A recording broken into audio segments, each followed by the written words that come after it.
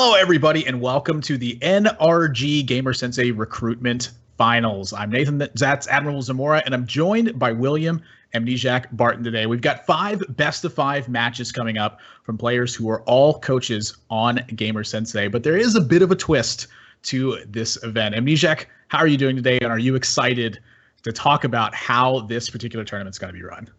I'm doing great, Admiral. I'm very excited. This tournament, though it may seem pretty normal, has a very interesting twist that I personally am really looking forward to. So in regard to the actual match format, it's very basic. 4-deck, 1-band conquest, going to be a best-of-5 series. But the aftermath of each match is what I think should really get you excited. So we're going to be playing 5 best-of-5s for you, round-robin style, just 5 randomly selected show matches. But afterwards, we get to pick the players' brains, bring them in on the call, and see what they had to say about some of their more difficult turns. I really think this is going to show a different perspective from how you may be thinking, help you up your game, and really display what a top-level player is thinking in these tough turns. Yeah, it's important for these guys to be able to articulate that as well, because at the end of this event, simply winning your match isn't going to determine whether or not you're winning the event. This is going to be determined by Amnesiac, who will be analyzing how these players are playing, how they're thinking, and how they're approaching the game. So being able to navigate these tough spots, win or lose, long-term is what makes you a winning player in Hearthstone. So it's important for these guys because what is at stake is that spot on the Team NRG and their Hearthstone roster. So as we said, 5 best-of-5 matches coming today, but we do want to talk about the GamerSensei promos that are going on for this particular event. For a very limited time, you can get 40% off your first lesson at GamerSensei. These are professional players who will tailor lessons to your needs to help you get better. It's 40% off right now with the promo code NRG Finals. That's spelled in all caps. So make sure you head over to GamerSensei.com right now and get 40% off your first booking. We're also doing some giveaways that will be happening in chat. It's for people who are actively participating in discussions about the games. So make sure you're getting out there, voicing your opinion, and letting people know what you think these players are doing or alternatives that they could have had. Is there anything these guys have missed? Is there anything they did that was particularly interesting? Voice your opinion in chat, and you'll be eligible for some of the giveaways that are going on all tournament long. We also want to encourage you guys to go over to Twitter and follow GamerSensei app over there. The Wednesday 100 is going to be starting every single Wednesday from here on out at 8 p.m.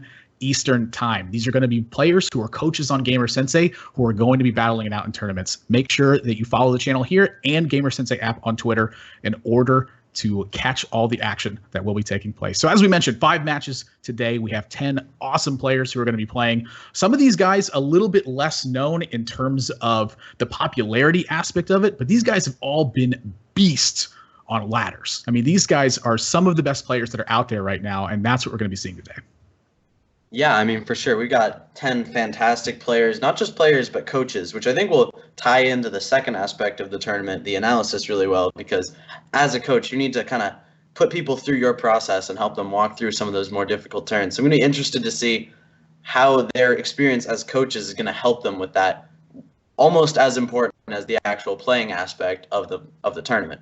So yeah, our first match, I think, is going to be, we're going to be throwing to Deathlore versus Astrogation. And I personally am very excited to see these two guys go head to head. Yeah, I really am too. I first met Astrogation at the Winter Preliminaries for Americas, and win or lose, this guy was ready to analyze game states and talk about the different perspectives that you could have when you're in some of these situations. He has a constant thirst for knowledge on the game. I've played against him a ton on ladder, and this guy is a force to be reckoned with. He's taken on Deathlore first, though, who's more of a European player, but this guy's no slouch of his own either. He's got a great sense for the game and is always looking for key turns where he can turn on the pressure and really put the heat on you.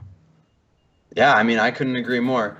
Interesting to see, looking at these two players' lineups, got kind of a bit of the new meta flair. Some people have been having a lot of success on ladder with Rogue. I think Mr. Yugut actually got rank 1 with a deck list very similar to what these people might be playing. And it's pretty traditional, but it incorporates the very extreme power of small-time Buccaneer and patches the Pirate, or at least that's what I assume we're going to see. Just that huge swing of having a 1-mana, basically 3-2, because you're going to weapon on 2 as Rogue, and a free 1-1 to trade. That's an insane amount of tempo that you can throw into your deck and really start to crank on the pressure. In line with the Rogue brings, though, is the Shaman ban, which I think is a good choice right now. Shaman is very strong. It's considered to be one of the best decks at the moment. So banning that and then bringing a deck that may struggle against it, it's a very cohesive strategy. So I'm a big fan of what they're doing there. Yeah, Shaman has been a very powerful force for a long time. And with the new small-time Buccaneer patches package that it seems a lot of decks are bringing, that deck got another leg up in terms of its aggression power. We've been seeing it swap over to using Jade Claws and Jade Lightning just to have more finishing power in terms of closing the game. A lot of times the push has been kind of reliant on setting up a big board state and then using the kind of the leverage you got from Thunderbluff Valiant to win. That was sort of last meta's way for Shaman to battle, and it was very effective. But now that you have this extra gas in the early game, I think it kind of makes sense to start pushing a lot more. And so I have to agree with you about the Rogue standpoint, where Rogue's not a great class at sustaining its life total. It needs to have big combo turns. And what that means is you need to be seeing bigger minions hit play. So you're targeting strategies like Reno Warlock, you're targeting strategies like the Druid decks that we've been seeing come into popularity and trying to use Gadgets and Auctioneer to really get the job done. Yeah, I mean, it looks like we're going to throw right into game one. No questions asked. And there it is, the small-time Buccaneer coming out from Deathlore. Yep, that's exactly. This is the type of matchup where you want that extra pressure, is against something like the Reno Warlock. You can really make them have it, make them have that Reno early, make them have their answers. Because as powerful as this deck is, if it gets to its late game, if it doesn't pick up the right pieces, which it sometimes won't, then it's just going to crumble. Yeah, that's a really big thing to note about Reno Warlock, is that while it's a very powerful deck, it can struggle from inconsistency issues because you have a lot of one-of copies of cards, basically the entire build. So it's really important for this deck to get early game, so that way it can disrupt what the opponent's doing and then find big ways to stabilize. A lot of that comes from the power of Reno Jackson. A lot of it just comes from the power of their cards in general. Abyssal, I can never remember this guy's name. The 7-mana 6/6 that hellfires the whole board. This is a new card that came into Abyssal Enforcer. Thank you. This is a card that came into the build and really gave this deck some power turns following up on the Reno Jackson. So some great stabilizing ability here. But Deathalore's Open is incredibly powerful. He's already got Questing Adventurer. He's got Tomb Pillager. He's got Preparation. Is this pressure too much for Astrogation right now? Well, when you look at Astrogation's hand, he's got some really good tools. The Emperor, if he can get it down, is going to help a lot. The Reno Jackson's obviously the reason you're playing Reno Warlock. But at the same time, Rogue does a really good job of, when their minions aren't dying, keeping those minions around and pushing damage. And that's kind of what Astrogation's hand is going to fall prey to here, because he can't really remove anything. He doesn't have any of the Demon Wraths, the Hellfires, the Shadow Bolts that you may need to clear up this board. Like, imagine if Astrogation had Doomsayer here. He would probably win the game, barring a good draw from Deathlore. But here, he has to make some awkward plays just to try and test this 3-2, and that's going to slow him down throughout the game. So I think that his lack of removal may wind up being that Deathlore can just run away with this. Does he have to go for the brand in this spot, though? I mean, he really needs something that's going to stick to board. He needs something that's not necessarily very easily vulnerable to backstab. The brand here is trying to not only act as a bigger minion to stick, but it's trying to get that Dart Peddler activation as well. I'm just curious if this is enough gas to get it done, because Deathalore's got a second small-time Buccaneer, and he's using one-cost cards to really keep Astrogation in a tough spot. Yeah, I mean, I'm very surprised that he didn't play Questing Adventure there. To me, that would have been a great chance to say you have to have your one Shadow Bolt this turn or you pretty much lose. It turns out Astrogation did draw Shadow Bolts. This works out a little bit better. But I think that was a really good time to take a good risk, because even if it doesn't pan out, you're rolling into Tomb Pillager, and then that doesn't get Shadow Bolted if the Questing Adventurer does die. And now look at his hand. He's starting to gas out. I think it was good to take a risk there. But maybe that's just me. Maybe Deathlore is thinking, all right, let's just play for a longer game, get to our Gadgets and Auctioneer, cycle our deck, and win that way, which is a totally valid strategy. Yeah, I kind of don't mind the small-time Buccaneer, because I feel like the second small-time Buccaneer forces Shadow Bolt. If that's his only answer to it, it makes you more vulnerable to Demon Wrath. But his follow-up is so strong that I'm not sure that that's the biggest issue there. So I am a little bit curious about the differences between the Questing Adventurer when it fails and the Questing Adventurer when it succeeds.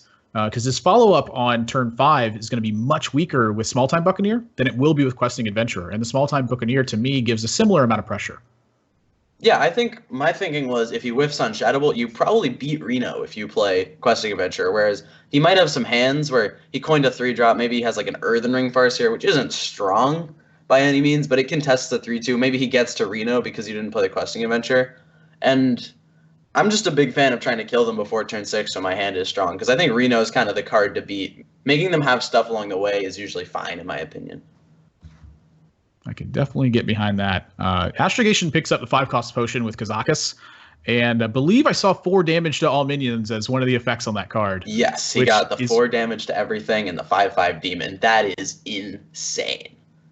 Can Deathalore push through this afterwards? Because when he sees the Kazakus potion, that's going to be what's on his mind right now, is what are the different variations Astrogation can get, and is there any way I can set up against it? To me, it's looking like there might not be. Yeah, I mean, Kazakus is a doozy, to put it. I mean, if you're Deathlord, do you double preparation? I think you do. I agree with you. I would really like to see that play. Just go for the throat, because you know that his best out here is the Kazakus potion. Obviously, there's some downside in that if you were to have deal 4 and freeze or deal 4 and polymorph, you lose your guy. But now he just needs deal 4, and you're pretty dead. I think that was a great chance to take a risk, because you just set up game against deal 4 summon a 5/5.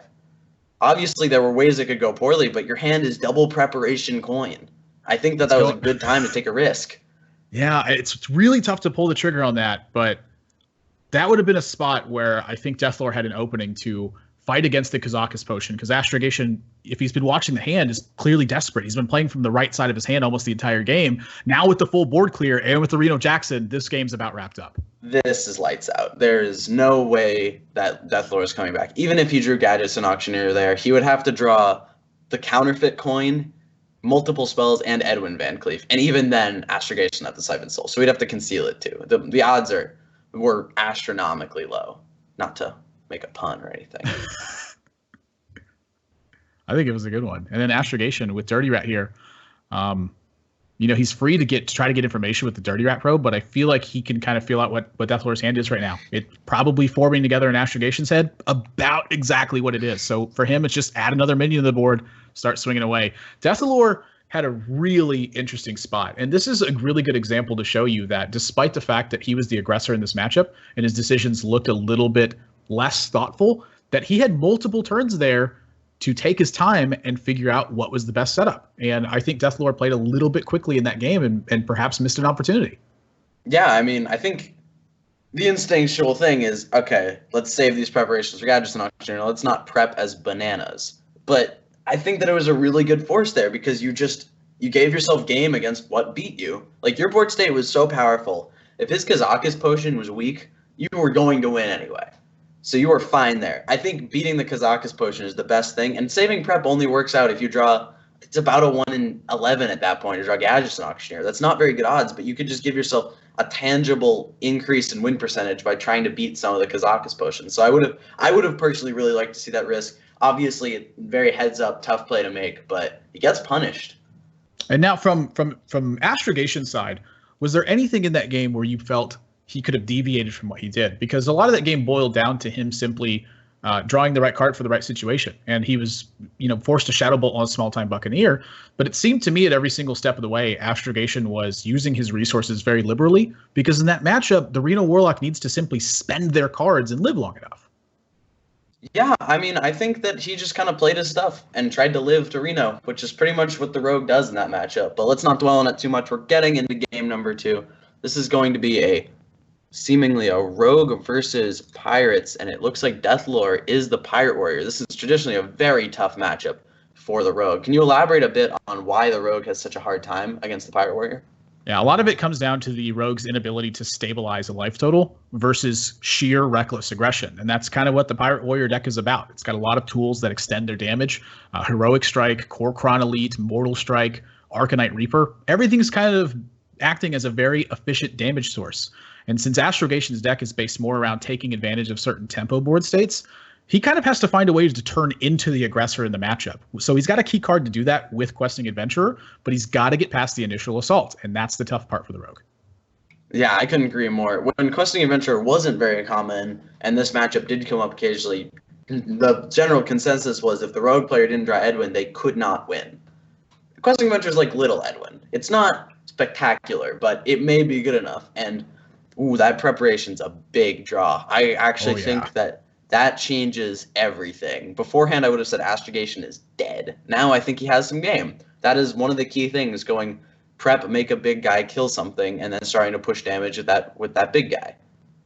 Yeah, I think that's a really important facet. And the thing that to me that's most interesting to note is that he's got so many different ways to play out this early game.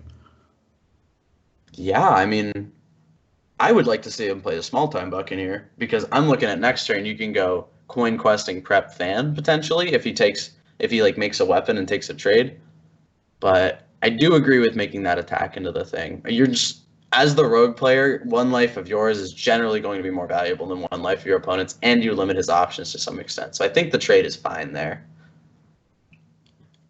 And then what does that take away from Deathlore at this point, who has now multiple options, either play on curve or to start using these little utility cards, which is going to empty his hand. But does this give him enough of a board advantage? Now he's got 6 damage waiting with the weapon, plus he's connecting for 3 this turn. This looks like it's going to get a little bit tough for Astrogation still. This is some serious heat coming out of Deathlore. I definitely agree with this over playing the 2-3 on curve. This is so strong. Next turn, you're rolling into making a 4-3. You've got Heroic Strike. You're going to start pushing damage. You're making Astrogation have answers this way. And I don't know if Astrogation has those answers. Like, are you going to sap a small-time Buccaneer here? I mean, what else do you sap in the matchup? You're not sapping Corkron Elite. I sap Corkron Elite every time so that they can spend 4 more mana and deal me 4 more damage. I don't do that. That sounds awful. Honestly, I don't mind the sap here at all because he's drawn the small-time Buccaneer. So if he waits on the Questing Adventurer for 1 more turn, he can land Questing Adventurer, coin, small-time Buccaneer, prep, and a spell. And that is a major swing. If you're expecting Deathlore to play on curve here, like if you expect him to drop a 3-drop sometimes here, that sap is taking the small-time Buccaneer off the board for multiple turns then. I think I don't mind this. He gives himself some sort of game against Frothing Berserker, though I don't think you're great against that because you're getting whacked by a Flame Imp still. But I think this is also interesting in that it lets him potentially set up for using Fan over Sap in next turn in conjunction with the Questing Adventurer and the small-time Buccaneer. So if he were to have sapped, I don't actually know. That was a really tough turn. But I think I like the sap a little more, just because if he does whiff on minions, which Pirates is known to do occasionally, they just draw a hand of Mortal Strikes and extra weapons and they have a weapon equipped, then maybe his turn is just replay it and you gained yourself life. But then you're in an awkward position where you can't kill it because he just plays a 3-2 and you don't have any game against it. So I don't hate his line here. I think that it's pretty reasonable, honestly. Even this turn got a little tough. The Swashbuckler draw gives him options. I think I'd still like to see the small-time Buccaneer just to get extra power on board. I think right now his major concern is just getting the most power on board. Yes, I definitely agree with that. You can always Swashbuckler for the card you need whenever you need the card. Like this turn, he is never going to play the Swashbuckler card unless he ripped like Shield Block, and even then you don't want to do that. So I think I like just playing a 3-2 out, getting more pressure. And as you can see, he's actually starting to flip some tempo, but this is going to be a pretty crippling turn for him. Yeah, the Heroic Strike is just so strong here for Deathlore. Now, is there any chance he tunnels on this? No, you have to understand. Astrogation has 2 cards in hand now. Like, if you kill this, you can actually just out-resource him. Rogue has a hard time keeping up with a deck that actually just has consistent outright draws because Rogue has so many poor draws and then some explosive cards to make all those draws insane. You just used a lot of those cards and one of the big guys. I don't think you can lose if you kill this Questing Adventurer as Deathlore. Looks like Deathlore agrees, or otherwise he'd be dropping multiple minions and pointing the rest at face. And that is bad news for Astrogation. And I actually kind of like the trade here, I think. I agree. I think that he is officially the slower deck here. And I think that not letting your opponent go cold blood, conceal, or shenanigans like that is pretty good. What does that card do? Gives a random weapon in your hand, +1/+1, I believe. Think you tucked in Poison Blade? No, I don't. Oh, okay. Well, then I think Astrogation's a lot smarter than that. I don't know. Poison Blade would be pretty good here. So down to 16. And this is the dangerous thing, is that even though Astrogation's kind of going parity with the resources, most of Deathlord's deck is directed at just pushing damage. And so anytime he draws Arcanite Reaper or Fiery War Axe, that is it's a third or 2/3 of Astrogation's remaining life gone. Yeah, Deathlord's deck is kind of just steady shot. Like, most of it deals 2. And Astrogation kind of can't beat that if the game gets prolonged, because Rogue has no life gain, and he already swashbucklered and didn't find any armor gain. So he's going to have to find a way to actually set up a clock, which is just going to be so hard because he's going to have to keep killing minions so he doesn't die, and he doesn't have enough resources to make a big guy anymore. He already made his big guy. He made his push. Yeah, so for Deathlord, it's a matter of how do these fit best. And to me, it looks like Frothing Berserker Dread Corsair is going to operate the strongest on this board. It's going to, Astrogation's got 1 card in hand, and he's only got 4 power out. So that Frothing Berserker is likely to go pretty insane. He's going to go with the Southsea deckhand here and just push against the 3/3. And this actually might be a wiser use of resources here. It saves the 3/3 to fight back on board in the event that this Frothing Berserker gets taken care of. Yeah, actually, I don't mind this at all. I think protecting this Frothing Berserker here, making Rogue have another answer is pretty good. And in addition to that, if you play the Dread Corsair, the Frothing Berserker isn't actually much more protected, but you would want to hit the 1/1 and then you're stranding a 2/1 in your hand. It's not doing anything some of the time. But I think this way, you have a better card as follow-up. Like, a 3/3 is not much, but this game is scrappy. This 3/3 could potentially connect once, twice, block a minion, get you more time, help you find your weapon draws. So I think holding onto the 3/3 is a good play here. And that is a pretty good draw right now. Do you think you play it? Oh, yeah, I'm definitely playing Finley.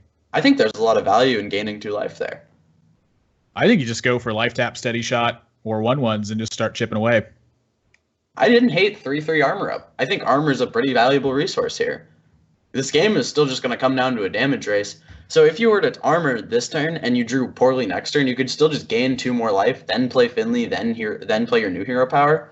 I think it's worth considering. I agree. I think the Finley this turn is pretty strong, but this turn was bad. I think that the 3/3 turn is pretty good. I mean, in a game where your opponent has 1 card and they just cold-blooded the deal 2 to kill your guy, I would have been down to play a 3/3. And Astrogation, I think, is going to get sunk here. You can just look at Astrogation's face. He's like, am I really going to have to play this Auctioneer? Oh, it feels bad. Deathlord just drew Mortal Strike, too. Do you think you ever make the read that my opponent probably has Mortal Strike because they tap past next turn? And I guess beyond that, can you afford to say he has Mortal Strike, let's not get this Mortal Striked? Because there's also the argument, he's probably going to Mortal Strike me in the head if I don't do that. Yeah, I think that Astrogation, sort of his pained physical response was that partially is his read. Deathlord had a dead turn. He's probably got Mortal Strike in hand. Can I afford to take a Mortal Strike to the face? Probably not. Yeah, this is just tough. This is the reason that Rogue struggles. Even when it gets to a parity situation, there's so many cards in the Pirate Warrior that break that. Finley's one of them. Just a simple 1 mana 1/3 can change the course of the game. Yeah, I mean, this Finley was pretty crazy. And it looks like Deathlord had a weak turn. Whoa, is he not trading off with the Auctioneer here? Why would he use that over the Mortal Strike, I wonder? Like, is it because he's getting so close to activating the Mortal Strike from 12? That's really interesting. The Kor'kron Elite threatens to connect multiple times, where the Mortal Strike is only ever connecting once. And there's no taunts in the Rogue build.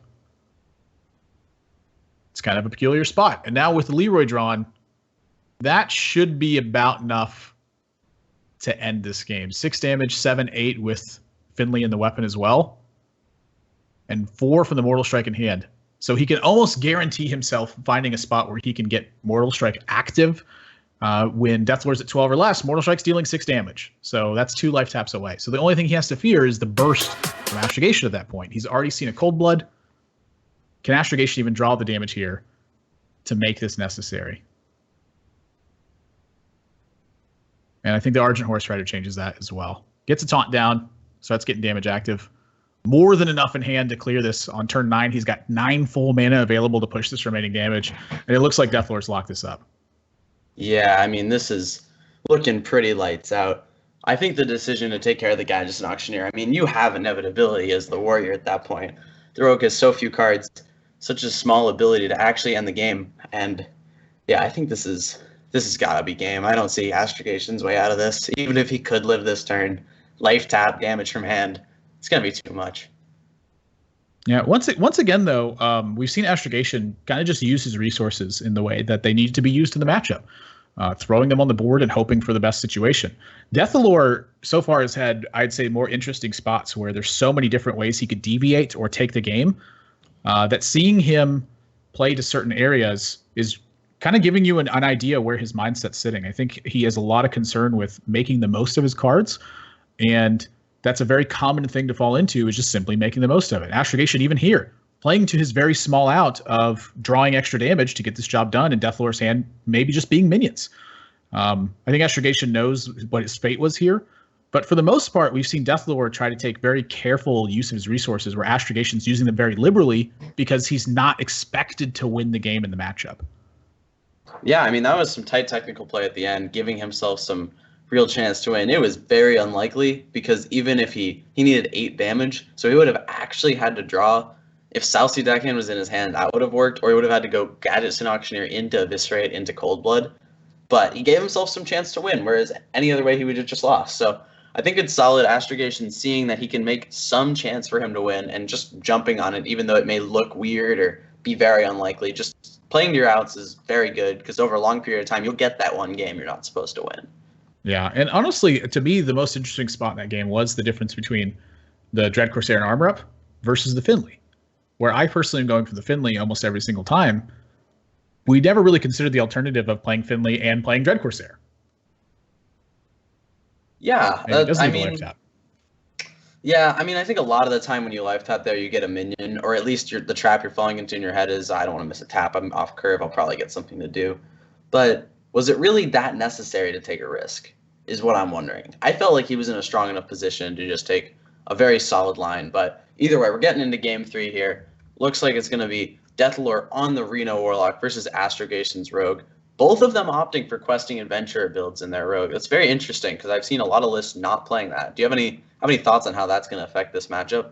I think the Questing Adventurers are a little bit of a liability versus Reno Warlock, I would say. I think you're looking for more ways to actually burst the game and get the job done. And so some of the builds that have been more focused on topping out differently may have an advantage. It's really tough for me to say because I'm not much of like a Questing Adventurer or Rogue player guy. I mean, you're like the player who basically invented that deck.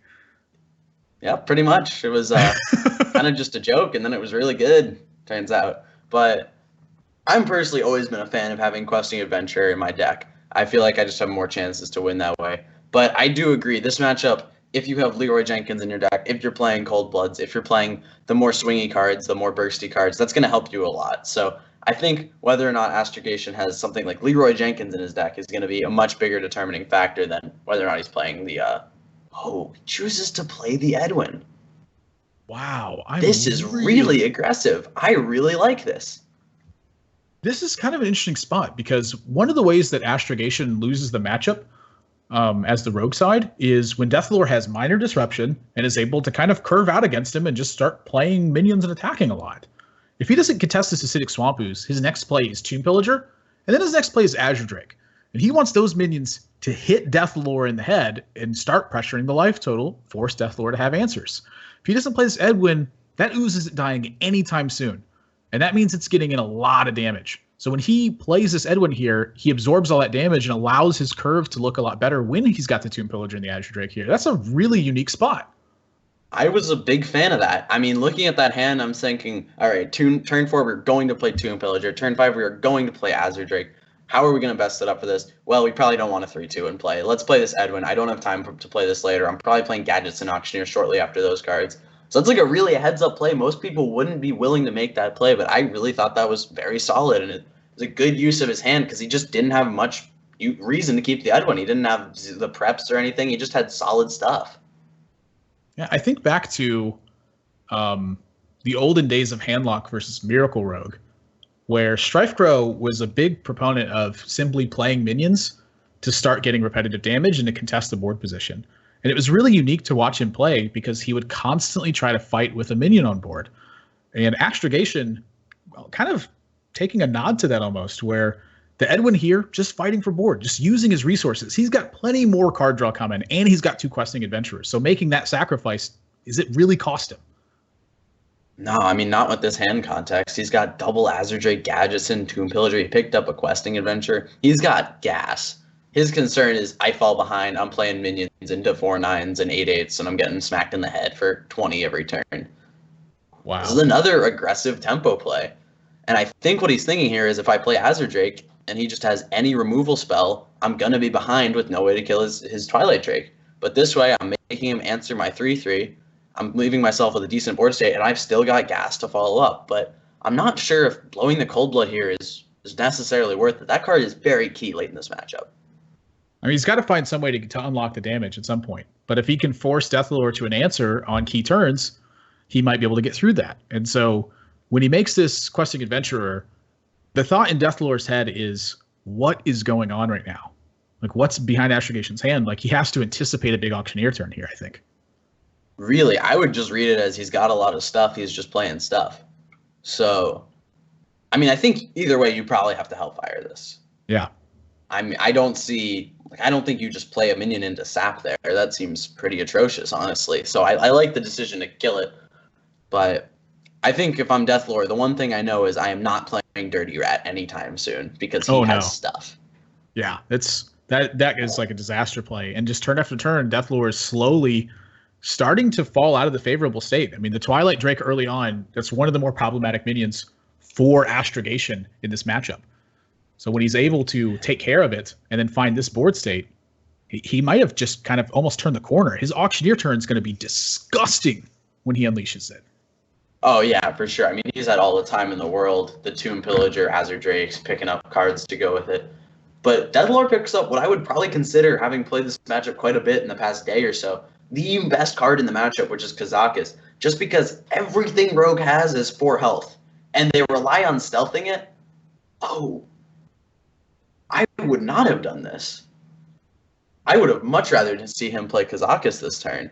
I think getting the 5-mana deal for it everything, which is pretty likely for you to get, and having an answer. Oh wow, he uses his coin too. Now if his opponent makes a conceal play, he just can't beat it. He's got to draw Shadow Flame. He has to draw Shadow Flame. He put himself in a position where he has to draw Shadow Flame, whereas the other way he could have just Kazakus, gone for the 4 damage to everything, and if he missed, he could have had Coin Twisting Nether. Oh my gosh. This is getting very out of hand very quickly. I think Deathlord may have blundered.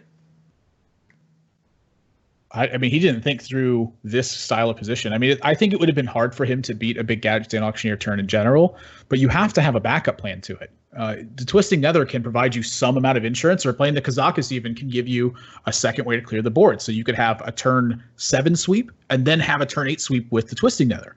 Instead, he sacrificed basically both of those. And there's no way he can beat a big auctioneer turn that way. Yeah, I mean, leaving yourself open to this when you're in such a favorable spot, I gotta say this is a mistake. I think that this is a very large oversight into how you're actually going to lose. Like, an 8 is getting sapped so often here anyway. Oh, is he going to... Oh, he drew Mortal Coil. Patches. Oh, Patches. I forgot about Patches. I actually forgot about Patches. He's going to trade. Same. That was nuts. Wow, that trade. So he's respecting Power Overwhelming Shadow Flame with that trade almost exactly. But he plays into Abyssal Enforcer and Hellfire to some extent. I don't know if he is really considering everything there. Because if you get Power Overwhelming Shadow Flame as Astrogation, how really bad is that for you? You have the follow-up of Questing Adventurer, Tomb Pillager, Conceal, make him have Twisting Nether, or you can maybe just go Azure Drake SI and wait. But you miss 4, and your chances to set up lethal get so much lower. He's going to go for 1 mana spell. What do you think he's looking for? I don't know. There's no, the 1 mana potion doesn't have a polymorph effect tied to it. No. Yeah, wow, this is very strange. Deathlord's previous turn was the one to look at in this game. I think everything from here on out is the snowball effect of that particular spot, where he gave up the ability to Coin Twisting Nether. He gave up the ability to have ways on the board. Yeah, to to fight for board without using coin and have back-to-back board sweeps. Because one of the problematic cards is just Gadget's and Auctioneer. If he can handle Auctioneer, he's already seen the Edwin go away. If you can handle back-to-back Auctioneers, you've basically won the game. That's not a very good summon. This looks like floundering to me. This is panic mode. I mean, everything from here is a product of the previous turn. Yes. And I'd be shocked if he could recover from here. This Mortal Coil deals 3 damage. Admirable, that is not where you want to be at. The Kazakus just gives your opponent a card in this board state. Your Mortal Coils don't deal 3 damage? Not typically. Generally, when I play Rogue, my Mortal Coils don't deal 3 damage. Now, the thing that's interesting to me is that Astrogation is going for the questing adventure here anyway, where I feel like just a Chain of Spells is going to operate more effectively because the only thing he's worried about is Twisting Nether at this point. If he gets Twisting Nether, he might lose. Yeah, I totally agree. You do not need to commit this questing adventure here. That's his second questing adventurer. So his Edwin's gone, and now both of these could be gone. Yeah. The upside is if your opponent is to have like 4 attack guy Shadow Flame, or maybe like Earthen Ring Farseer or PO Shadow Flame or something along those lines, you have more game against that because you can get your questing adventure very large this turn. But I would have liked to see him at least start with the Mortal Coil and get some context. Like, I think this is an overcommitment. I really don't see the point in this, and I think he might actually lose because of this. He's running out of time, too. He's got to play. Yeah, so he's going to stop it right there. He's going to add the Blood Mage, conceal the rest of the board. I think he lost. Or maybe not lost, but I think he can lose in a very, very favorable position. How many cards does he even have left? He has 5? Well, he still has a Salsi deckhand. He has Salsi deckhand still, or I believe he has Salsi deckhand. Maybe he doesn't have it in the list. Does he have a way to activate the Cold Bloods immediately? I would assume he's playing some sort of charger. All right, well, you don't do that. No, Twisting Nether is the only turn here for Deathlore. Okay, Astrogation blundered this. This is a pretty bad one to lose. This is the one you're going to want back. Well, I think he's going to get past it anyway. I think he's probably going to get there. Deathlore's hand is quite weak. How many small-time Buccaneers are you committing here? Are you committing both? Is Mind Control Tech a consideration? I think that's a good one. I don't know. It doesn't look like he's thinking about Mind Control Tech. And it looks to me like he's making the read that Deathlore doesn't have any more board-wide answers, which is true. But yeah, I mean, I think this giving you more game against Reno is totally fine. I probably would have just gone in. I think this is probably the right play. I think Reno definitely I would consider the more major concern. Yeah, for sure. I mean, you've seen the Hellfire, you've seen Twisting Nether. You can make some read that he doesn't have a great Shadow Flame based off the fact that your Gadget's an Auctioneer lived a while ago.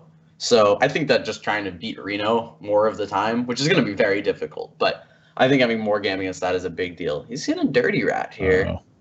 I don't know what he was trying to accomplish with that, because he could already Mind Control Tech. I guess he was just hoping his opponent didn't have a minion, so it was just a 2/6 taunt. Well, is there any consideration for maybe pulling a Leroy from Astrogation's hand? I don't think that's good for you right now. That's just like giving your opponent a free Leroy.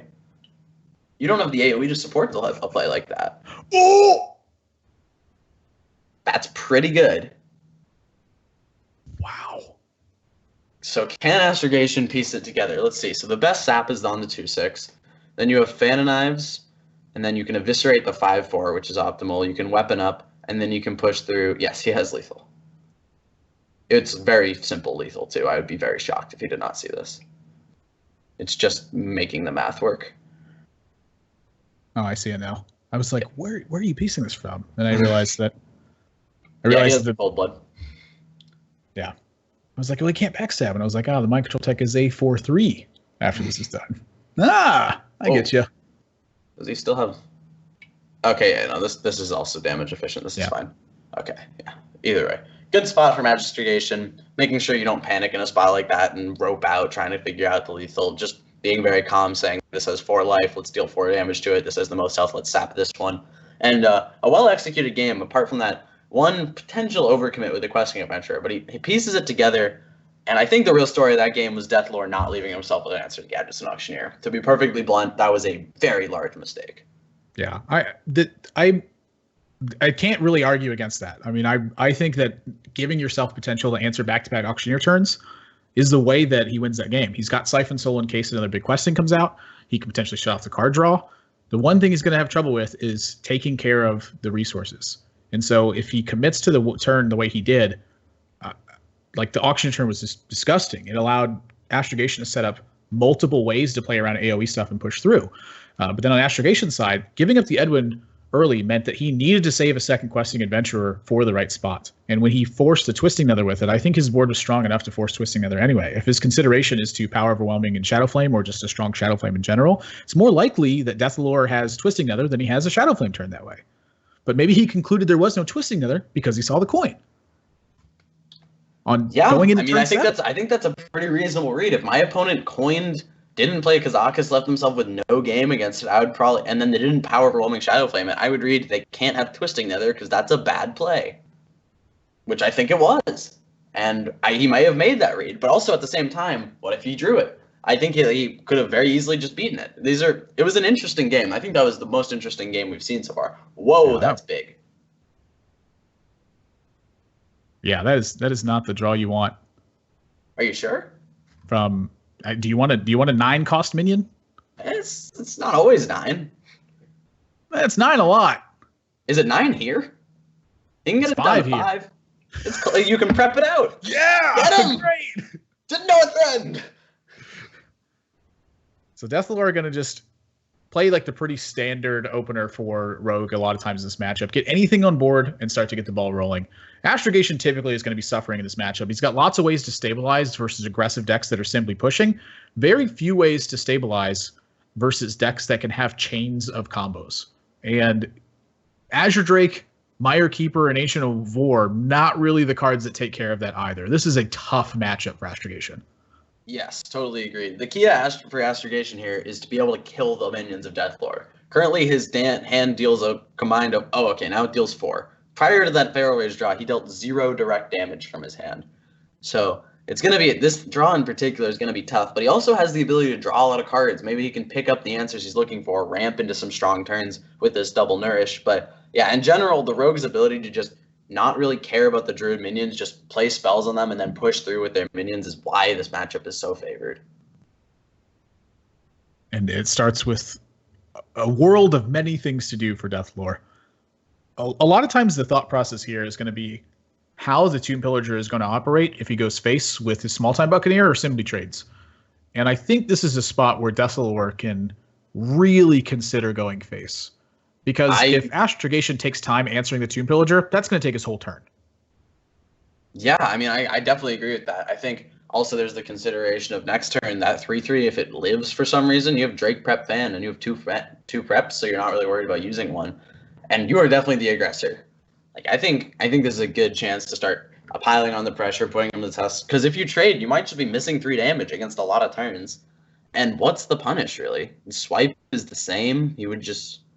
Yeah, I mean, I think that this is just a good chance to be aggressive. You have the way to kill that 3/3 off next turn if you need to. I think this is a missed opportunity, though I can understand the tendency of taking a favorable trade. That is never going to be that incorrect. Yeah, I would just like to know what his actual thinking on it was. Like, how important is it to be protecting the Tomb Pillager here? With Azure Drake in hand, with 2 preps. You know, maybe it is some importance to have the 5/4 stick a lot more. Like, just in the face of Astrogation having like a Living Roots hero power turn. Yeah, but Living Roots hero power take 5, is that what beats you? Nourish, ramp, kill the Tomb Pillager, leave a 3/2. I don't think that beats you at all. I mean, Astrogation doesn't have a lot of things that beat him, kind of regardless of how he slices it, to be perfectly honest. Sure, I mean, he's winning. No question, he's winning.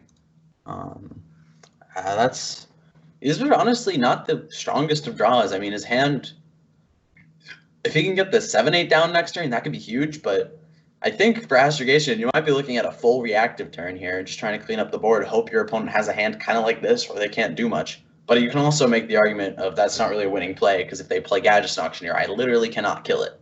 So I'm going to be interested to see what kind of risk he wants to take here. Yeah, I look at this spot from Astrogation. I wonder if he can ever beat Gadget Auctioneer anyway.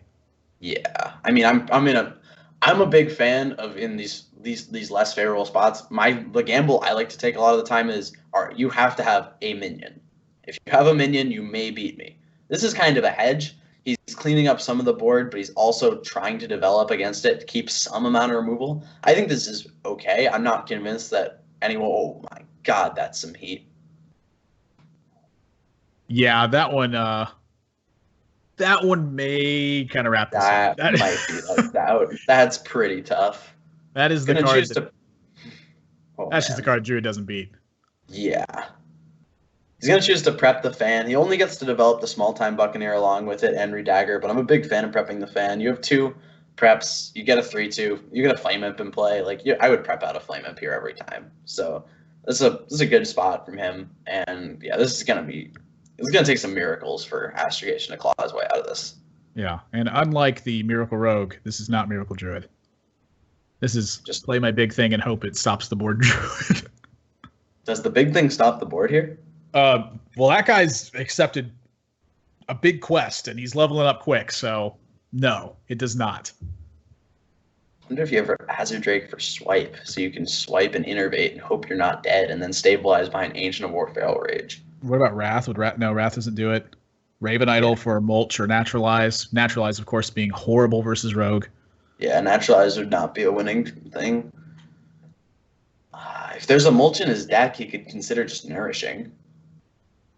I think you can consider Nourishing some of the times anyway, because I'm curious what's more likely, drawing the Swipe or drawing the Raven Idol and getting Mulch or Naturalize. What if he doesn't have Raven Idol either? That's a good point. I mean, those are all things that Astrogation's got to think about. Yeah. I mean, this just depends on deck context at this point. Yeah.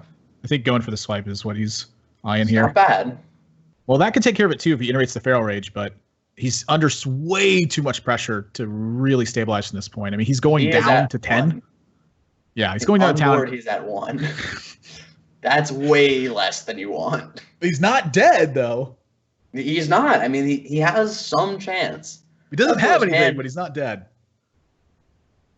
Oh, I mean, it's not great. Going out the Volcanic Lumberer. Do you ever kill the Azure Drake and then play the Volcanic Lumberer? Sometimes, I think. You could just put him to 1 and play another 5/4. Yeah, that seems better. That seems... Is it? It's pretty good. I don't know if it's better. I kind of don't mind killing the Drake, pushing 5, and playing the Volcanic Lumberer. I like putting him to 1 because it turns on SI7 Agent and Eviscerate as lethal draws. I kind of like this. You play a 7/8, your opponent clearly doesn't have Mulch. It's pretty good. I think it's pretty good, yeah. I don't know if it's better or not, but I think it's reasonable. You don't get through this Ancient of War this turn, so Astrogation's still fighting. If his opponent picks up, like, something horrific. Yeah, that'll do it. That's the good one. But, I mean, Deathlord's draws. Any minion made it so Astrogation would be dead next turn. He would have to draw, like, the second counterfeit coin and be running the second counterfeit coin. Yeah. So did we get much insight into Astrogation's build there? Like, do we see what his win condition is? I want to say there's no Jade stuff just because we didn't see any of it. So I'm leaning towards it being the Aviana Kun OTK deck, but I'm not entirely sure. I mean, Ancient of War Druid of the Claw is very indicative of that. I know that you run those, I run those, and I streamed that deck and did pretty well with it. So I think that it's probably playing some sort of combo Druid. The interesting part is he might be playing the Cthulhu variant, because I've seen 2 big deviations in that Druid build between playing more of the Malagos OTK with Alexstrasza style or without, either way. But then there's also the Brand Cthulhu variant. So the Addison Auctioneer in his hand is kind of a tell that I think he's playing Moonfires and Malagos, but it could still be Cthulhu. You don't know. Yeah, Gadget Auctioneer, I think, is a staple of any of the combo variants. But game number 5, this will be the last one to see. Astrogation piloting what appears to be a combo Druid build with Aviana and Kun, and Deathlore is going to be on Reno Warlock. And he does have one of the minions I think is most important in this matchup with Twilight Guardian. Twilight Drake. Yeah, I'm sorry, Twilight Drake. Yeah. Twilight Guardian would be pretty good with this hand, honestly. You just coin out a 3/6, start getting them. Just knocking on their door. Oh, man. Astrogation's hand is bad. I mean, This is the Druid trap. Double innervate against control. This is not what you want to see. This could be really good. This could pan out very, very well. He could pick up like the draw and everything, and then he curves really aggressively. Deathlor's always on the back foot, but Deathlor's hand is really good. Twilight Drake is really good in this matchup, especially on the coin. You can coin out a 4-8, start beating him up. You've got Kazakus, which just curves into a good 5-mana card, like 5 mana, deal 5 damage, summon a 5/5. That costs 7, and we think it's good. Yeah, so, take that Azure Drake. Yeah, seriously. You play big Azure Drake and you get their Azure Drake. Yeah, I like that Astragation's going for the ramp here. It is important to have chip damage going against this deck and something to fight for board. So any point where he starts drawing Azure Drake or Nourish, those are the big turns that Astragation's looking for. When you're playing combo decks like this, you kind of put this into words earlier this year, and one of the best ways that I'd heard it ever in cards. I've been playing cards for 21 years, where you said you don't just play with your hand, you play with the cards you haven't drawn yet. And that is a lot of what Druid does. And one of the reasons why Druid has become so hard over the past couple of months is because Druid is often having to play off draw potential, which draws are enhancing the turns so much that you need to play for them because they will win you games. And that's a big part of where playing this Mire Keeper right now comes from. Yeah, for sure. This is an interesting spot for Deathlore. I think at face value, playing the Ooze has definite upside with just the basic logic of it contests his 3/3. But then when you start to think about the implications of that, is my opponent really going to have a proactive turn 4 play very often here? He innervated the Mire Keeper, which makes me think that maybe, but he really can only have the other Mire Keeper or Fandral. And if he doesn't have either one of those, by playing the Ooze, you're opening yourself up to Wrath, you're opening yourself up to maybe a Feral Rage on the thing. So I don't know if I'm a fan of playing the Ooze or not. Whoa. Well, it looks like he's DC'd on this turn. We'll get some word on this as quickly as possible, but it's very apparent that Deathlore has DC'd in this spot, which is really unfortunate. The thing that is most interesting about this, though, is that him DCing and costing himself a game doesn't mean as much in the grand scheme of things. This tournament is more based on a judge potential than it is anything else, where Amnesiac is analyzing the way that these guys are playing the games and taking a look at particular board states, which we'll bring in the pros and have them analyze as we go through these matches in order to talk through the way that they're approaching the game. It's your mindset and how you approach it that makes you a long-term winner here. So at the end of the day, the person who's chosen is the person who's navigating these spots the best. And that's up to Amnesiac to choose. So the DC here, not really the biggest downset for Deathlore. I mean, it depends. Maybe he was just gonna punt that game and he just dodged that out. But I'm actually really interested if he would have played the Ooze or not. That's like a pretty big deal, honestly. Like, I think that playing the Ooze would have been a really big misstep, and it's possible that would have cost him the game or put himself in a very unfavorable position. So I might just want to ask him, would you have played Acidic Swamp Ooze on turn 2 there? And just kind of hear his thought process on why and why not, and what he expects his opponent to have. Because I think there's merit for it, but it's weak, to be perfectly honest. Do you have any strong thoughts on playing that there? I think that was a really interesting turn. Like, that was already on turn 2 of that game, a huge decision point. I think in that matchup that since he already has so many of the key cards, that the Ooze doesn't really bring him as much merit as finding follow-up to his keys. Having a big Twilight Drake, having Kazakus in hand, both of those are two super key tools versus that deck to not only fight for board, but to get your own pressure rolling. Because if you can keep pressure on the Druid, you can disrupt the turns they would normally have, where they just get to simply draw cards and build towards a combo. But if you're constantly applying pressure, you can take some of that ability away from them. So being able to life tap into the bigger Twilight Drake, follow up with the Kazakus, and threaten bigger turns over and over again, to me seems like a bigger concern. I know I've struggled the most when Reno Warlocks just play big threats starting around turn 4 and keep going from there. So I think the life tap to try to find some follow-up has a lot of merit, and probably more merit than the Acidic Swamp Ooze does.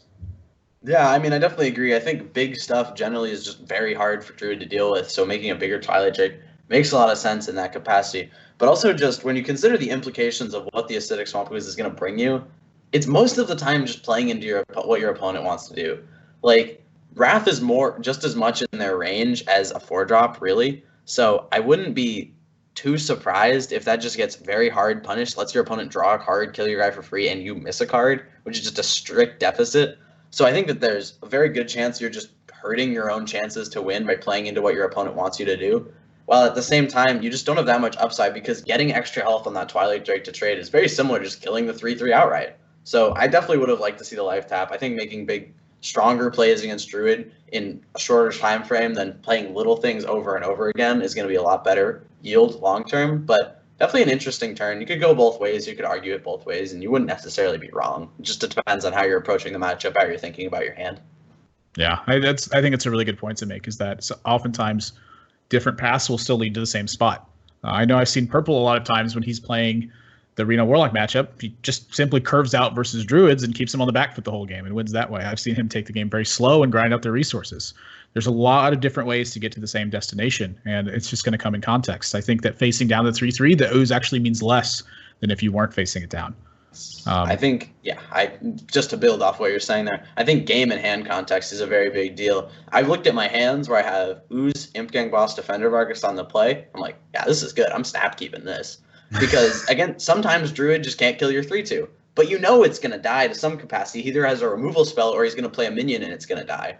So it doesn't have that much upside because you're kind of taking the slower stance because he chose to accelerate his play by innovating the 3/3.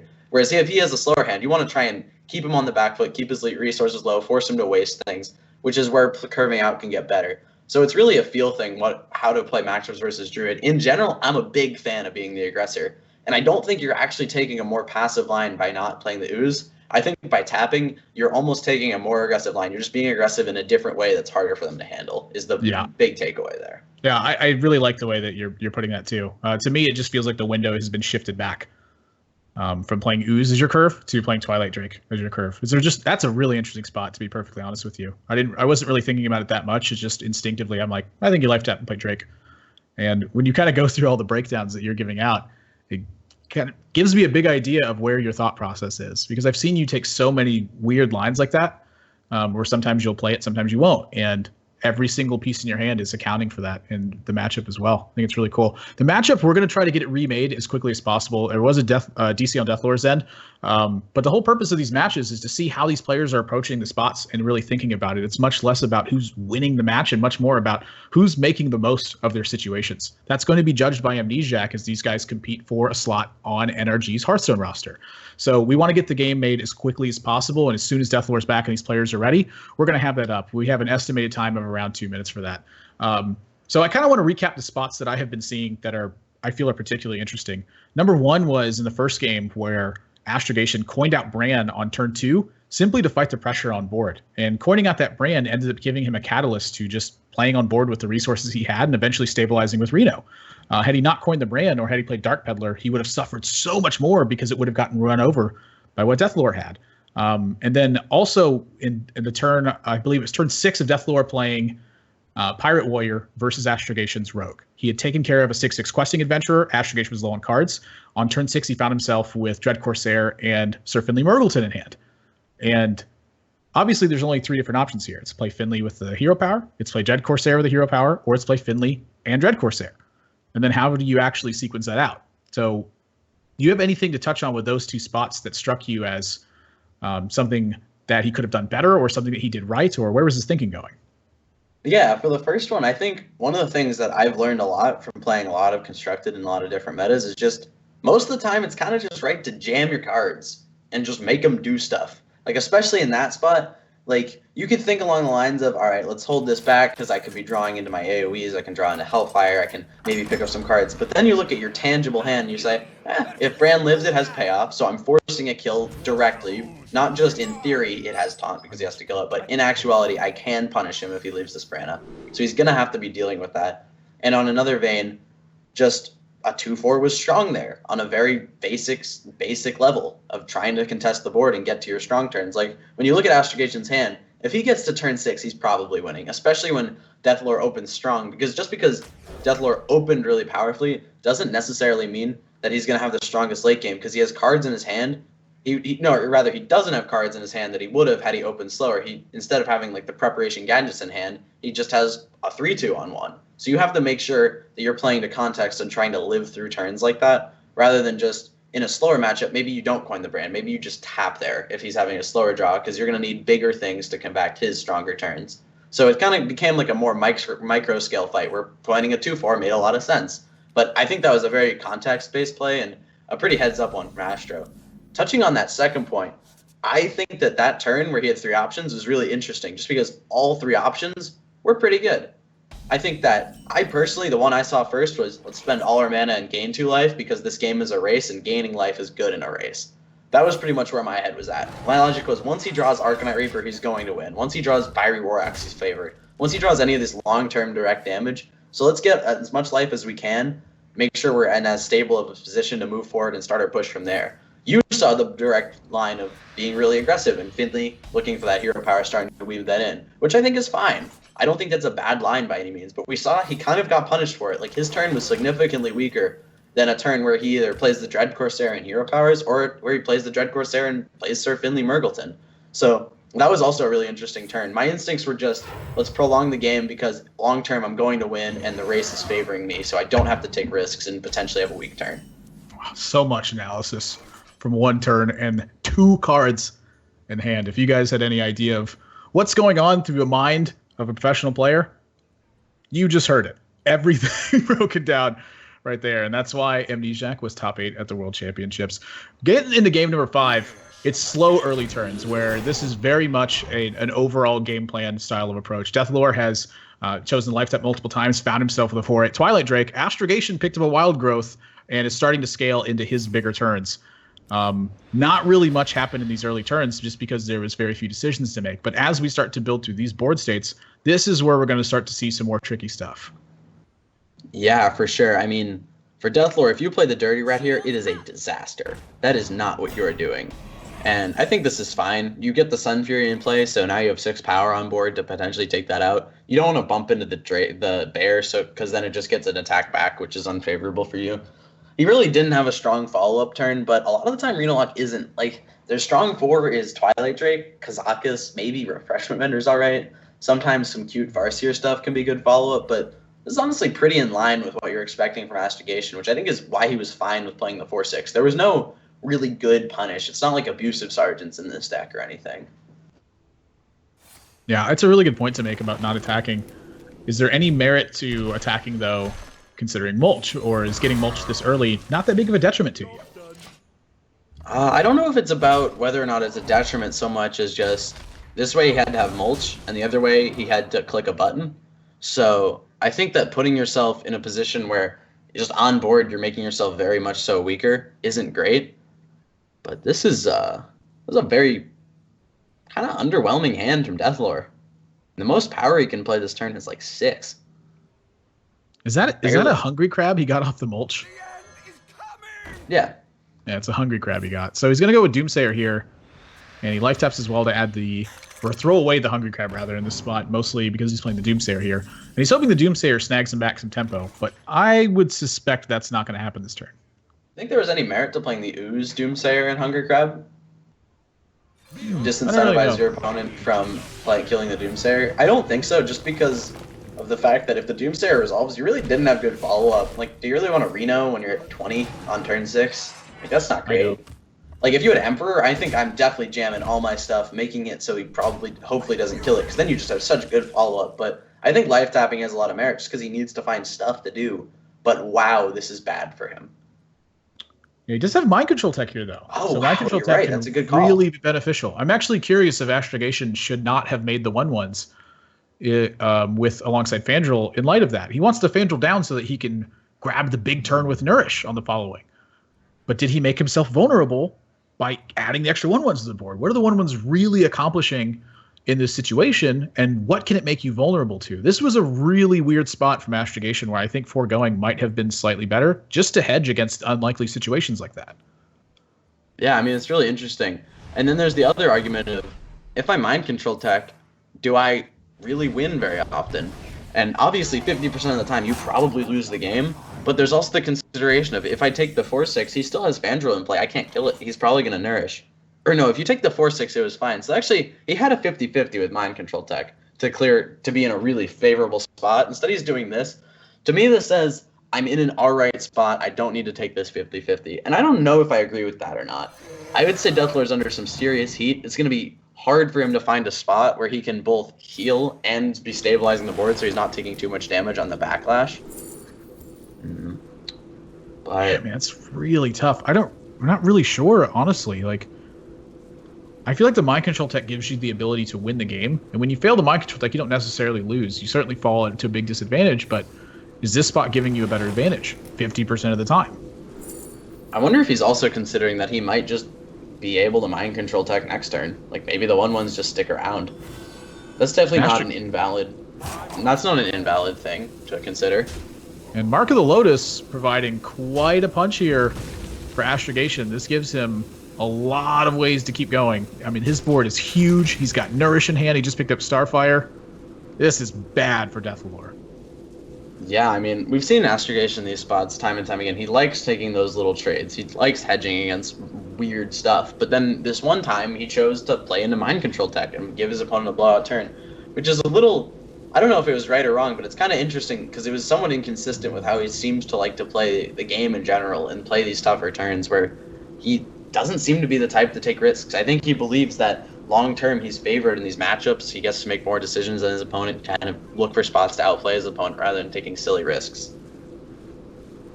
Is Astrogation the player to do that against? To not take risks? I don't know. I know the better player that I play against, the stronger they are, the more willing I am to take risks. As far as I'm concerned, if I can get in a 50-50 with you, that's pretty good. I don't feel like I'm getting better than 50-50 versus a world-class player, personally. And I consider Astrogation to be in that position. He's just gonna Reno. And I don't know if he had another choice. I mean, he could have gone for the Dirty Rat mind control tech, but you probably die if you do that. I think sometimes they just don't have a minion. Yeah, that too. He wouldn't have had a minion. You would have felt really silly. I think this is what he had to do. It's just such an awkward pan out for him. All the AoE, no way to activate it really. Something like a power overwhelming would have been really good this game for him, I think. But even then, it might have not resolved at that point. So this is going to be an interesting turn because this Starfire is looking really good to me. I don't know if it's getting much better than this. It's killing the Reno and you're doming for 12. It looks like he wants to use the Feral Rage instead to do it. I don't think I like this. Could have also just Starfired your opponent in the head. That wasn't that bad. But because if you're expecting a lot of merits killing the Reno. If you're expecting Twisting Nether, it's better to go face. But if you're expecting just something like Shadow Flame Mortal Coil, or yeah, pretty much exactly Shadow Flame Mortal Coil. I don't know. I don't know if I like this. He just doesn't have like that much stuff. His opponent is now in a position where they can play a card like Ragnaros. Twisting Nether's a really interesting thing you bring up too. If he actually just leaves the Reno alone, can Deathlore Twisting Nether that? I mean, he's killing his own Reno at that point. Yeah, I mean, it makes it a lot worse to just push the face damage. I wonder if you ever just Nourish. I think the Nourish was fine, but I wonder if you just ever hit him in the face and Hero Power. I think that was fine. I don't know. I like the Starfire personally, but I don't even know if you Starfire the Reno. You just saw Reno. The damage you deal is very real now. Like, it's gonna stick. So you Starfire your opponent's face. You drop them to what, 11 with the Hero Power? That's low to not have a recovery mechanic. He's got a Twisting Nether anyway. I don't know if I like this. I think this was an okay Rag turn. Oh, man. And you just saw the Twisting Nether. You go. I'm playing a 0-mana 7/7 here, I think. I think I like drawing. I think I like the Emperor more. Okay. Because you have Malagos and Living Roots right now. So if you ever pick up Aviana, or you ever pick up just more Living Roots, or where he does have more Living Roots in the build, but if he picks up like Moonfire, he's got a lot of burst from hand, and the Emperor's still a priority kill for Deathlore in this spot. That makes sense. He has a lot of time, so I guess he's probably just going to find Aviana and win every time, whereas my line you can lose. Yeah, this is probably better. I don't know, I got really excited. I saw 0-mana 7/7. I thought that was like, yeah, let's get him! Flame Wreath it up! It's just like Arcane Giant. Wait a minute. And Deathlore here, I don't know if he can afford to not take any more risks. He's been playing, like, the fact that he didn't take a risk earlier led him down to the path where he needed to play Reno early, and then he needed to play Twisting Nether on a fairly strong board from Astrogation, but certainly not the Twisting Nether he's looking for. No. The Twisting Nether you're looking for is on the Aviana board. Or coupled with the Dirty Rat, playing the Dirty Rat the same turn that you play Twisting Nether and wiping out a big combo potential. He had to forego those because he didn't take a risk earlier. Yeah, I mean, there's no way you win if you Siphon Soul here, right? You put 2 power into play. Your opponent beats you once they draw their whole deck. I think you got to start applying some amount of pressure. Oh, what is this?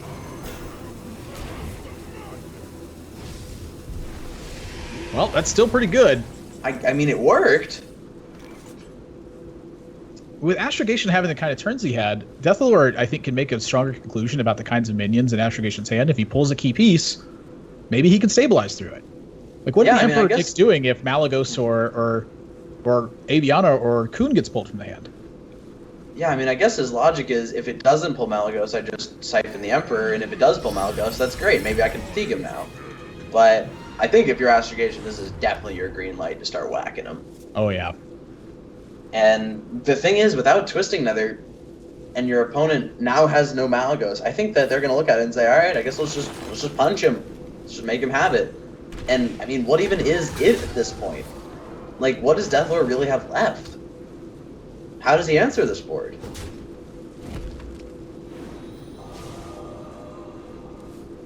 I don't know. Yeah, I don't think he can. It's really That's tough. why I think that maybe making that play next turn when you have a Ragnaros in play might be a little more realistic, but I don't think he... I think if he was like one more Twisting Nether or one more Sylvanas Shadow Flame deep into his deck, you could maybe make a play like that. But I don't think he actually wins by going for the long con fatigue play. Just because he doesn't have any tools to fatigue him. He has Mind Control Tech and Second-Rate Bruiser. Those cards are not going to contribute to the killing of a 5/10 and a 5/5 and a 7/7 for free. I think this is his only play, honestly. Everything else just looks uncivilized. Uncivilized. Well, it's a good hit. So, Wow. he has 7, so he's 4 off. I mean, yeah, you're drawing 3. He can't draw it this turn, right? Oh, those are pretty awful, maybe. Honestly. Turn looks good to me. I mean, the turn was good, the draws sucked, but he's only got 6 cards left. He's probably going to get there eventually.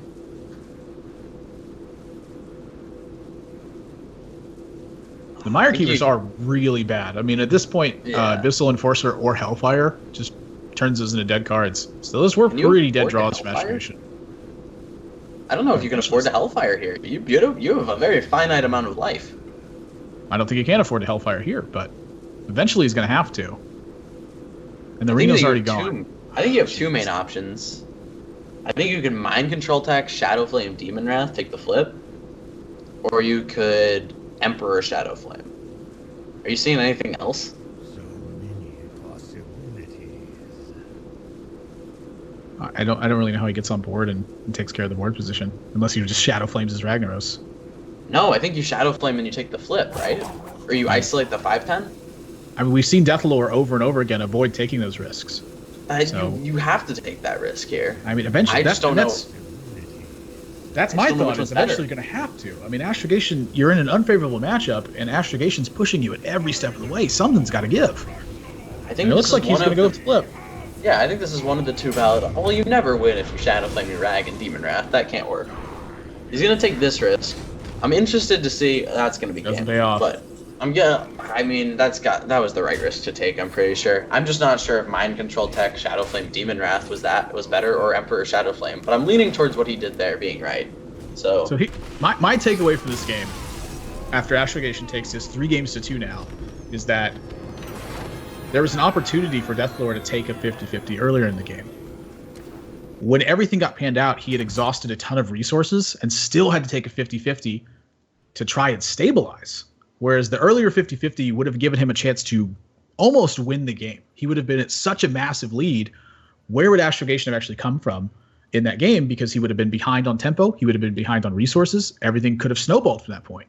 Now, if he misses the risk he takes earlier with the Mind Control Tech, he might lose the game a little bit earlier. He may look a little bit more foolish. But in the unfavorable matchups, 50-50 is pretty good. Yeah, I mean, I think he had many chances to take a risk. I would have personally liked to see him play Ragnaros on turn 8, the turn he Twisting Nethered. On turn 9, the turn he did the Dirty Rat Siphon Soul. I think that he had the impression that he didn't have to take these risks, and I think that was just the incorrect impression to have. after the game panned out the way it did. I mean, there are certainly games where you just play super safe. Like in the old meta, I used to not play Spirit Claws for 10 turns in a row, and the game would be agonizing, but I would beat Harrison Jones that way. But then there would be other games where I just equip it on turn 4 and leave it at 3. I'm like, you gotta have it. This is a good risk to take this game. You gotta be able to evaluate the game state, know the context of it, and then know whether or not you're supposed to take a risk there, or how many risks you have to take, or what type of risk to take even. But yeah. I think he was just overall a little too safe, a little too afraid of maybe looking foolish, which is honestly a ridiculous thing to be afraid of. Well, we heard it from Amnesiac himself. He's the one who's making the final call in this event. 5 best-of-5 matches taking place today, and one of these players is getting a spot on NRG's Hearthstone roster. That will be determined by Amnesiac. We'll have players on the line to get some analysis from them in certain spots that Amnesiac has found particularly interesting or that the players want to talk about for this. The GamerSensei NRG Recruitment Finals taking place. We want to take this time to mention that there are plenty of giveaways going on throughout the course of this event. But the way that you're going to be eligible for those is to get involved in the conversation in chat, talk about the game states, and voice your opinions about it. That's how these discussions get started. That's how you connect with players, is by having discussions about Hearthstone. It's the one thing that we pretty much all have in common, is we love the game. So make sure you're active in chat and involved in conversations. That way you can be eligible for those giveaways. NRG is also in partnership with GamerSensei here. There's a short time promotion going on where you can get 40% off your first booking at GamerSensei.com. You head over there and use the promo code NRG Finals, spelled in all caps, and you can get 40% off your first lesson. All the 10 players that are competing today are coaches over at GamerSensei, as well as Amnesiac, as well as plenty of other professional players. There's a lot you can choose from and get personalized, tailored lessons for you specifically so you can get better at your game. There's also going to be the Wednesday 100 that's starting to run right here on this channel. So make sure you throw a follow here to catch it every single Wednesday, where more pro players who are also coaches at GamerSensei are going to be competing in that tournament. It starts at 8 p.m. Eastern every Wednesday, so throw a follow to the channel here, as well as stay up to date with the schedule by throwing a follow over to GamerSensei app on Twitter. When we come back, we'll have some analysis from the players and some of the more interesting spots, and we'll also be getting into match number 2. Don't go anywhere, guys. 4 more matches today on the NRG Recruitment Finals. First one's for Astrogation. So looking at turn 3 right here, you chose to just play a 2/2, and I was actually a really big fan of this play, and I kind of want to get your thought process on why you chose to do this. Maybe what context made you want to do this versus maybe these different hands that would make you not be okay with making such a play. But yeah, I kind of just wanted you to talk me through what you were thinking on this turn when you chose to play a 2/2. Okay, so I had played Dagger on turn 2. He used it. And basically my 2 plays this turn where I could read Dagger and I guess take 9 damage from the ooze, right? Just kill it over 2 turns and then play a Pillager the next turn. Fat of Knives is pretty miserable, so I'm never playing Fat of Knives.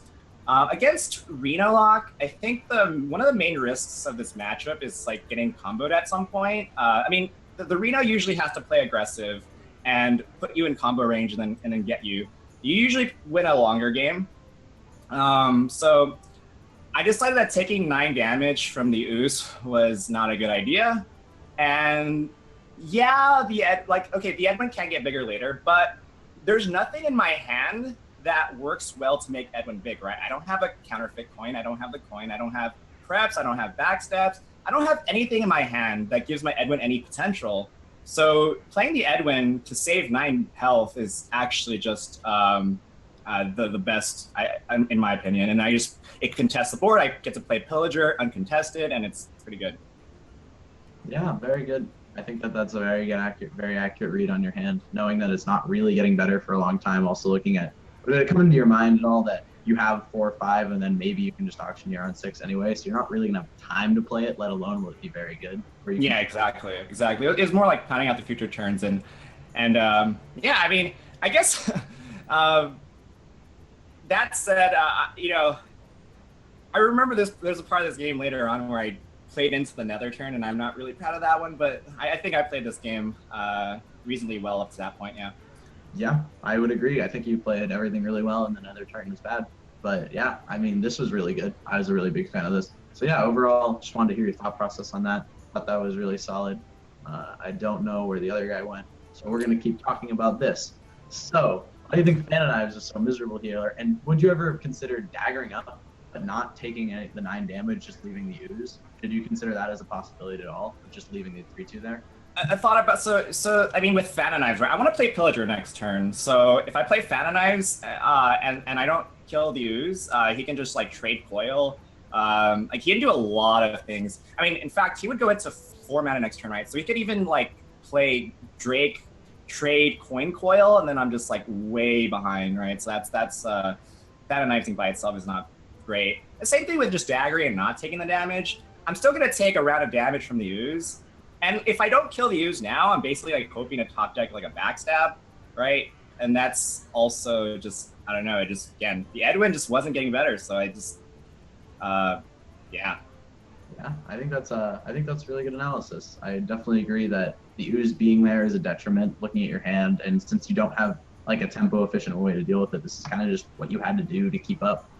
Mm-hmm. Yeah. What are your thoughts on the series overall? Do you think you played well for the most part? Were there any particular blunders you thought you may have made?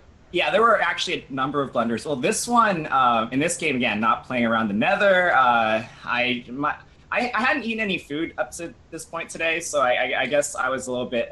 The thing is, like physical condition, I've recently started to realize is actually really important in Hearthstone. If you're not like rested, if you didn't eat anything and you're not thinking 100%, you can like miss things, and that was one of the things that I missed there. But also there was that Druid versus Rogue game where I went for he had a questing, right, and I didn't cycle the Wrath. That was just a mechanical error. That was because I was roping and I just accidentally clicked on the wrong one. But if I had cycled the Wrath, I could have found my second roots and then been able to remove the Pillager. So that was definitely a huge blunder in my part on that game. And then, of course, the most recent game, I think I should have probably tempoed out the Kun, perhaps. I thought about it a little bit. I should have probably tempoed out the Kun. And then after that, I forgot that Kun refreshes all your mana. So I played Kun when I had 10 mana, when I could have Wrathed for 1 mana first before playing the Kun. So like, yeah, just the fact that I wasn't 100% on my game today. I made a couple of blunders, and I unfortunately regret those. I mean, it's good that you can recognize them though, and they weren't huge mistakes. Those were more mechanical errors, like the mistake with the Kun. I think the larger one, I was thinking about whether or not to play the Kun the prior turn, and my instinct was to, but then Avro brought up a good point as well. You can just kind of wait and then beat him with the Emperor later. Yeah. Because you had time. So I can definitely get with what you chose to do either way. But yeah, thanks so much for your time, man. Really, really solid play overall throughout the series, and congrats on your win. Thank you. Thank you for the opportunity. All right, how you doing, man? Hey, I'm good. I mean, I know I looked stupid in the last game, and I realized it's the moment I saw the Thorisan on the board, but it's kind of weird what I had in my head, actually. Yeah, that was a weird game. I want to talk about you can see this play, right? This game state, turn 6. First screenshot, Warlock against Rogue with Mountain Giant. Yes, that one.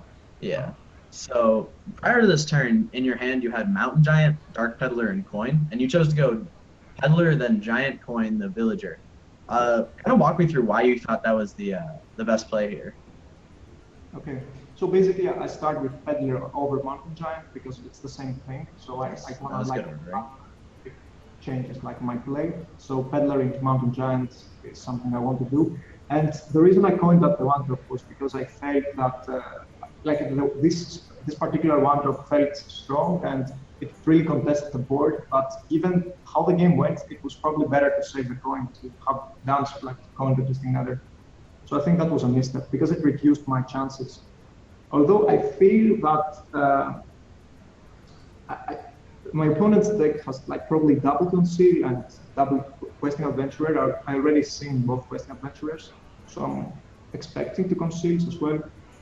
So I know that maybe one board wipe will not be enough, but I still think that I had to save the coin to be more flexible and be able to coin the Questing Nether, and that was probably a bit harmful for the game. Yeah, I definitely agree. I think saving your coin, if you were going to play the Giant, was definitely going to be better because you know he's going into a big auction turn. Did you consider at all playing Kazakus this turn over Giant because of the likelihood that your Giant gets sapped anyway? And because of how strong getting the deal for to everything Kazakus pushing could have been against an auctioneer turn potentially.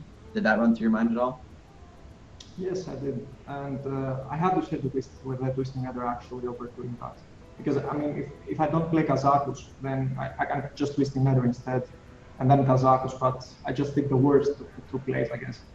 Yeah, you left yourself. If you save the coin, you do leave yourself with a game against auctioneer, which I think is fine. But yeah, I just wanted to walk you through. I think it was definitely a mistake, but it's good you could recognize it. I don't think this is a type of mistake you'd make again, because knowing what your opponent's rolling into, knowing you have to save answers to that. But yeah, I just kind of wanted to walk through this turn a little bit. All right, very good. Thank you for your time, man. Thanks. By the way, did you like go over the druid game? Because I think I also did some questionable plays there, but for the most part, yeah, I think you took some good risks. I liked killing the Azure Drake and playing the 7/8 the turn you did that. I thought that was really good. The only thing was you had a chance to maybe push 3 damage when you traded into a 3/3 on turn 4 when you played Tomb Pillager, and there wasn't much punish. That might have been something to think about. But yeah, overall, I thought you played that game well. I'm talking about the last game, the game with Handlock versus the Ringlock. Oh, Handlock versus Druid. Oh, like the weirdest game for me because.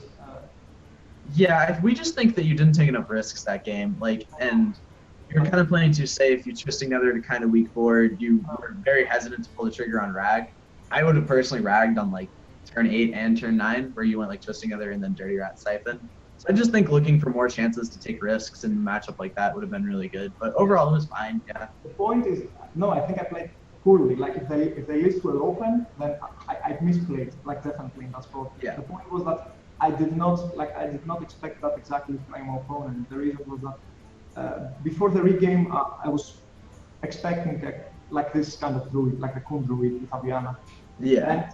But after the regame, my opponent had a very aggressive start, and then I just saw cards like Riven Idol, like Druid of the Claw, and he just mulched my taunt, and like went very aggressive, which makes sense even for his specific deck.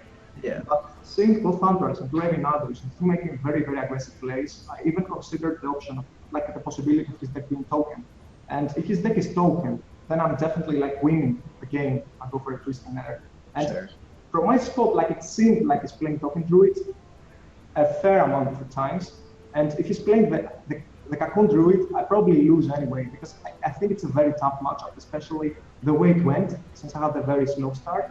So I just tried to win the times he was playing a more aggressive deck. Because if I go for the Rag on turn 8 instead of twisting nether, and he's playing an aggressive deck, I lose to pretty much everything, like a Savage Roll, like a lot of aggressive discoveries by the Raven Idol, and I don't know, maybe a second Charger. So I just try to win the times he's playing a more aggressive deck. Yeah, I mean, it's good that you were at least thinking you had some logic going there. Welcome back to the NRG Recruitment Finals, hosted by GamerSensei. We just saw Astrogation versus Deathlore take place, and now we're getting into our second match of the day. I'm Nathan, that's Admiral Zamora, joined by William, Amnesiac Barton, and I gotta say, Amnesiac, we had some really cool insight from the players on the set they just played. Muted. Got him. All right. It's a good start to match 2. But all right, yeah, I would say that was a really cool segment. We got to get some insight from the players as to how they're thinking, which I think is just a really unique and important aspect of watching competitive Hearthstone. Not just seeing what they do, but why they do it. If you don't understand how to do something, then it's not very valuable. It's like copying down a math equation and not knowing why you're doing what you're doing. It doesn't have much tangible use, but getting into their brains, getting to understand why they're thinking, kind of seeing where they think they blundered, where they think they played well is really cool. I think it's a different aspect that we get to explore, and I'm really excited that we get to do it here. Yeah, I think it was like one of the coolest segments I've seen in what is online broadcast in quite a while. As you mentioned, though, it's our second match of the day, which means that we have 4 more matches that are coming up. And the next one is going to be Dude 7597 versus LBYS. And Dude 7597, a player that I've become familiar with over the past couple of years. And so something to really think about is I first saw him get his start in the TESPA Collegiate event. And then from there, he started playing a lot more, practicing with the top players that are out there battling on ladder, and then found himself in the top 8 of America's Summer at the championship was just a couple matches away from making it to BlizzCon. So really looking forward to see him play in this match and get some more thoughts from him. But you mentioned earlier that both of these guys can tend to be freeze mage players. LBYS, though, hasn't brought mage to the table here. Hasn't brought mage, but he has brought the unicorn. He's bringing priest. First priest we've seen. And I know a lot of people think priest is actually pretty good this expansion. A lot of people say that the Reno variants, I know that Savit's got rank 1 legend playing a Reno dragon variant of priest. I know that in a recent tournament that was happening in Europe, people were sweeping sets with dragon priest. It was just dominating the field. So it might actually work out for him that he's bringing that deck. But yeah, they're both very strong freeze mage players. They like to play the deck a lot. Dude finished top 100 legend playing freeze mage last month. And so no surprise really to see him bring it. But for LBYLs to forego, it's kind of got to be a tough one on his heart. But I think he's just going for the W. Yeah, I mean, I can't blame anyone for that. And there you can see the bans in the bottom right. Dude having his mage banned away by LBYS, of course, paying respect to the ability of Dude to pilot that deck. Very well-known freeze mage player as well. And from every conversation I've had with him, seems like his favorite deck. He's going to take the Shaman away from LBYS, though, and I can never blame a player for that. Is LBYS giving up a little bit here when he leaves up this Shaman, or is this a tactic, you think? I really don't think LBYS is respect banning here. I think that he's way too smart to be the type of person who's going to ban a deck because someone's good at it. Like, I think that, from what I understand of most of the NA practice scenes, we're very like data-driven, very practice-driven. We're not really looking at it saying, oh, he's a really good mage player. Let's not let him play that. It's more along the lines of, oh, mage is good against my decks. He has priest and rogue. Mage is really good against those. So I think that's where that ban comes from. But we're going to hop into game one. Looks like it's going to be LBYS on the Pirate Dragon Warrior versus Dude 7597 on the Aggro Shaman. And these are two of the strongest decks in the meta, if not the two strongest decks in the meta right now. What do you think of how these are going to match up versus each other? Well, this one I think is a little bit more dependent on the warrior having answers than it typically would see in the situation. You know, you take a look at like the typical pirate versions that a lot of players are playing from warrior right now. That would leave LBYS in a position where he's hoping Dude doesn't have the right responses to what he's doing. Instead, LBYS is taking a little bit more of that role where he has the ability to scale through the mid game a little bit stronger and then have top end to finish off. Where normally he would be in a position where kind of he's the aggressor when it's all said and done. Instead, he has a lot of momentum to take control as the turns scale. So for Dude, there's no way for him to know this right off the bat. And turn one is paramount to tackling matchups like this. If he finds himself in a situation where he's taking a line expecting LBYS to be on Pirate Warrior here, that could change the entire outcome of the game. And so that's one of the reasons I think that the Dragon Warrior is such a powerful build, is because plays like this can throw off your opponent on turn one. Yeah, for sure. This is already a very tough turn for Dude. You have many valid options. I mean, I know that if your opponent doesn't play this small time Buccaneer, I'm calling out Totem Golem against Warrior. They can't beat that on turn two. But now that he has now that he has things in play, if you call out Totem Golem, suddenly you're wide open to Fiery War Axe. He's going to choose to develop a 2-1 to contest the 1-2 and then trade patches. I think this is pretty good. The coining Totem Golem is just too weak to Fiery War Axe, in my opinion. If this trade happens and your opponent plays another thing, then maybe you can play Totem Golem into that, or you can Trog coin Totem Golem. But I think slow playing a little bit is very reasonable. I think this is a nod towards him thinking it may be the Dragon Warrior, and that he doesn't have to play quite as desperately for a life total, and he can play a little more calmly, get some more out of his cards, expect to play a slightly longer game. Yeah, and that's right up Dude's alley. Is he likes to hedge his bets until he can find the right turn to really put on that pressure and try to turn the corner. So playing a little bit more slowly, not using coin on turn one, not overreacting to the board, I think it's a good choice for Dude here, because prior to this turn, he did not have that information, and he had gone too far and runs into something like this, he may have given up too many resources. Yeah, I mean, this is a really interesting turn as well. I think that this might be the turn where you want to make a strong push, because your opponent had a fairly weak turn two for this deck. I mean, Fairy Dragon's not a weak turn in general, but compared to what this deck can do, Fiery War Axe, Alex Straz's champion, maybe you can read that his hand is slightly weaker. I think I would have liked to see him coin out the Tunnel Trog there, because if he trades his thing off, are you really that afraid? The punish would be Frothing Berserker though, and I think that's what he was thinking about. Because if you were to coin out the Totem Golem or the Tunnel Trog with the Totem Golem, and your opponent plays Frothing Berserker trade, you are not in a good spot. Whereas this way, you're much better against that. So I think that's him hedging his bets once again, when I think he gets very rewarded some amount of the time. So actually, very heads-up play from Dude making that read. Yeah, and Blood Mage getting drawn, it's quite a doozy, because that is looking really good right now. Like, whether he holds it or whether he plays it, the Blood Mage is a fantastic draw. Yeah, I mean, coin 4 damage Lightning Bolt is not too shabby this turn, but also the potential Maelstrom Portal that you get could be quite good. The problem with waiting to Maelstrom Portal is you really don't have much to do this turn. So, because everything you develop would just die for free if you're going to 2 damage Portal anyway. There's no sense in trying to set the Fairy Dragon weaker. So I think I would like to see him go for the coin bolt with the Blood Mage. This is already, he's had 3 really tough turns though. So this is a good example of how aggro decks aren't just autopilot. Your little micro decisions matter, especially in aggressive mirrors. The guy who doesn't misstep and is giving himself more opportunities is just going to really increase his chances to win. This is really interesting. Yeah, I mean, he's obviously giving a nod to holding the Blood Mage to get Maelstrom Portal with it. And I think a lot of times in this spot, he's anticipating seeing Twilight Guardian. And when he sees Twilight Guardian, Blood Mage, Maelstrom Portal, Lightning Bolt, that's going to kill the whole board. This is definitely a strong setup against that. But the other thing to consider is if he had the Blood Mage and the Lightning Bolt this turn, he would have been able to clear up the board, leave himself with a Blood Mage and a Totem Golem at 3-1. And so the Maelstrom Portal will allow him to kill the Azure Drake there. So is he ever buying himself tempo or buying himself damage or buying himself a card when he plays it this way? Those are all thoughts that are going through Dude's head. And I honestly think that that's probably one of the most interesting turns I've seen in a long time, because every single one of his options looked reasonable and he's foregone them already. Yeah, I mean, I think that just because the frequency of this Dragon deck not running 2 copies of Ravaging Ghoul, he could have potentially gotten away with just developing a 1/1 Blood Mage and a 3/1 Totem Golem and saying it's your turn. If you play Twilight Guardian, I have game against that. But he chose to play it safer, slower, as is consistent. But now, if his opponent were to have Ravaging Ghoul now, his hand is triple 1-drop. He doesn't have that much steam, and your opponent's scaling into big 9/9s and stuff. And you took some extra damage. I don't know if that was better or not. It's an interesting line. He clearly thinks that he's the control deck, and he's looking for bigger swing turns rather than just trying to go toe for toe. We'll see how it goes out, though. Does he feel like he would have seen Ravaging Ghoul the previous turn with just the Totem Golem out? Like an attack from LBYS with the Fairy Dragon and the Totem Golem, and then just Ravaging Ghoul for the pressure.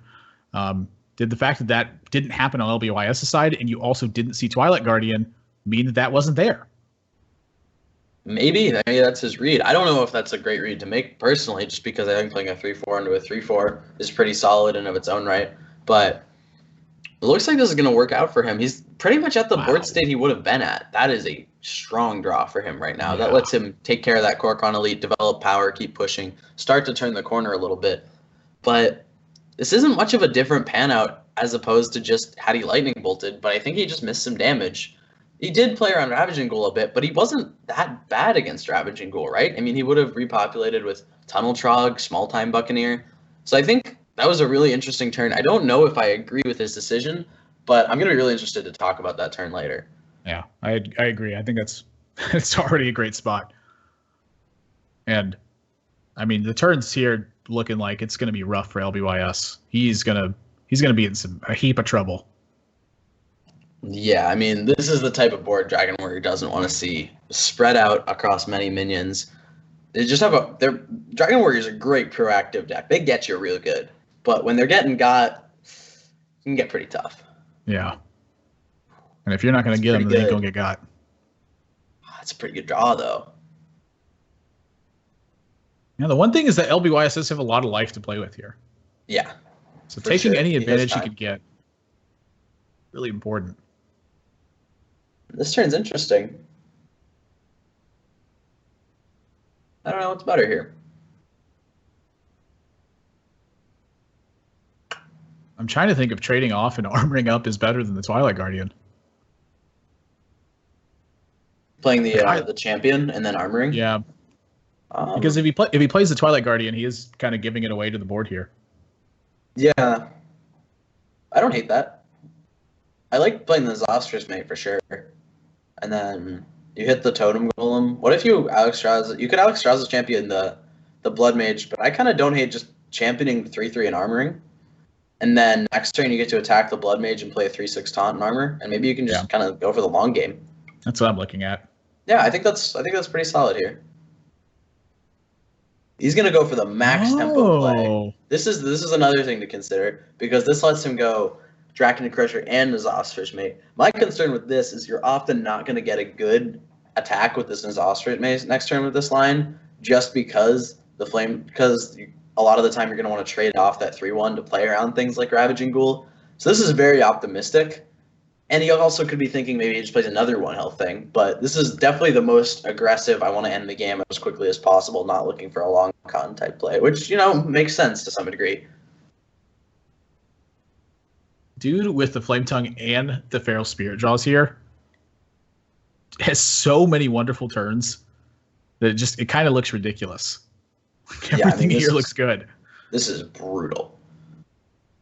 This total draw is about to get out of control. Our 1 mana 6/3 is good. They're all right. Yeah. They win some games occasionally. Are they better than 1 mana 1/1s? Yeah, a lot better. I've been known to lose to 1 mana 1/1s. Admirable. Sometimes that card gets you. Well, I wasn't gonna bring it up. Dude's gonna push the extra 1, deciding that it changes his clock. So, from his perspective, his opponent can go up to 18 and then clear the. Okay, well that's game. Yeah, apparently it does affect the clock as well here too, because if LBYS can only handle 1 of the minions on board, which in that case would have been one of the Feral Spirits, if he can't armor up, then there's 16 damage the following turn with the Flame Tongue and the second swing of the Spirit Claws there. So that 1 damage. Beat armor up. Yeah, for sure. And you also could potentially beat armor up with just a spell power roll. So yeah, I definitely like the attack. The read that the game is going to end soon. Let's give myself more chance to win. But I think that was an interesting game from Dude. He just was very patient and then swung it very quickly. And LBYS just kind of couldn't handle the big swing turns. Yeah, was there anything LBYS could have done to stabilize better? Because his game plan is so much based on playing on curve. The only thing that looked a little bit different to me was he had an opportunity to play Twilight Guardian on 4 instead of playing the Grimy Gadgeteer. Yeah, the Grimy Gadgeteer in general is pretty interesting, right? What does it do? At 4 mana, 4/3, give a minion in your hand +2/+2 at the end of turn. It's honestly a pretty good card when you think about it from a raw stats perspective, and the threat of it maybe lives. But I'm not convinced that really has a slot in the Dragon Pirate deck, and I'm definitely not convinced that playing a 4/3 was better than playing a 3/6 on the turn he chose to do so, just because of how resilient the 3/6 is versus the board set. But as we know, Dude was planning specifically to deal with 3/6, so it wound up working out better, I think, for him. So I don't know, maybe he just couldn't have won that game. That's what it looked like to me. I think if he had played it any other way, like Dude had the setup to be able to fight against anything there. But would that have been a nod to banning Shaman? Any of those spots, because Shaman is pretty much the lights out deck, I think, right now. It's got game, in my opinion, versus everything that's out there. Game number 2, Dude's going to be on Druid, and what looks like, once again, the Aviana combo Druids that we've been seeing. Gadget and Auctioneer, largely a big factor of that. And there you can see Conan opening hand, which something Dude's not really looking for. And LBYS, once again, on the Dragon Pirate Warrior, strong curve. Very strong. Whoa, very strong hand from LBYS. This hand is heat. He's got a lot of ways he could play this out, actually. There's merit to everything he could do. I think the one card you're probably not playing is the Sir Finley, because that doesn't contribute to making a Flame Imp, which most of the rest of your hand does. Yep, I can get behind that 100%. I personally like the Small Time Buccaneer alongside Nzal's First Mate. You think you muster for battle this turn? Just start getting them. Yeah, I mean, giddy up, right? That's when I'm playing Druid, that's been the one thing I suffer from the most, is just my opponent being able to overwhelm the board state. He's going to go with Fairy Dragon here, and the idea is that if Dude has Wrath, that this plays stronger against it. This does play similarly versus Wild Growth as well. It's a little weaker, but yes, it's similar while having more game against Wrath. I don't think this is necessarily bad. What I kind of don't like about this is, say he's just draw like an Alex Strauss's champion, then it's not active. He might just not draw a dragon, or a Blackwing Corruptor even. That could have been the only dragon this hand had, and it could have been the only dragon this hand needed. If you were to just go for the turn 1, very aggressive start. Maybe you forgo the Fairy Dragon on 2, I doubt it, but it's possible you play Finley on 2 instead, just preserve that dragon in your hand. Yeah. So now he's I got think- the interesting choice of playing around swipe or not, or how much he wants to play into swipe. And I think it's a tough call, honestly. I think you load up. You got a Frothing Berserker. Yeah, I mean, the logic of if he swipes this, he's not swiping Frothing Berserker is definitely not bad. To me, that's one of the big benefits of Small Time Buccaneer, is that this card's pulling removal from your opponent so often that you can follow it up with another card that your opponent needs to kill. And because they killed the Small Time Buccaneer, they're not killing the second one sometimes. Yeah, I mean, this play is probably just too strong to pass up, because if you don't develop the Nozoster's Mate this turn, and then for Small Time Buccaneer to be a Flame Imp next turn, you would have to forego the Frothing Berserker, which you don't want to do. So I definitely agree that just being really aggressive. And there's also just the times where he doesn't have swipe, and he's pretty dead now.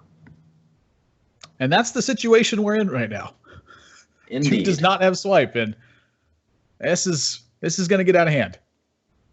I mean, he's probably got to get the Azure Drake on board. Yeah, I mean, the other plays like Mulch, Innervate, Feral Rage. That's awful. That's really bad. Yeah. I'm not mulching a Small Time Buccaneer. I might. I don't think so, though. Yeah, I mean, you know you're against Dragon Warrior. Yeah. You throw the mulch away, right? What do you mulch? A 6/6, a 5/4? Yeah, I guess. I don't know. This is bad. I guess you probably do have to innervate the Drake, right? Like, the other plays are just too weak. But this is also too weak. Man, this Dragon Pirate deck's good. Yeah, I mean, This Druid's Frothing built Berserker to is just gonna have like 20 to 20 attack. Druid is built to beat all the decks that aren't these. And it loses to these a lot of times because of that. That Frothing Berserker, there's no swipe seen from LBYS's perspective. If he runs into swipe here, that means Fairy Dragon's 11 and he keeps trucking away. I think he's got the game wrapped up. I don't think there's a sequence of draws that gets Dude out of this. Yeah, this is brutal.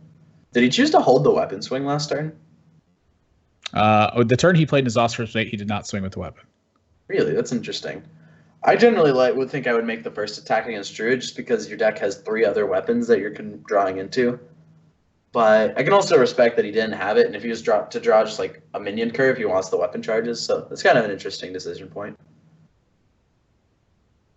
Yeah, Medivh's Valet joins the hand as River Crocolisk in this game. I don't think Dude can beat River Crocolisk. There's not much he can beat. It's really tough. And there was no swipe last turn, so there's probably no swipe. I mean, those aren't great, but I think Peng is good enough. Yeah, get him, River Crocolisk. Yeah, if overriding the weapon, not a big concern to LBYS. Overall, point of damage gone, but the board lead is the substantial part. Yeah, developing a 1/1. Like, you have Axe in hand anyway, and you're looking at Blackwing Corruptor potentially not being what you want to do next turn because it's not active. So I don't think you're worried about overriding that charge. You're not looking to take the game whatever 6 more turns you would need to get maximum weapon efficiency. Just need to apply the pressure while you can. So can Dude ever stabilize? Well, that's a good one. That's pretty good. He's taking a lot of damage, though. Yeah, it depends on how LBYS plays this. Oh, that could be a liability for him. Wow. Can Dude win? Not if that happens, probably. Are you sure? If he trades off... I don't know. Yeah, he might be able to. Small Time If he trades off the draw. 3 health min, yeah, it's a really bad draw. If he trades off the 3 health minion, suddenly, like, Dude's just fine. I think he just goes face. You got Fiery War Axe in hand. You got the 1 damage hero power. I think Dude beats you when you go face here. He has swipe, gain 8. Or Blood Mage swipe clear the whole board, then gain 8. If you go all face, you can put him to 8. I don't think I like that. I think you probably just get rid of your 1/1s in the Finley, right? If he has Ancient of War, it's bad, but if you go face and he has Ancient of War, it's also bad. This is a really hard turn.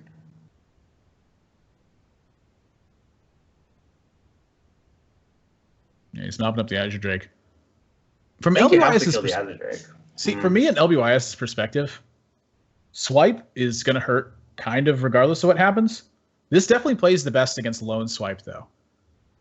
Yeah. And so if he just goes face and dude doesn't have swipe, he's going to lose. But this way Keep protects the Blackwing Corruptor as well. He sacrifices some damage to protect us. So this puts dude on having either Blood Mage swipe here or on having Ancient of War. And so that's just a math problem, I think. Which one is the most likely to have happen and come out most favorable for you? He took the one where Blood Mage swipe needed to happen from dude's hand, I think, to stabilize this game. And there's no dragon drawn since then. So LBYS has run into the nightmare of dude getting to a stable position. Yeah. This has gotta hurt for LBYS. I think dude is just fine now. He's gonna play a 5/10. This dragon deck doesn't tend to play many executes. Maybe they play one, most of the time none. And he's gonna be stabilizing behind Auctioneer gain 8. This is looking pretty good for him.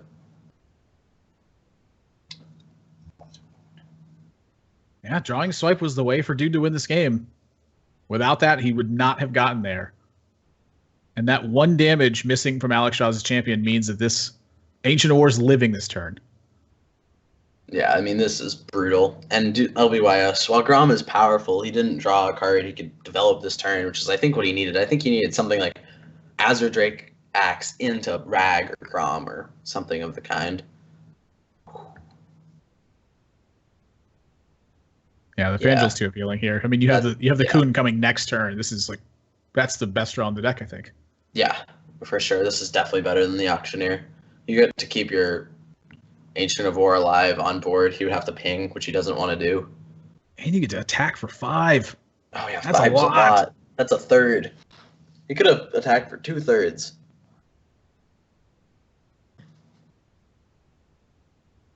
I don't think you're afraid of Execute, and you know he doesn't have it. And since he did that last turn, you can put him on a big minion as his card in the left, so even if he draws Execute, he can't Execute and play the big minion. But maybe this is what he needs. There's no clean... Oh, that's pretty good. Oh no, he has Coon. Oh, this is not good. He gets both options on the Coon. There was nothing good here for LBYS. He's going to scoop it up in the face of that, and I don't blame him. Dude had the game at that turn, and I can't believe he got out of it. But a lot of it just boils down to the swipe draw. Dude had very little to do in terms to maximize getting to swipe. It was just playing his minions and going. Deathlore, I'm not sure, had any equations there that played around one thing better than anything else. And I think that's why he took the value trade on the Azure Drake, is because none of his setups are really that strong versus any of dude's counterplay. Yeah, I mean, that was very brutal. Like, he was winning by so much for so long. He had such a great aggressive start, but then he was rolling. He just kind of didn't roll into the power plays. Like, Blackwing Corruptor wasn't active. If that had been active, that would have been a big deal. Alex Strauss's champion on 6 wasn't there. And dude had a very rough opening, but he kind of just got there. He played some Azure Drakes. They tanked some damage. He got to Blood Mage swipe eventually, which was pretty much exactly what he needed. And then he was able to stabilize behind an Ancient War. But that's the power of that Druid deck. It can bend a lot before it actually breaks with taunts like Ancient of War and with answers like Mulch and Blood Mage swipe. Yeah, getting into game at number 3 here. LBYS back on the Dragon Warrior, dude on Reno Warlock. Who's got the edge here? Huh. I mean, I think I personally favor... I know a lot of people say that the Reno Lock is favored in this matchup. I would definitely take the Dragon Warrior. I feel like the Reno Lock has to draw pretty exceptionally well to take this, but they definitely have hands that can do it. I mean, early Reno against an aggressive deck is obviously very good, but I feel like, especially with the addition of Pirates, you just have such strong panouts sometimes where you open with a 1-mana 3/2 and you start pushing with patches. If they have a weak draw, they can just get run over. But the interesting thing to note is there's no more executes generally in these warrior decks.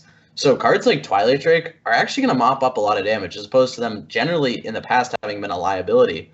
You play Twilight Drake, they execute it for 1 mana back in the day. They play Frothing Berserker. That was horrible for you. Now Twilight Drake suddenly is pretty good. Yeah, I think it definitely has changed a lot with this particular set. The lack of executes certainly are hurting a lot, and I don't think that the Dragon Warrior decks have room for execute at the moment, because you're often fighting against patches. When you're fighting against patches and 1/2s, executes are horrible against those cards. So the only reason execute would be in here would be specifically to tech against stronger minions. I feel like this deck oftentimes has a strong matchup versus a lot of those classes anyway. And so as a result, you find a more even matchup than you used to in a lot of these situations, because the Dragon Warrior decks didn't have the patches early on in last meta's matchups. And so the Reno decks could play a little bit more greedy and succeed because of it. Now they have to play a little bit more honestly, but they're built to take on the metagame because of that.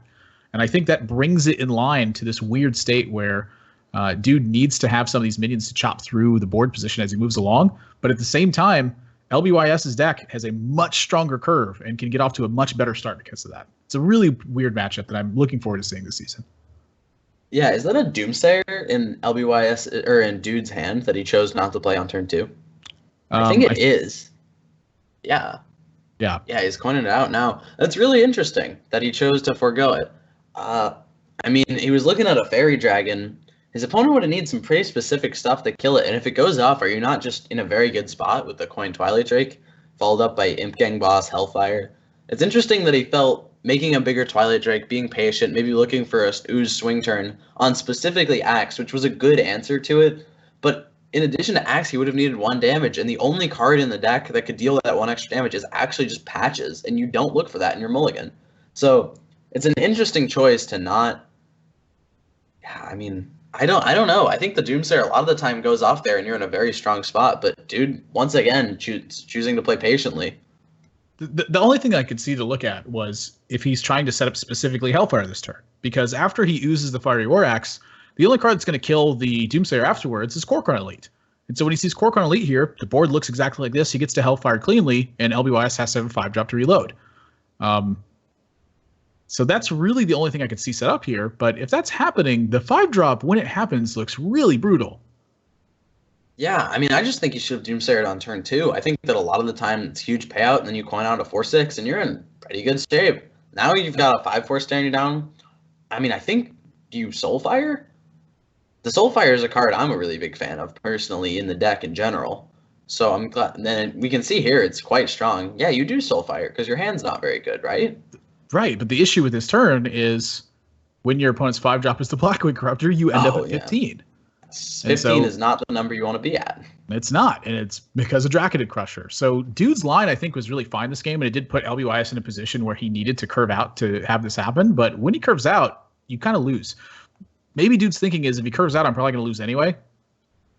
So trying to set up these board states where LBYS has to connect, maybe a stronger game plan. Yeah, I suppose. He could have had a strong. I don't know. Doomsayer is good against just minions, though. It's just an interesting game. So this is a tough turn. You really have 2 valid options between Emperor Thorson and your own 9/9. What do you think's better here? Taking my own 9/9. You need to kill that thing, and if you play the Emperor Thorson, you don't necessarily have a way to kill it. Well, if you play the Emperor Thorson, your board hypothetically trades for it, but that's not very good. And he's not going to trade into your 4/7 if you play the 9.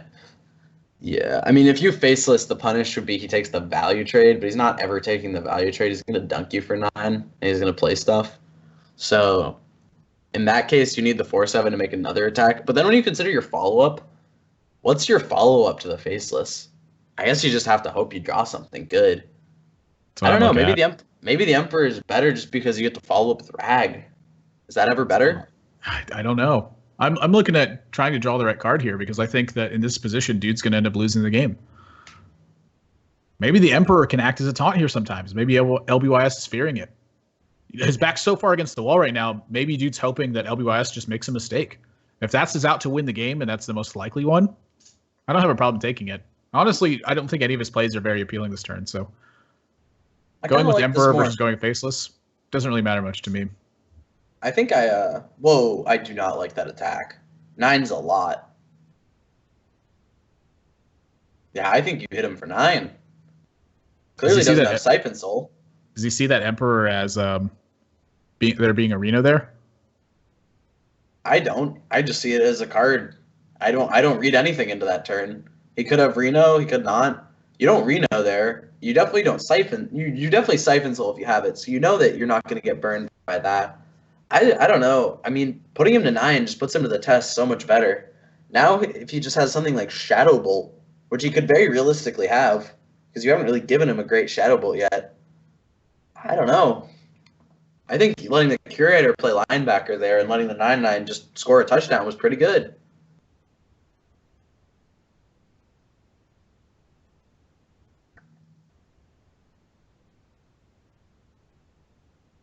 Dude's got to be worried. It's Oh, like I tied to all damage here. He's like, can I risk the Ragnaros here? I think he's gotta. I agree. Yeah. Let's go for the big payoff. Is Leroy that bad there? I think so. Yeah, I mean, your opponent just drew 3 cards. It was pretty awful. That's 6 damage. That's gonna wrap it up. That's a lot.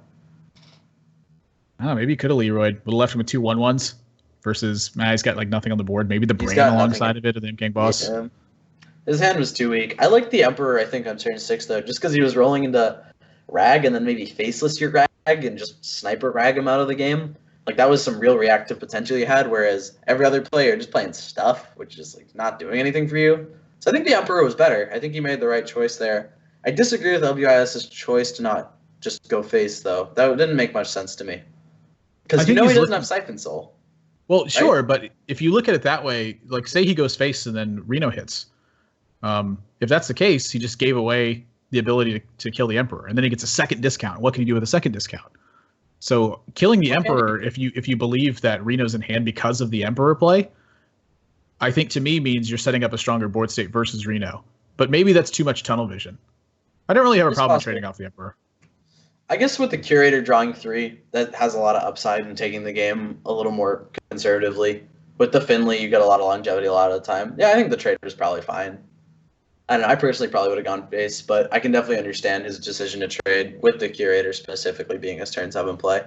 Yeah. Game number 4 getting underway. Dude's going to be on Reno Warlock for the rest of the series. LBYS on Dragon Priest. Have we seen anything so far that would indicate this is a Reno Dragon Priest? We saw something that didn't. In the mulligan, I think he had 2 Blackwing Corruptors. Okay. And also his hand is just way too good for it to be a Reno deck. Right? If this was a Reno deck, you'd see at least 1 Cabal Courier or Pint Potion of Madness, or you'd see something, Pint-sized Potion, I don't know. But yeah, we saw 2 Blackwing Corruptors, so we know it's just kind of the more curve get-em Priest, which, from what I've been told, actually has pretty good shot against Reno lock decks like this. I don't believe dude has a copy of Draxus in his list, which is generally how you would beat Priest. So he's going to be looking strictly for the OTK to beat him. Or I suppose you could just out-resource him.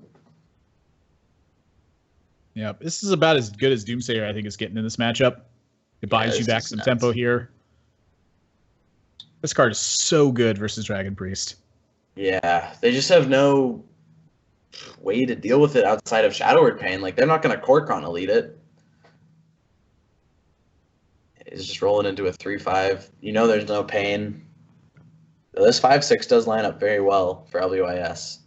His hand's honestly very good. Double Draconid Operative, which is one of the best cards in this deck. You can fish for... Wow. Whoa. That is a he didn't big even one. think about that. What does that say to Dude? When he chooses that fast, what does that say to Dude? Can he get any read on him choosing that fast? Well, you already have Sylve in hand, which is like the one I would snap pick, I guess. I don't know, maybe Leroy? I'd take Leroy if I got it, probably. Dude's hand is less than great at dealing with this 5-6, though. Yep. He's not going to take his Shadowbolt turn. He's going to just let this build as normal. And options not very strong from Dude either. Cabal Shadow Priest is good if he finds himself facing down Wormrest Agent, but this doesn't deal with the Draconid Operative on board. So LBYS now with a 3rd Draconid Operative because he discovered one off Okay. the Historian. Oh my god. Wow. I mean, I think you could take it. Yeah. LBYS has got gas. And I don't know game. Is Dude getting through this? I mean, this is ridiculous. What do you think about the attack into the 3-5 there? It could have attacked the 2-2. I don't think there was much point, though, because against Hellfire, you know that he still doesn't clear the whole board. You need Hellfire Coil, which is, like, off-curve and awkward for him. So I think what he did was fine. Yeah, I would just tend to take the biggest minion off board. I wonder if there's any merit just going face, though. You kind of open yourself up to Argus a little bit. I think killing the 3/5 was good because of Shadow Bolt. If your opponent Shadow Bolts on turn 6, I think you're pretty happy with that. It's fair. You've got Emperor rolling in the following turn. Sylvanas maybe scare him a little bit. How do you deal with this? You kind of have two options. You could just give him a 5/4 and play a 5/5 into it, or you could give him a 5/1 and kill it with your Corruptor maybe, and then have a 5/4 and a 5/1. That's kind of what I'm looking at. Trade over the 2/2, trade over the Sylvanas. Yeah, this is what I saw. Pop it up. This is what I saw instinctually, but kind of sucks to not get the Emperor down on turn 6 with 2 of them in hand and such a big hand size. But this is just so much better on tempo. This has got to be right. He's gonna have it's gonna be very hard for Dude to swing back tempo completely, so the Emperor isn't good next turn and the turn after that. Wow. There's Also, so many good cards in each hand. Yeah, it's interesting that LBYS has a Ragnaros in his deck. I kind of like that. I mean, this is pretty much just a mid-range tempo deck, and Rag is generally really good in those. I like Ragnaros this build mostly because Priest has so few ways to close. You just need 8 damage. Sure. Yeah, I mean, your opponent's at 5, and they're like, yeah, this is great. You rag them. It's pretty good. You're not getting mind blasted by this build. Rag is like big mind blast. Yeah, I know. It's great. Sick. This matchup right now is like it's devolved. It's like all turning into tempo though, which is kind of weird to think about with how heavy each of these builds are. Like the first player who really snags super strong tempo probably is going to win the game. Yeah, for sure. I mean, I definitely put it in LBYS's favor here, and it's gonna be compounded once he gets this Emperor down, giving him 1, 2, 3, 4. Those 4 innervates. I mean, this play at least gives Dude a board lead. Man, I mean, it's got to be Emperor this turn, right? I don't really think of any cards other than like the Mortal Coil Discover that could change that. I don't even think that's that good. You could go Operative Worm Rest Agent, maybe. I think I'd like to see the Emperor, though. I'm playing the Emperor. I think if you go double Emperor, that you're going to have some really strong ways to actually get tempo. Plus, you also still have the Brand draw in your deck. So anytime you draw Brand, you're going to be able to couple that with the Operative. Maybe couple that with the Talon Priest. There's so many strong cards that LBYS can still draw in this position. And how scary is the 6/6 here? I mean, the scary thing is that you don't have any way to deal the last point of damage, which I think is why he's going to go for this Draconid Operative play. But, I mean, he got it. But there's a Reno staring at him, too. You don't take the Reno. I mean, he got the coil, but if he doesn't get the coil, this is very similar board state-wise, but you just didn't Emperor. I don't know. This is I think doing Emperor and then maybe Draconid Operative next turn and looking for any AoE spell was pretty good. Because you could have gotten Demon Wrath, Shadow Flame, Hellfire, any of those and played them, because the thing would have been Emperor discounted to 4. Yeah, I think the Emperor was better. This worked out really well, though. Man, this is tough. This is really tough. It looks like it's going to be Brand Kazakus. So that means he's going for a 1-mana spell, right? Or does he only have 7? He's got 7 cards in hand at the moment. Okay. He did take a 1 cost, though. He did go for the 1. It is important to note, I think, that the 1 cost 1 doesn't offer you the polymorph potential. So you can, a lot of times, get something more reliably. Like if he's looking for a very specific effect, like maybe the resurrect a minion that's died this game, it's a higher chance to get it from the 1 cost potion than from the rest of them. He's actually going for the 30 damage OTK. He took 2 1-mana potions. He was looking for the 3 damage spell off of both of those so that he could... Oh, yeah, he didn't get it, though, which is a really kind of a disaster, to be honest. But what he was going for by taking 2 1-mana spells there is there's a copy of Soulfire in his deck. And so he's looking to Emperor enough cards to where he can go Leroy, PO Faceless, and then deal 3 Soulfire, 30 you. And... So that's the logic anyway. And I tried to do that actually yesterday, and it almost worked. I just lost to Kazakus giving my opponent armor, which I couldn't beat. But it's an interesting line to take, and I'm interested to see how it's going to pan out for him. Against Dragon Priest, unlike Reno Priest, they're not going to be at as high of a life total, but they also have taunt minions, which makes this line a little scarier. I mean, they could just stick a 3/6 taunt at some point late in the game, and then your whole plan just gets kind of destroyed. A lot of the thought, too, behind the one-cost potions is if you look at how heavy his hand is, he's got to find time to spend his cards. And he's still in a tempo battle for all intents and purposes, and he's losing it right now. So can the one-cost potions give him that tempo back? I mean, the first one just gave his minions some life and then drew him a card. Drawing a card's not great for tempo. I think that in regard to tempo, you want the 5-mana one, just because it's so effective for what it does. It's 5-mana Flame Strike and summon the guy, or Flame Strike and summon 2 guys, or something along those lines. I think he was thinking about trying to OTK his opponent, and it didn't pan out. And so I'm interested to see how he's going to recover from kind of a failed Kazakus attempt at getting something very specific. For this turn, he's got options, though. He's looking at potentially a Siphon Soul. Not looking good, honestly. No, these are all looking bad. These are bad-looking options. And that's probably the least bad of them. Yeah. LBYS still has 10 cards in hand, almost. Oh, no, he does have 10 cards in hand, and 2 Emperor Thorisons. Yeah, this is going to get really ugly for Dude. This is going to get silly real quick. The card quality is so in LBYS's favor. And if Dude can't find a way to close the game, which he is still a lot of combo cards off doing that, he's going to be under too much fire, and he's not going to recover. Yeah, I mean, this is looking brutal. I don't think I'd like to see him play the taunt, just because I think spacing out your taunts against AoE is a good way to have game against the combo if it comes down to that. So yeah, I like him just playing on curve with the 3/5 here. That makes sense to me. To me, it's add the most power to the board. Yeah, has that upside as well.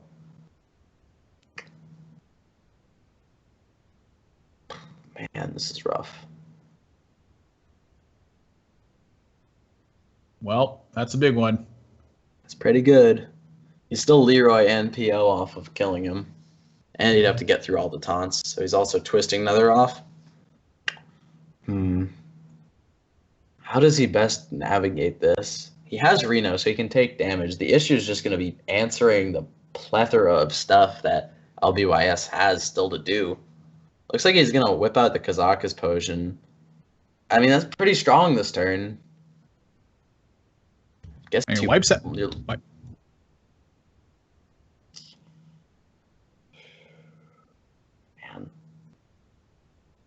I mean, it took care of the 5/5, but still got a long way to go. It's got like 50 mana worth of stuff to get through. You ever take Corruption here? I think you do. It's a high risk, high reward play. None of the other two really do anything. Yeah, exactly. Take the cards that are most likely to have impact. And keep on fighting. Oh my god, he can brand Nether Spite Historian. I'm playing the other Emperor. Yeah, I mean you can do both. Add more cards to your hand and then innervate with them again. Oh my gosh. Oh my god. This is dirty. Yeah, I don't know if Dude's beating this. I don't think a lot of taunts. This is a lot of extra mana. This is a lot of power. This is a lot of card advantage. LBYS is just dominating this game with card advantage. Look at his reaction. The eyebrows raised as he sees the second Emperor Thorson. Dude kind of always looks that way, though. That's a really interesting thing, is that Dude never really looks like he's comfortable in the game. He always looks like something's going wrong. Yeah, that's true. I have noticed that. Just trying to protect the brand as much as he can. And with the brand out, it also buffs the Wormrest Agent above the Cabal Shadow Priest potential for Dude. Oh, that's kind of a knife in the back. That's like one of the plays, I think, that could have gotten him back in the game, is being able to land that, start protecting his own board, and get an assault going so he can actually fight minion pressure. Instead, now he's in a position where he needs to expend even more resources if he's going to take care of this Emperor Thorson. At this point, though, the pressure from Emperor Thorson, I think, is the least of his concern. It's handling the board so that he doesn't die. Yeah, I mean, you can still Cabal the Bran if you want to do that. That leaves you with 4 more mana to work with, potentially Hellfire, but then you're leaving up the Emperor. Looks like he's looking for Twisting Nether. No Shadow Flame in hand means that that Mountain Giant draw isn't going to be coupled with that. Oh man, this is a tough spot to be in. Does he have his Power Overwhelming? I believe he does. Yeah, he does. But I don't know if you can win if you go trade PO Hellfire. I guess you could work the Giant in with it, play an 8/5, but then you're just weak to Dragonfire Potion. I don't think you win if you do it like that. He's going to choose to Soulfire, though. Corruption getting bitched is pretty good, but this leaves the brand around. Is it the brand for the double Draconid Operative? Yeah, this is... Aw. Dude. And at this point, LBYS does need to think about spacing out his taunts, so that way he can get past the big turns. I think you just take Mortal Coil again, though that is like a 420. Oh my. And that's actually really big information, too. He knows that Twisting Nether and Shadow Flame and Defender of Argus aren't in Dude's hand. Yeah, I mean, what does Dude have? He probably just has minions. That's the reason you can make minions in Reno, probably. He's going to Argus here. I mean, you know he doesn't have Twisting Nether. He's going to go all in. Like, he's gonna make the push. It's not even really that all in. He just makes it's a big push. It's not even all in. Yeah. He uses like 5 of his 50 mana, but it's still enough.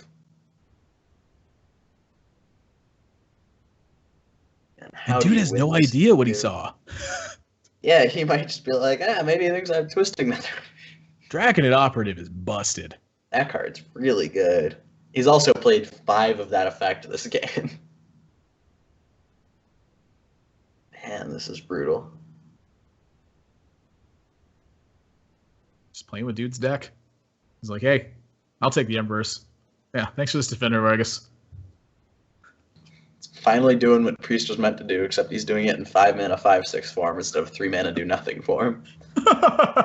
Shockingly, but the 3 mana one gives you 2 of them. Sick. Sort of. Kind of. If Thought Steal discovered, it'd be pretty good. Yeah, of course it would be good, dude. If Thought Steal made a 5/6, it'd also be pretty good. Wait, I have an idea for a card. All right, hit me. 5 mana 5/6. Discover a card from your opponent's deck. Sick. What are we gonna call it? Not Draconid Operative. Positioning. Yeah. He knows. He knows. I mean, I don't think it makes a lick. It doesn't make a lick of difference, but that's still pretty brutal. Yeah, it didn't matter. But yeah, there was definitely a way to do that where the power overwhelming minion wasn't in the middle. Yep. Yeah, he just had to put the Cabal Shadow Priest on the other side. Either way, it didn't wind up mattering. And LBYS ends the game with, I mean, pretty much another 3 rounds of pushes in hand. So that was brutal. Yeah, I don't really think there's anything Dude could have done to get back in that game, really at any point, except maybe the Hail Mary Emperor and hope that it worked out in his favor. The way he was low on life total too, I'm curious if there's anything he could do to try to stabilize differently against that. But from LBYS's perspective, it was just a matter of how do I couple the pushes right so that I put the maximum pressure on Dude without giving up too much and keep getting wave after wave. And it really just boiled down to Draconid Operative being so powerful in the situations he was in that just found himself at a huge advantage every step of the way. Yeah, I mean, that was really sick. I haven't seen that card take over a game like that. Apparently when you steal 5 of your opponent's cards and play 5 5/6s and then discount everything by 1 twice, it's a pretty good game. It's a good way to do it. It's going to be Rogue for LBYS in the final build. And Rogue versus Reno. This is a matchup where if you ask a lot of the Reno players, they'll say they're favored. And you ask a lot of the Rogue players, and they say they're favored. And Rogue players, very, very prideful about their ability to navigate this deck because there's a lot of tough decisions to make at times. But who's really got the advantage in this one, in your opinion? If I'm playing the Rogue, I think I'm favored. And if I'm playing the Reno, I think I'm favored.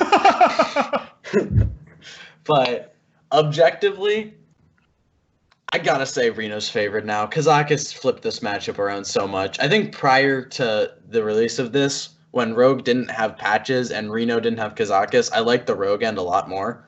But, man, you can't beat Kazakus. You almost can't. You need to draw really well. So now they just have another card that beats you, and they can still do the Rogue things of, oh no. That's a big swashbuckler. Hey, it fell. It fell. Good, good. All right. But, I mean, I think Kazakus just totally changes the matchup around. In addition to still having the Reno lock being able to pressure you, what else has Reno lock really picked up from this matchup? They play an extra taunt now with second rate bruiser. It's just like the AoE already was a lot to overcome for the Rogue. You had to space out your threats a lot, or you just had to make them have it. But now them having another card that generates an insane AoE against you, that's pretty rough. I think I would take the Reno personally, but the Rogue can definitely have winning draws if they can get out to a quick start. Maybe small time Buccaneer on 1, I think is really the pan out they're looking for rather than like a big auctioneer turn. But if they can just aggro you down and make you have the Reno and make you have everything, I think that's how the Rogue wins. So they're definitely not a big dog. It's probably like 53% for the Reno. Wow, it's really close. And in this position, you saw dude once again kind of go over the. None of these plays are appealing to me because I don't have any counterplay to my opponent. I'm the one presenting the issues here. And that's leaving dude in this kind of this weird spot where he doesn't really feel comfortable playing any of these. If he plays the Imp Gang boss here, he gives up the coin, but he doesn't contest Tomb Pillager as well. If he goes with the Twilight Drake and he finds himself playing against Sap or playing against like a questing adventurer conceal turn, is he going to have to Shadow Flame his Twilight Drake? There's a lot of things going on in dude's head where he doesn't feel comfortable in the position he's in, and kind of giving respect to the potential from LBYS to have these big turns. I would have definitely liked to see him coin out the Twilight Drake just because of how well it aligned with Tomb Pillager. And since your opponent had such weak turns, it's very realistic that's in his hand. Also, if he does have a questing concealed turn, I think you're fine Shadow Flaming your Twilight Drake and making sure that doesn't get out of hand. Now you're just behind, and your opponent didn't have to sap it. I wouldn't put my opponent necessarily on Tomb Pillager prep sap. His hand could just as realistically be Tomb Pillager no prep or sap no Tomb Pillager or something along those lines. So I would have liked to see him coin out the Twilight Drake just because he has so much stuff to do in hand. And the Imp Gang, while it was good on the board state, it wasn't really a great plan for the future turns. He's going to go for the 1-mana Toxin again. And I think this is a nod to his hand being very heavy and looking for a way to kill this questing, because if he does pick up the deal 3, he's in a pretty alright spot. Yeah, and what a deal 3 it is too. It reses the and he gets the Imp Gang boss. Yeah. That's a guaranteed. big deal. No, we could have gotten the 1/1. Oh, Spawn you're from right. the Imp Gang boss. I forgot about that. That actually might have been a nod to the Twilight Drake as well. Is that I don't really know. This is a tough spot. Like maybe he wanted something to die so he can get that pan out sometimes. But so far we've seen dude take nothing but 1-cost potions. And again, the thing that's really interesting to note is that the 1-cost potions are offering you that recovery potential as well as giving you the more consistent option. No polymorph there. He needed to answer that questing adventure. If he didn't do that, the game was going to end. And so maybe he planned for that. Maybe he planned for a weak questing adventure return. Maybe. I just don't think he had to take any sort of risk. Like he could have. I feel like he was just fine if he coined out the Twilight Drake and then played Kazakus. And then I think you're in a spot where you can take the 5-mana spell with Kazakus, which is the one you really want to be taking in this matchup, in my opinion, just because of how strong dealing 4 to everything is. But it worked out really well for him. Now he's on 5 mana, looking at some options. This Tomb Pillager is still presenting itself in a way that it can't be answered. He has some options to kill it, but they're looking pretty weak to me.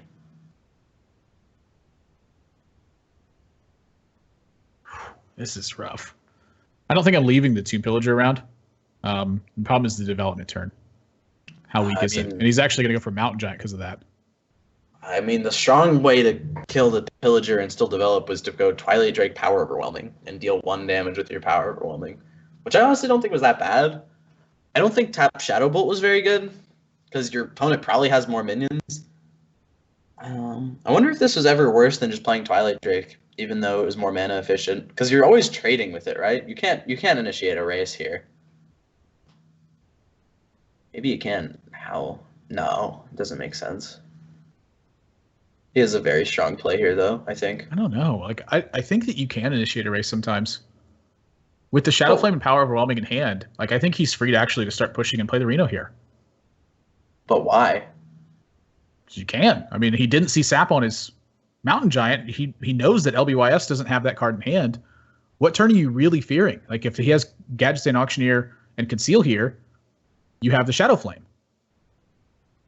What if you just killed his minion with your minion, Shadow Bolted, and played Bran? Left him with no minions, had Reno in your back pocket? Well. I feel like I would do that personally. I'm a big fan of taking longer lines against Rogue when I'm ahead on resources, but I can definitely see Renoing and dunking him.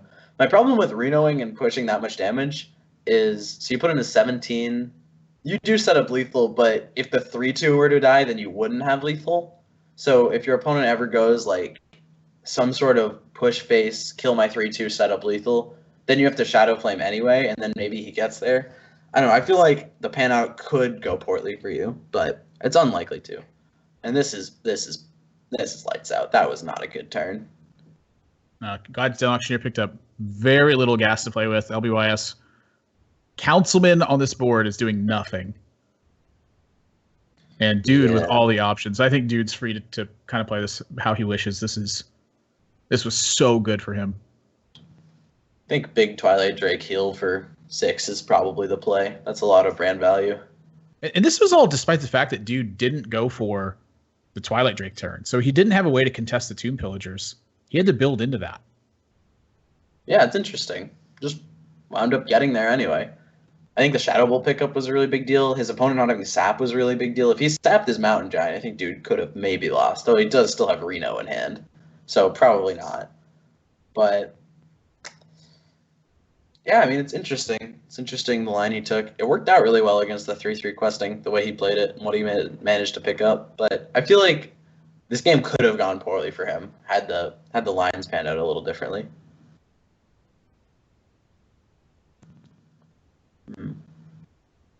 So looking at Demon Wrath. He definitely needs to attack first if he's going to Demon Wrath. He's giving up the Brand. Brand presenting no value to him this stage. I think that was all my plays are good syndrome, and he didn't really know what to do. I get that a lot, and I have no idea what the best play is. And if you're LBYS, do you dagger him in the face? You at least have a lethal out if you dagger him in the face. He's still got a lethal out this way. It just takes him a little bit longer time. He doesn't have lethal presented this turn, but it's still there. Like, just gonna take him getting another dagger in the following turn and picking up any sort of damage. Yeah, maybe you have enough time for that. It's a tough spot. I definitely don't hate the sap.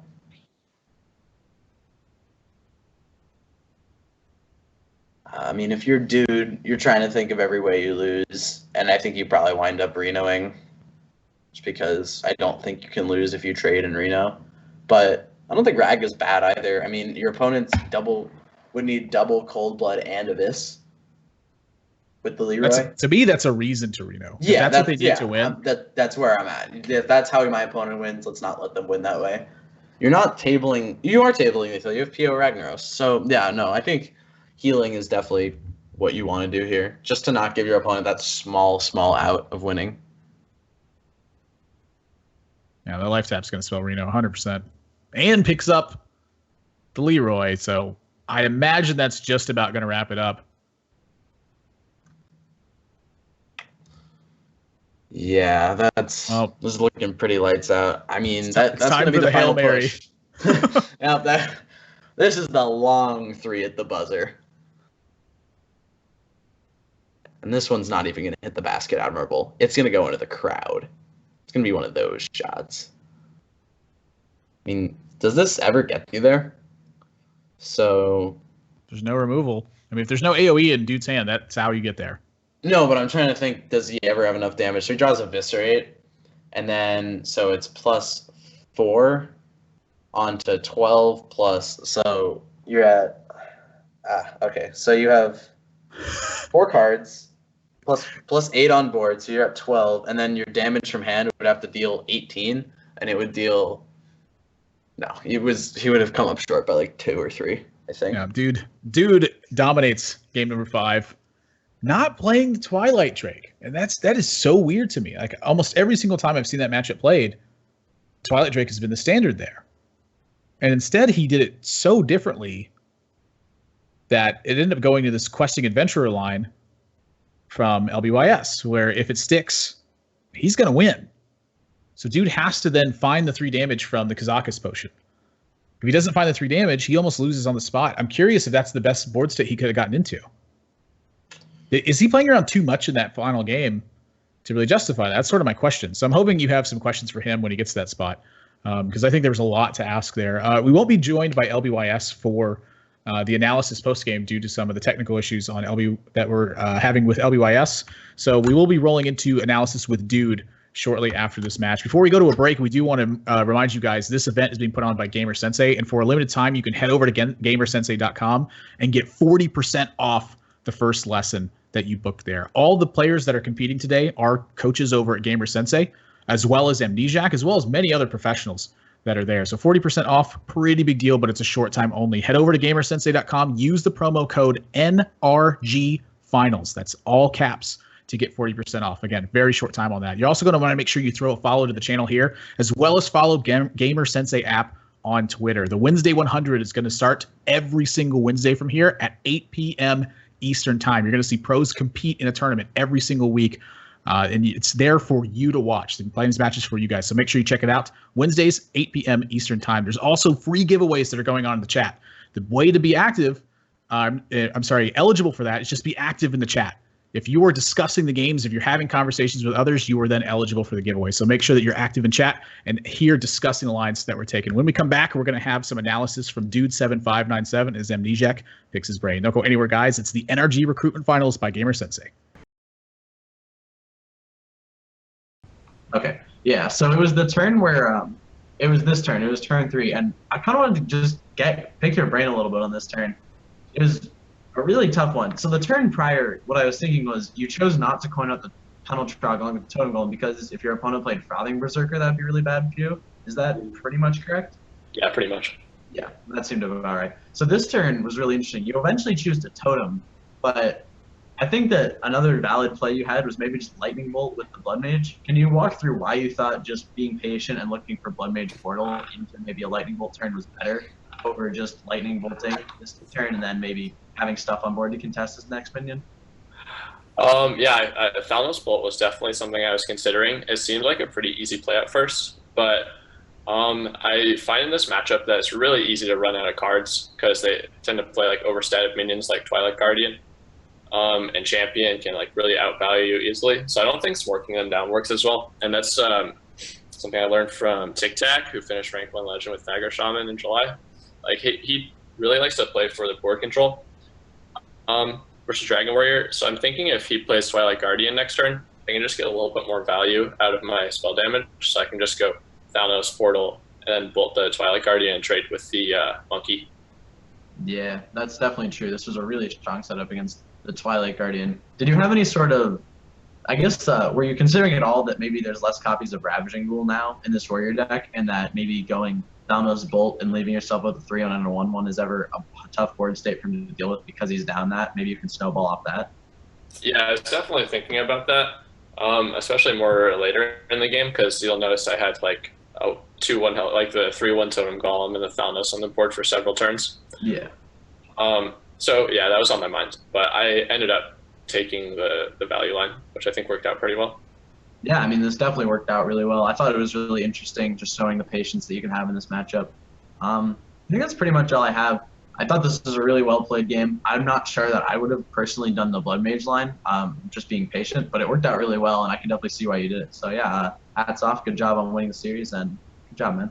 Thank you. Welcome back to the NRG Recruitment Finals. Second match of the day is in the books, but we got 3 more coming at you. Our next one's going to be Death Star versus Ardwong. I'm Nathan, that's Adam Zamora, joined by William Amnesiac Barton. And Amnesiac, we've seen 2 matches so far. Who do you think's looking strongest out of what we've seen? From what we've seen, I think that Dude just put on a really strong performance, but we also saw some games where LBYS was really bringing the heat.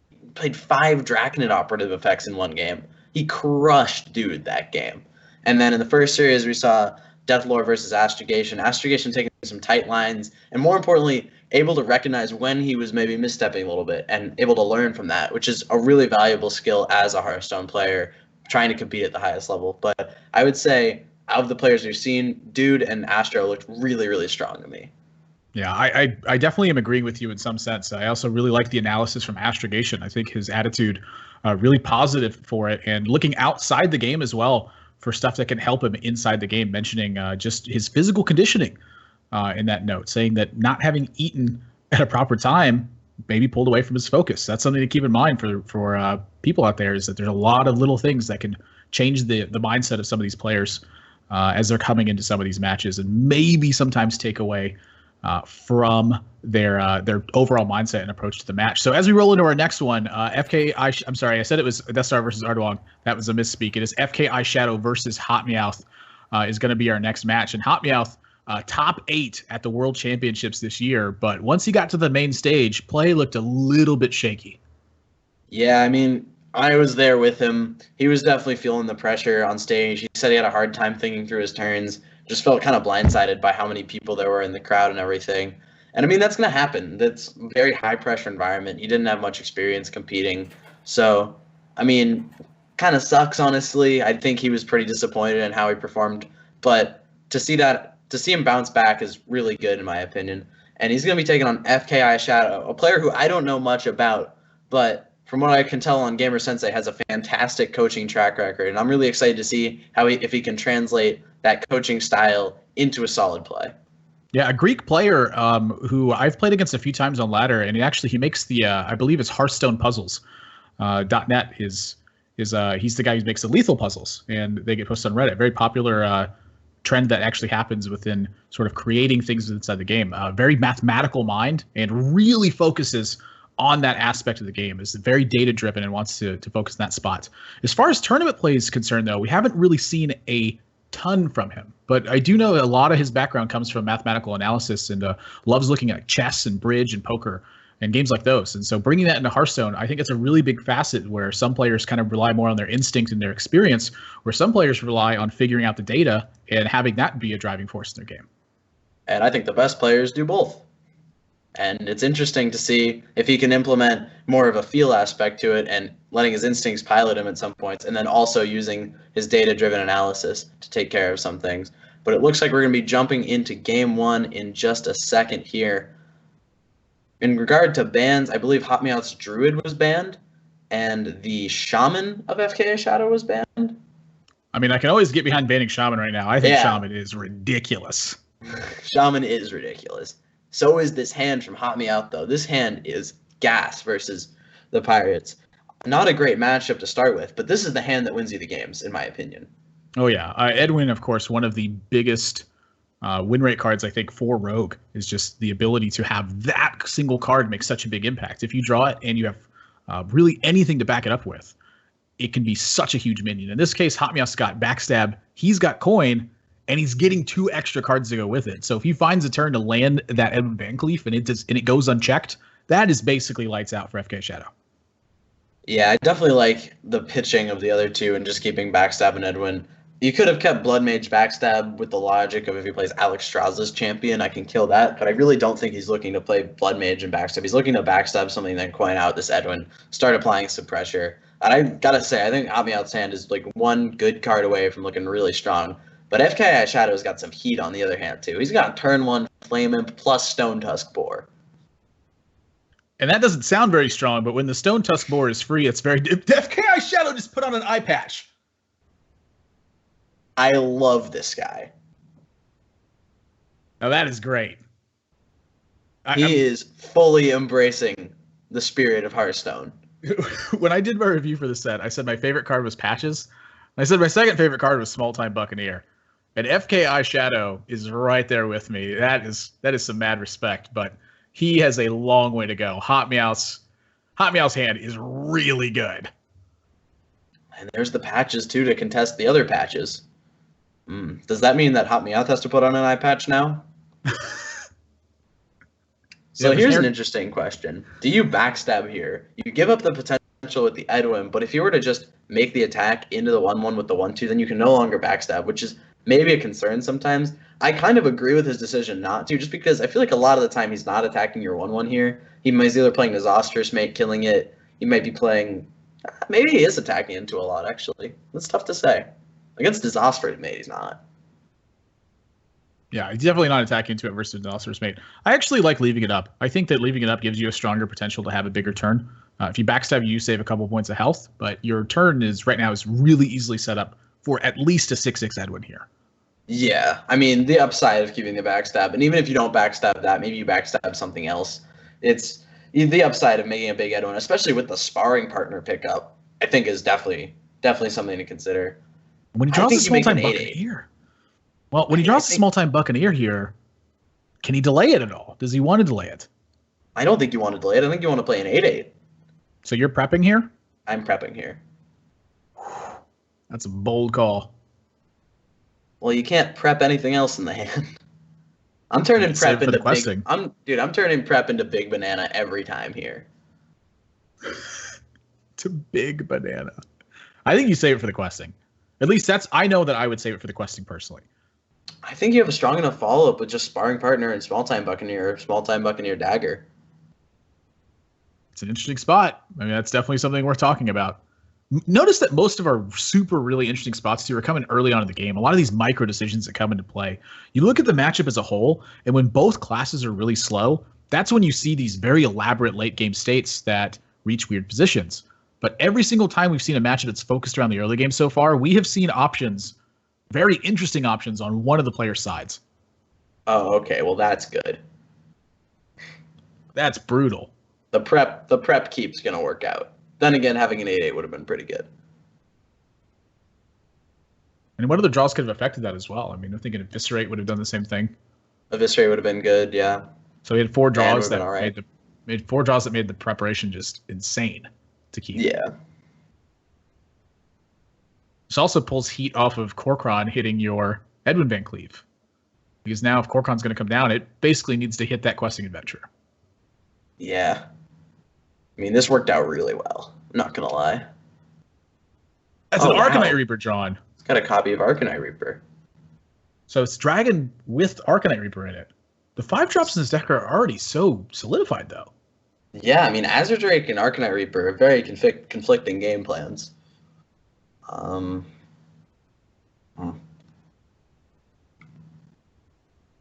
It's hard to understand really where he was going with this deck construction. I mean, I can't imagine his deck is bad just because this style of deck is so strong. But it's hard for Arcanite to be bad too. It's just 10 damage.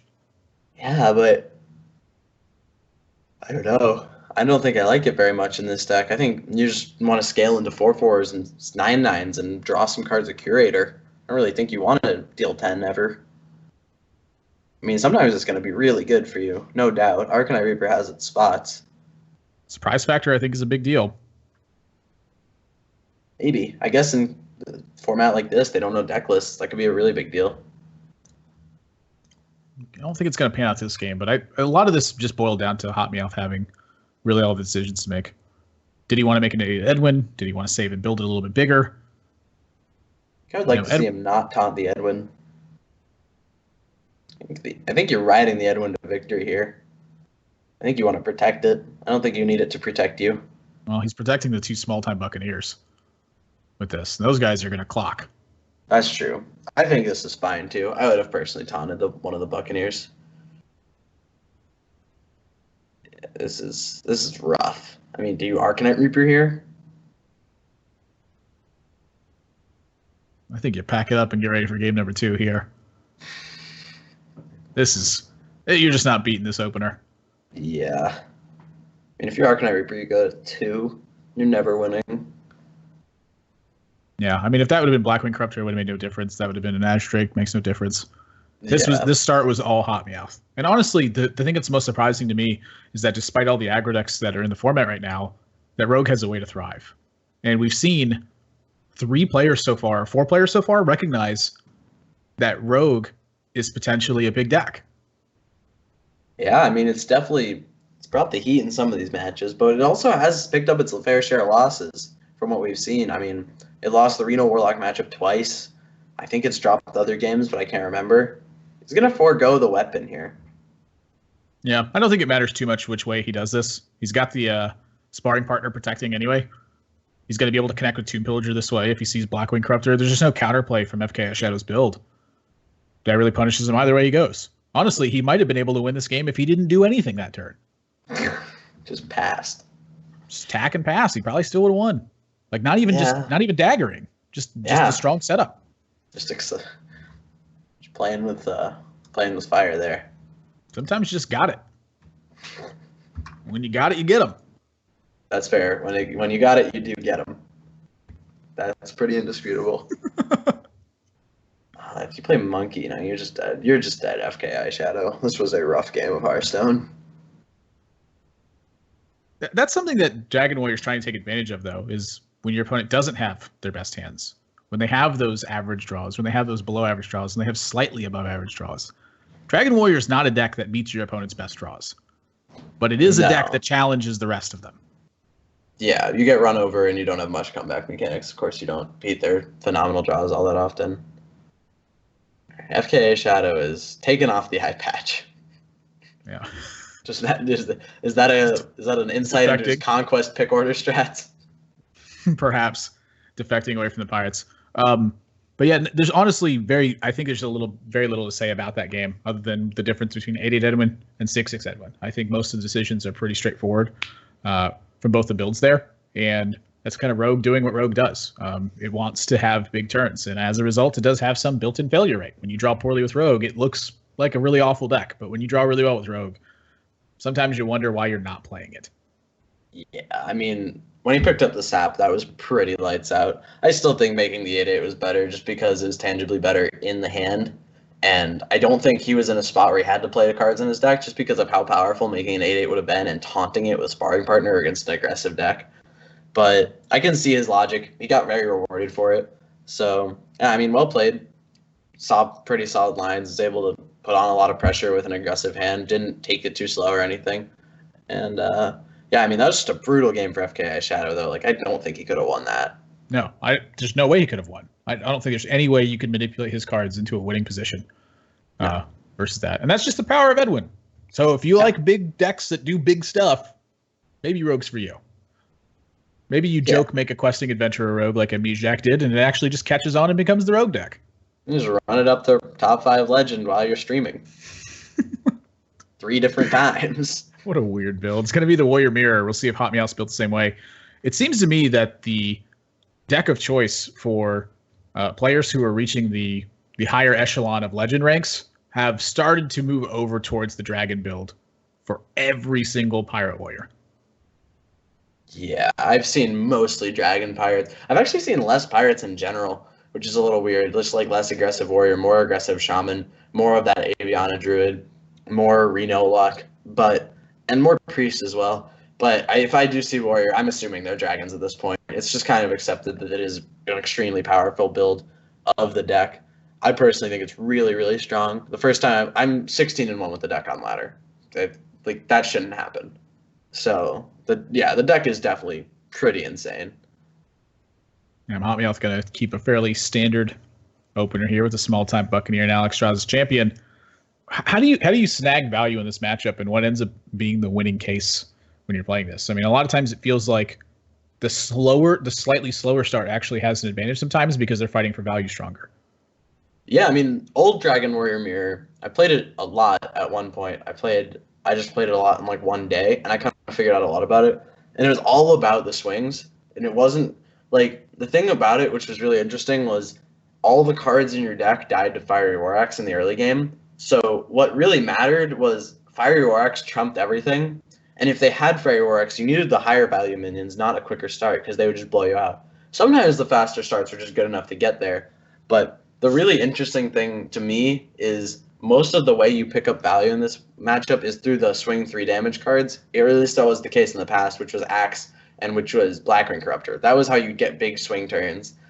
But now, since the decks are kind of smaller almost, like they're playing a little more micromanaging type games, they don't scale into Rag and Grom as often. And so I think that this is more going to be about doing that, but on an even smaller level. Maybe Nazas First Mate now is your swing card. Maybe whoever gets the small time Buccaneer buff into their opponent's small time Buccaneer, maybe that's the big edge you're looking for. So I think it's going to be more of the same in that trying to be the guy getting the little edges is going to be good and extracting value and getting 2-for-1s and stuff. But I think it just scaled down a little bit to where maybe keeping smaller amounts of things like 1-1s are suddenly very relevant because Ravaging Ghoul is less important. Stuff like that. Yeah, Slam is a tech choice for Hotmeowth. A card that I have actually not seen in this build yet. But I can say the same thing for the Arcanite Reaper and FK Shadows build. And I have to say, Slam is looking a little bit better at how it's going to fight for the board. Yeah, I think I'm a fan of the Slam. I was thinking a lot about it because the original build that I saw had 2 Acidic Swamp Oozes in it. That was the one that you and Sixo showed me. And I was like, oh yeah, this is great. I'm just going to beat him up with 3-2s. And it was pretty great. But the meta started to shift away a little bit from more weapon-based stuff. Like Pirates has become Dragon Pirates, where Oozes a little worse. Aggro Shaman's cutting Doomhammer. So I was like, all right, I'm probably going to trim down to 1 Ooze because that's probably fine in this meta. And when I was thinking about cards to play, it was really Blood to Ichor or Slam for me. And I went with Slam. I felt like it was fine. So I don't disagree with this tech choice for him. It's going to be really insane here. Well, I suppose that it's actually not going to be that good. But I think it's going to be good enough. Looks pretty solid to me. I mean, it's not bad. I don't know if you play it here, though.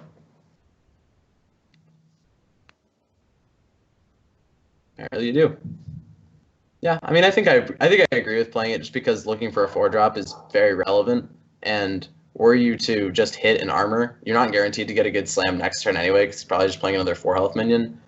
So this is like a very similar setup versus that. Yeah, it's probably better to play it. Just look deeper in your deck, get 1 more draw, Twilight Guardian, Kor'kron Elite type stuff. I wonder if he even needed to play it. Like maybe he... Is there any merit to holding it? Just playing the Zosphorus Mate, armoring up, saving the slam. Yeah, that's what I was for thinking this about. turn? Yeah, I thought about that, but I kind of concluded that you're not going to get a good slam this turn, or not like a super clean one anyway most of the time, because he's going to play something like a Fierce Monkey. So I guess then you just run in the Zosphorus Mate with slam. That's pretty good too. I mean, that's kind of my instinct, but he gets rewarded here. He finds the Twilight Guardian. I think. Wow. I don't know. I don't know if you need to attack there. That's the one that I'm really looking at now. Is you do get to push damage this way. You do get value out of your 3/2, but you have a Twilight Guardian blocking for your Alex Shaw's champion at this point. Can you just go for extreme value, set a Blackwing Corruptor? Oh, you're saying just pass there. Yeah. That doesn't seem that bad. You get a guaranteed really good Blackwing Corruptor. And that's the only thing I'm looking at is Hotmeowth's playing that turn blisteringly fast. And he does have some option in front of him.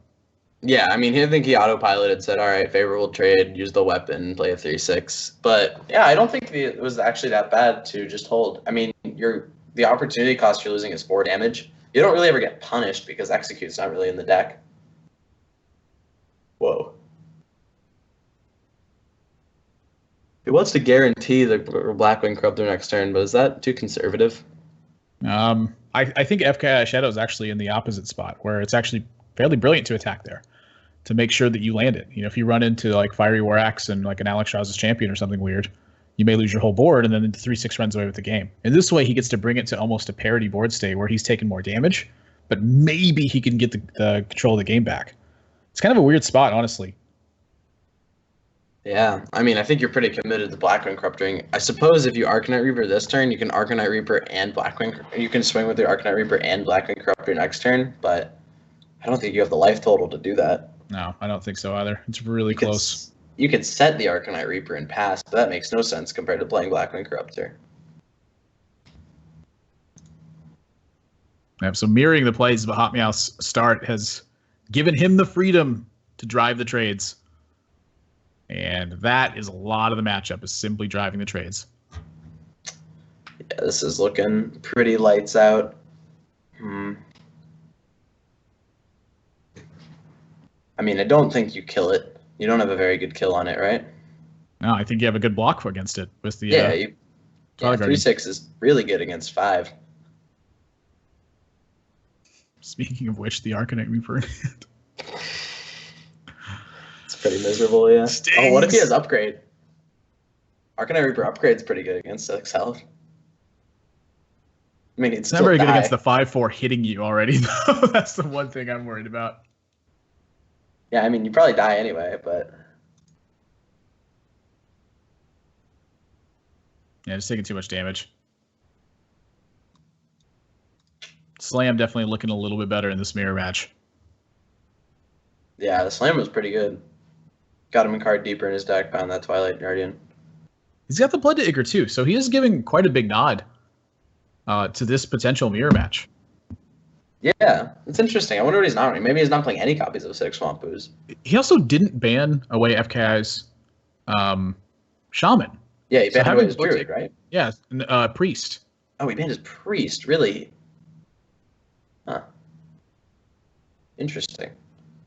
Oh, nope. He banned Shaman. Apologies. He banned. Yeah. Okay, we're getting the hot off the press update. He banned Shaman. All right. Still respecting the Shaman. Pretty reasonable. Man, this game is so over.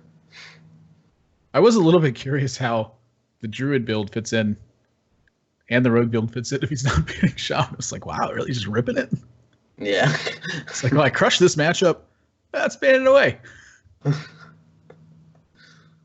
Yeah, having cohesive ban strategies is definitely a really big part of Conquest.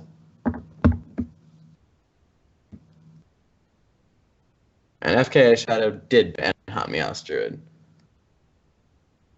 Yeah, nothing really to give here for FK Shadow. Just falling behind on board. No way to catch up. Arcanite Reaper so far has looked like a liability in the Dragon Warrior build. Yeah. Although this game, I'm not sure he could have really taken the early board state. I'm not really sure there was a way for him to do it. Nah, I don't think so either. But yeah, this is looking real rough. I mean, Hamias needs 1 damage. I don't know why he's playing as a Drake instead of a 9-9. He gets the 1 damage. Okay. Sick. Go for the gusto. I mean, I guess. I think the 9-9 and the 4-4 are basically the same in this spot. Yeah, I mean, you're not going to lose this game, but Yeah. I think playing a 9-9, blood ichoring, trading a little bit, and then pushing some damage is pretty good. No, just kill him. Look, Well, if you know you're you're going to draw in his Oz first mate, But you don't. it's his day. It's his day. He's the prophet. Yeah. Back-to-back games just steamrolled, and that one came down just simply to Alex Shaw's champion and how it's operating in the mirror match. I am curious if there's any way FKS Shadow could have delayed his small-time Buccaneer to play small-time Buccaneer on turn 2 alongside the N'Zoth's first mate, so that way Alex Shaw's champion wasn't counterplay to him. I mean, it's really tough because he didn't even have the weapon, so his upside was small in keeping it, in that it probably wasn't going to be a flame imp for a while, right?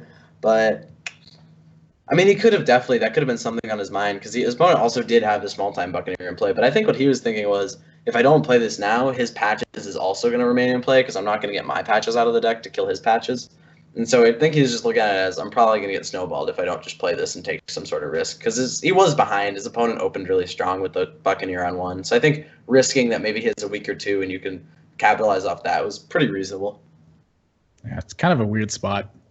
Those are tough games to think about because the early turns drive so much of the action that, you know, I look at the Dude match, for instance, where he delayed his opening and played very conservatively, and it paid off really well for him. I feel like spots like that exist more times than they're given credit for, just from a top-down perspective. You look at it and you go, oh, you just play on curve. But sometimes playing off curve benefits you a lot more because it removes some of your opponent's counterplay or it opens up opportunities for you in future turns. It's not always about just getting off to a blistering start. Yeah, I mean, you definitely got to consider, am I going to get there if I open really fast? Can I get there if I go slow? Different things like that. I think we're going to be getting into Game 3 pretty shortly here. Yeah, so as soon as the players are ready, we'll be jumping into the game. A little bit of an issue with the client right now for one of the players. So not really too much to talk about, I'd say, from this particular setup. It was Game 1 was dominated by Edwin Van Cleef. Game 2 dominated by Alex Shaw's champion picking up immense value and snowballing the game. That deck's looking really strong.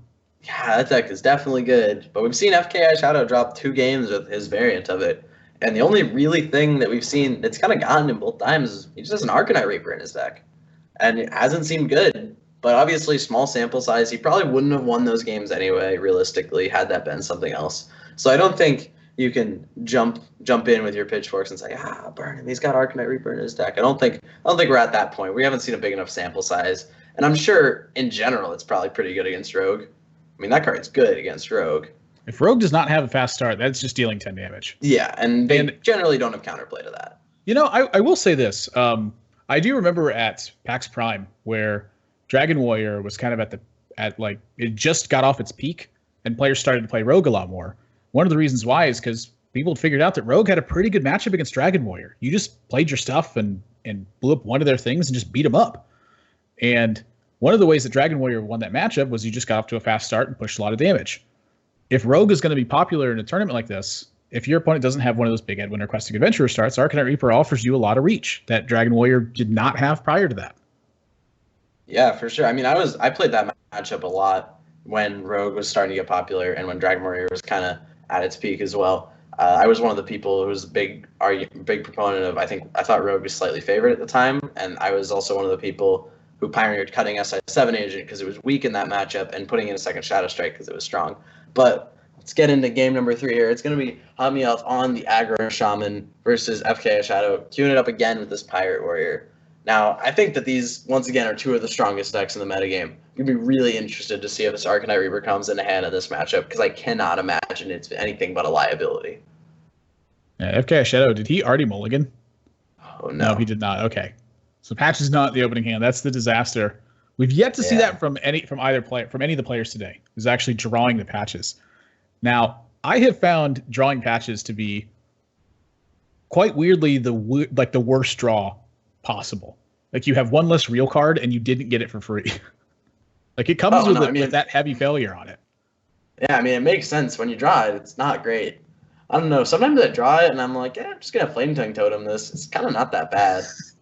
Like, sometimes Stone Dusk War is just pretty good, but you definitely don't want to. You'd rather play South Sea Deckhand and get it out of your deck. Obviously, there's tons of upside there. But I would say that there are games where I draw it and it's not that bad. Wow, his hand is bad.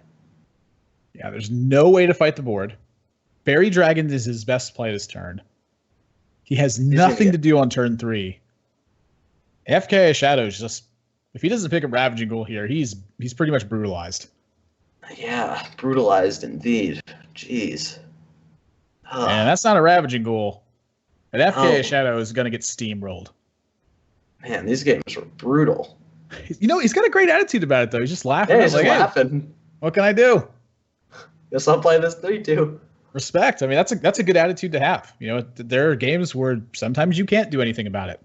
And when that happens, that's Hearthstone. Not Heroes of Warcraft. Rip.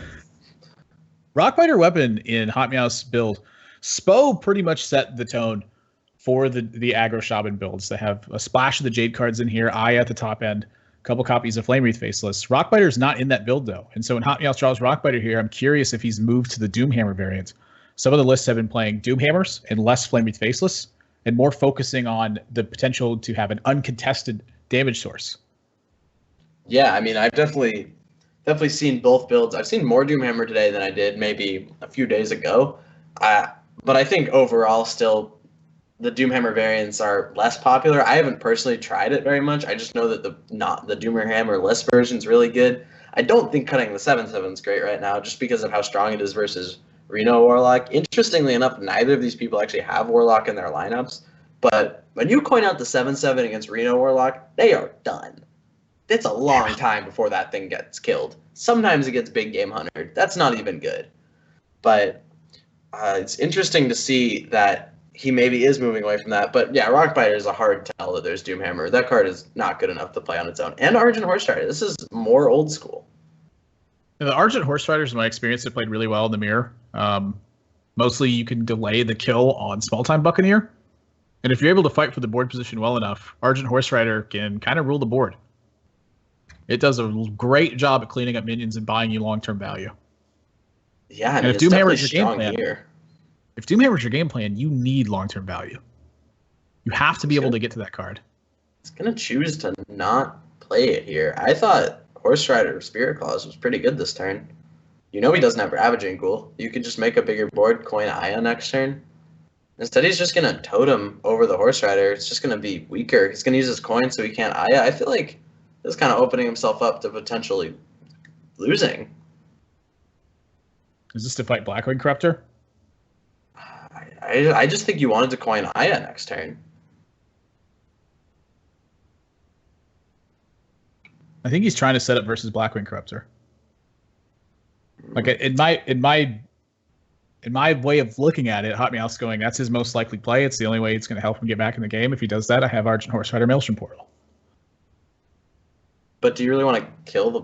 Wouldn't just getting the Horse Rider down and then playing Maelstrom Portal the following turn be the same thing?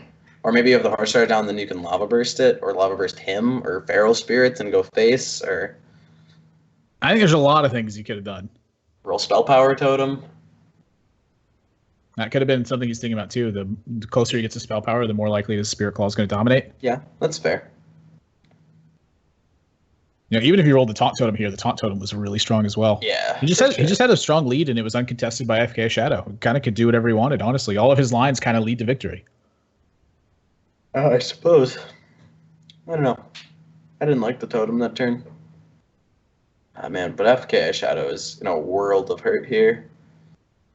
How do you stabilize? I almost think you have to play... You can't play Fierce Monkey, right?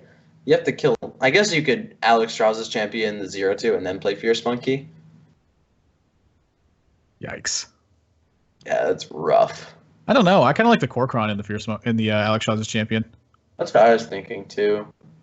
And I think you kill the totems instead of the damage. I don't know. That's not a winning play. You gotta kill the 0... You gotta kill Spell Power Totem for sure. Then you play Fierce Monkey, maybe. I don't know. I guess... Man, this is bad. Yeah, this is what happens when Dragon Warrior doesn't draw well. Feels a lot like the Rogue thing, where it's not really doing much. You're like, why is this here? Whoa. I don't mind that. I kind of like that. I actually like that a lot, yeah. Oh, He's my. praying for something. Well, he's not praying for that. I can tell you that much. He is dead. Indeed.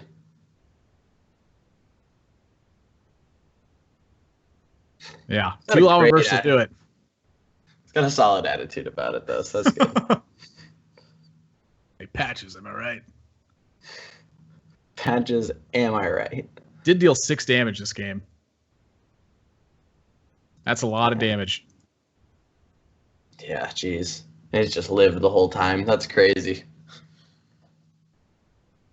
That's going to be a swift 3-0. That is the first stomp we've seen. I think both the other series went to 5. Yeah, both the others went to 5. This one, though, I don't really feel like it was like anything FK Shadow could have done. I think this one honestly just came down to panouts. Yeah, sometimes you just lose. That's cards. That's Hearthstone.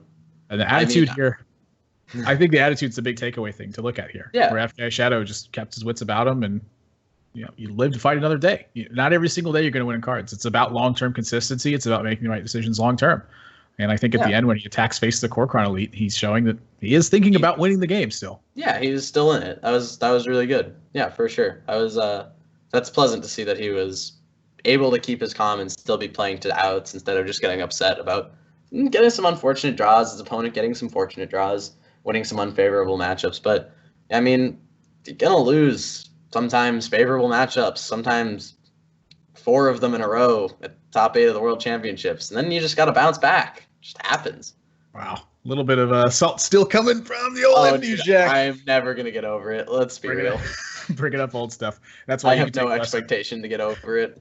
You should get some coaching from FKI Shadow on how to handle tough losses, which if you're looking for some private coaching, you can do that. Everyone that's competing today, as well as Amnesiac, as well as many other professionals, do private coaching over at GamerSensei. And for a limited time, you can head over there and get 40% off your first lesson with the promo code NRG Finals, spelled in all caps. The first time you use it, it's only going on for a limited time, so make sure you head over there right now. 40% off your first lesson. That is a big deal. We also want to mention that the Wednesday 100 is going to start taking place. So you want to throw a follow here to the channel, as well as follow GamerSensei app on Twitter. Every Wednesday at 8 p.m. Eastern, there's going to be more pros. There's going to be more pros competing in that tournament that's taking place. So make sure you don't want to miss it. We also have giveaways that are happening in chat. In order to be eligible, you need to be engaged in the conversation. Start talking with other players. Talk about the lines of play you're seeing, the decks that you're seeing. What have you been having success with on ladder? Just make sure that you're having a good time and communicating with others, and that will make you eligible for the giveaways that are taking place. When we come back from our break, we're going to have some screenshots from Amnesiac to get some analysis from the players who just played their match. So don't go anywhere, guys. The NRG Recruitment Finals coming up after this.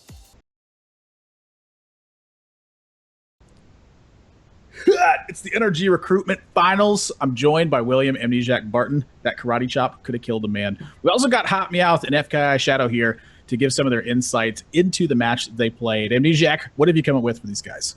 All right. So yeah, this is a pick of right after you chose to play the 6-6 Edwin on turn 2. I was just wondering, I think the big decision point this turn was whether or not to make it a 6-6 or an 8-8. And I was wondering why you chose to make it a 6-6 rather than just playing the prep. I kind of save the prep in case I need like some tempo swings, like if I draw a spell. Because that way, like I have more options there. And I feel like that play like gives me more options to control board, like more draw potential to control board.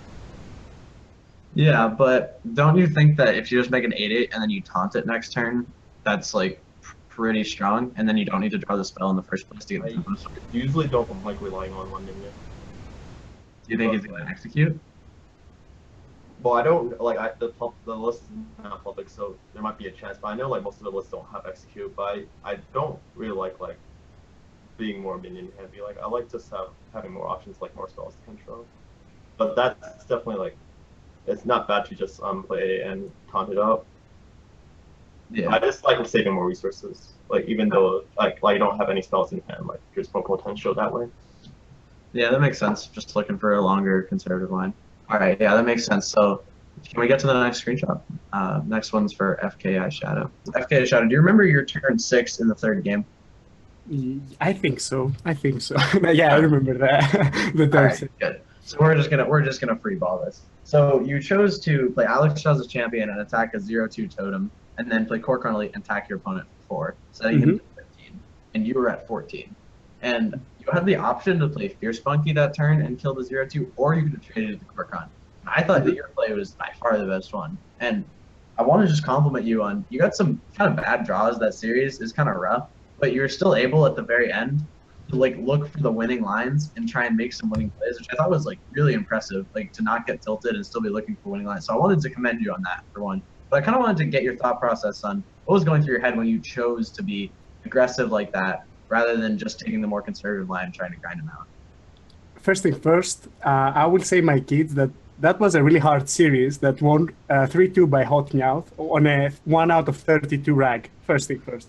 That's not a 3-0 in my mind. No, I'm kidding. The idea was, yeah, the exact thing you said. I mean, you got to play your odds. My odds was like Hot Meowth, DCing, disconnecting. No kidding. I mean, my odds was like an unanswered 9-9, maybe, you know. But when you are that desperate, you got to do it. You know, you got to play for it. I mean, it doesn't matter. It's still 1%, right? You got to chase that 1%. But I think it was a really amazing series. Congratulations to Hot Meowth. You played it perfectly. Man, I love that. It's great. I just think the bravery of the eye patch was the best part. Yeah, oh my god, I forgot about it. Sorry, guys. Oh my god, there it is. I mean, you know, there it is. Now it's the real FKI Shadow. I had to, you know, patches is my favorite card of the expansion, you know, so I had to create an eye patch just for him. But yeah, after all, I think at this end, you got to, I guess, breaking the spell power totem makes sense, you know, and then going phase. Yeah, I think it was like 1%, maybe less. I must do the maths on this, but yeah. Yeah. All right. Awesome. Welcome back to the NRG Recruitment Finals by GamerSensei. I'm Nathan, that's Admiral Zamora, and I'm joined by William Amnesiac Barton. 3 matches now in the books, and we got our 4th one coming up. It's Death Star versus Arduong. And Death Star, a player I'm fairly familiar with from 2014. Practiced a lot with Firebat and Purple and that crew, but since it's been fairly quiet. How you doing today, Amnesiac? You like the matches so far? Yeah, we've had some really good ones. The first 2 were nail biters going in game 5, saw a lot of decision points, and the last one was more of a Hearthstone match. You know, sometimes you just get got, and you can't get the other guy if you're getting got. So we saw FKI Shadow fall, but he had a really good attitude about it. We saw some interesting decision points from both of them. So it's still a productive series, by no means just a kind of a stomp. And so now we're going match 4, which is between Arduong and Death Star. I too am pretty familiar with Death Star from kind of a while ago. I haven't talked to him in probably over a year at this point. But back in the day, yeah, he was kind of known as the Hunter guy, and he helped a lot with Hunter preparation for 2014 BlizzCon back when I was a wee lad of 13 and very, very bad at Hearthstone. And yeah, but he hasn't made a mark in a while. So I'm interested to see what sort of playstyle he's adapted. I would be shocked if he didn't have Hunter, just knowing who he is as a player. But maybe he's kind of broken out of that a little bit. And Arduong, I honestly don't know much about, but he also has a very good track record as a GamerSensei coach. And once again, I mean, we saw FKI Shadow was able to translate his coaching almost into a really strong mentality just outside of the game. Not maybe in decision making, though I thought he played pretty well, but he was able to just keep calm, almost look at it from the perspective of he's looking at it from a looking glass, like, oh, this is happening, it's all right, I'm just going to stay positive, keep making good plays. So I'm interested to see if Arduong can maybe adopt that sort of mentality as well and implement that in his road to victory. Yeah, Arduong, a player that's been mostly an Open Cup grinder and a ladder grinder for quite a long time, likes to publish deck guides and has quite a few top 100 finishes on ladder. Not a player that you've seen a lot in the spotlight because of the nature of big tournament play. If you're not making championships, it's hard to get the spotlight on you. But he's been a very strong player. I know I've played against him on ladder a couple times, but for the most part, it has been just a string of top 100 finishes and the ability to continue to compete in Open Cups. So big grinder that he is, and Death Star was very much that same way a few years back when he practiced a lot with those guys. He was just a big grinder. So I'm really looking forward to see how these two guys compete. I know I've been seeing Death Star online a lot more recently since Mean Streets came out. Yeah, for sure. I mean, I think he's the type of guy who really likes to kind of tinker with his own decks, his own ideas. And so when new cards come out, inherently someone like that is going to be more inclined to be playing some Hearthstone. But I think last season even, which is kind of old meta, everyone's a little tired of it, looking to play some Mean Streets. I think I saw him reach Legend and still be playing a lot. So in addition to his coaching, he's still playing actively, still keeping sharp. So I'm interested to see if his mechanics are still on point. Yeah, I'd be really curious about that too, because that was always one of, I think, his stronger suits was not only just the builds in general, but his ability to mechanically operate on turns 1, 2, and 3, sort of the micro perspective, and given the context of his hand, what cards operated strongest against him in that particular scenario. To me, that's one of the telltale signs of a strong, aggressive player is the ability to be patient when it calls for it. Yeah, I mean, definitely. I think I definitely agree with that. He, back in the day, had the decks he would build were very difficult to pilot. He would play like Volcanic Drake, Unleash the Hounds Hunter, and you'd look at it and you'd be like, what do I do? And he'd be like, oh no, you just do this, that, and the other thing, and then you beat him with 6/4s. And I'm like, how do you beat him with 6/4s? And he's like, oh, just watch. And I'd watch and I'd be like, oh, that's pretty sweet. And then I'd try and do it and I'd be like, this sucks. I just have 6/4s in my hand. What is this game? And it was just really, really brutal. Trying to pilot the decks that he played. It looks like we're having some technical issues here. I'm going to throw to you for a second while I see if I can handle this. Yeah, we're working on getting the feed up as quickly as possible in terms of the actual gameplay. Of course, to present a match, need to be able to see it. So not just talking for the sake of doing so. I want to get in the matches just as badly as y'all do. So bear with us for a moment while we get this fixed as quickly as we can, and hopefully we can go from there. But that is something else to really say about Death Star there as well. Is he's always been a brewer. And he's never been afraid to try builds, and this guy will be in the top ranks of Legend and still brewing decks. In his opinion, if it's not a deck that can get him to a top 100 spot on ladder, probably not the build he wants to be playing with. And I've seen him over and over try new cards and try new strategies and try new builds, just trying to pick cards that are going to be problematic at certain spikes in the game. Much more about focusing on power plays and much less about focusing on just pure overall efficiency. He's trying to catch people off guard. Yeah, that guy is it's a sneaky one, with his Volcanic Drakes and such. And I remember it was really interesting when he looks at cards that come out sometimes, or at least when I used to talk to him a lot, and he would look at it and he'd be like, oh, this fits perfectly in my Volcanic Drake Hunter. And it would be like Jeweled Scarab. And I'd be like, man, that thing's at 1/1. Why do you want that in your deck? And he's like, oh, no, let me explain. If you get more Unleash the Hounds in this deck, you just win. And I was like, all right, let's see it. You watch him play Volcanic Drake Hunter, you're like, oh, this is pretty good. Maybe Jeweled Scarab made this a little easier. I'll play some Volcanic Drake. And I'm like, man, this sucks. I have 6/4s again. And you're back to that. Apparently, I was incapable of learning the 6/4 deck. But Yeah, he's definitely an innovative guy, able to look at things from a different perspective. And that's just like a really interesting aspect of Hearthstone that's kind of starting to go away a little bit, what with just how networked everyone is and how refined some of the lists are getting. And people just have more of an instinct of how to build decks as well. Yeah. A lot of it's data-driven approaches, too. Players are looking at specific win rates of cards and how they're affecting matchups, and that'll be a big one. And so we've got into game number 1 here. Looks like some turns have transpired, but from what I can tell in the pan out based off of Death Star's life total, he attacked Living Roots twice with his dagger and then coined a Tomb Pillager. And then what Arduong did is hero power, hero power. That's the only way you get to 23 and at this Manitel. And then he went Feral Rage, Jade Idol. All right. So Death Star plays another Tomb Pillager. Not really any reason to dagger the 1/1. And now Arduong is going to have somewhat of a decision point here. What do you think about this turn? Do you think you're ever cycling this Wrath and Feral Raging? Do you think you're just Wrathing? This is interesting. Ooh.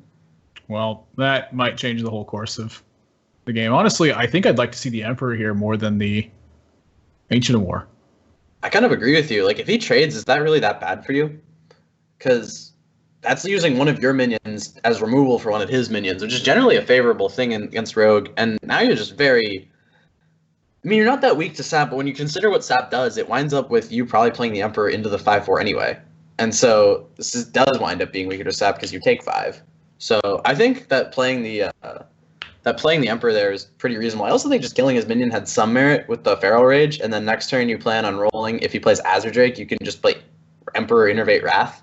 And you're low on cards, but you're high on tempo, which is important. So I don't think I hated that either.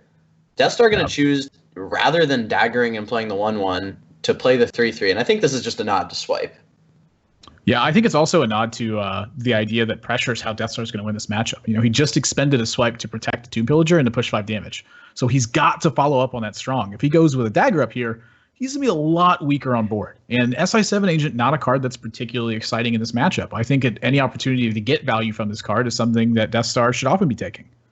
Yeah, I mean, just having a 3/3 on an awkward turn is probably about as good as it's going to get. Like, I would keep and play this card on turn 3 in the matchup. The battle cry is not what's great, but having minions against Druids, what's powerful.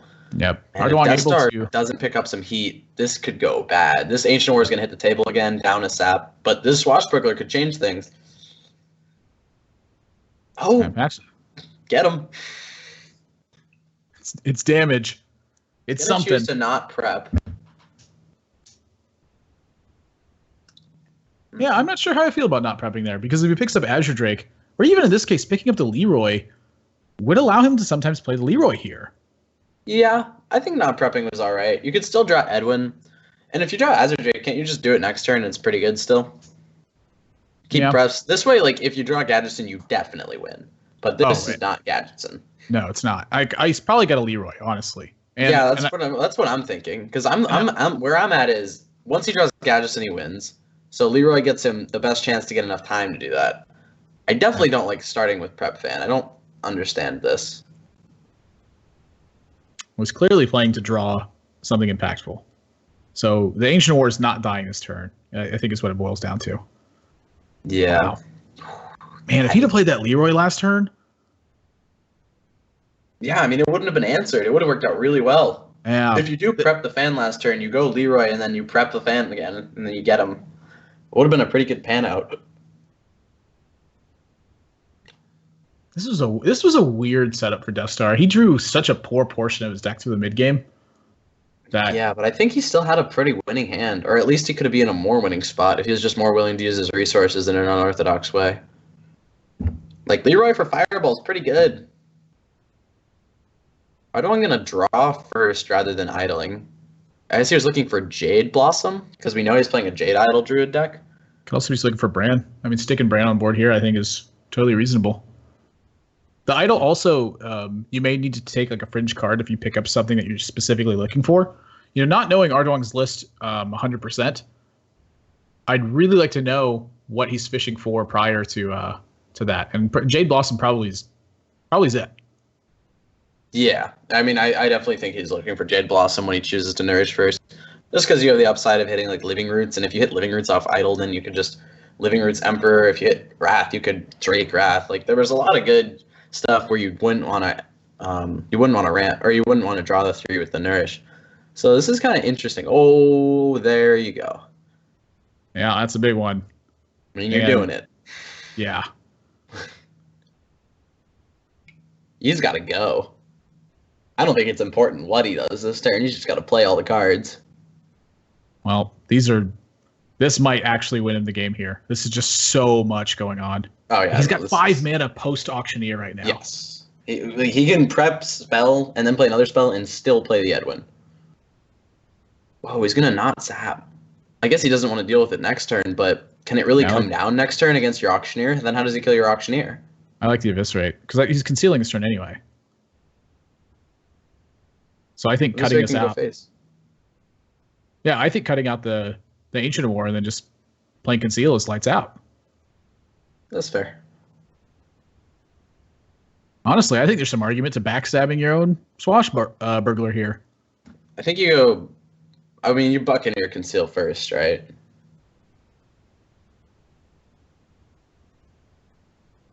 I think there was. Yeah, probably.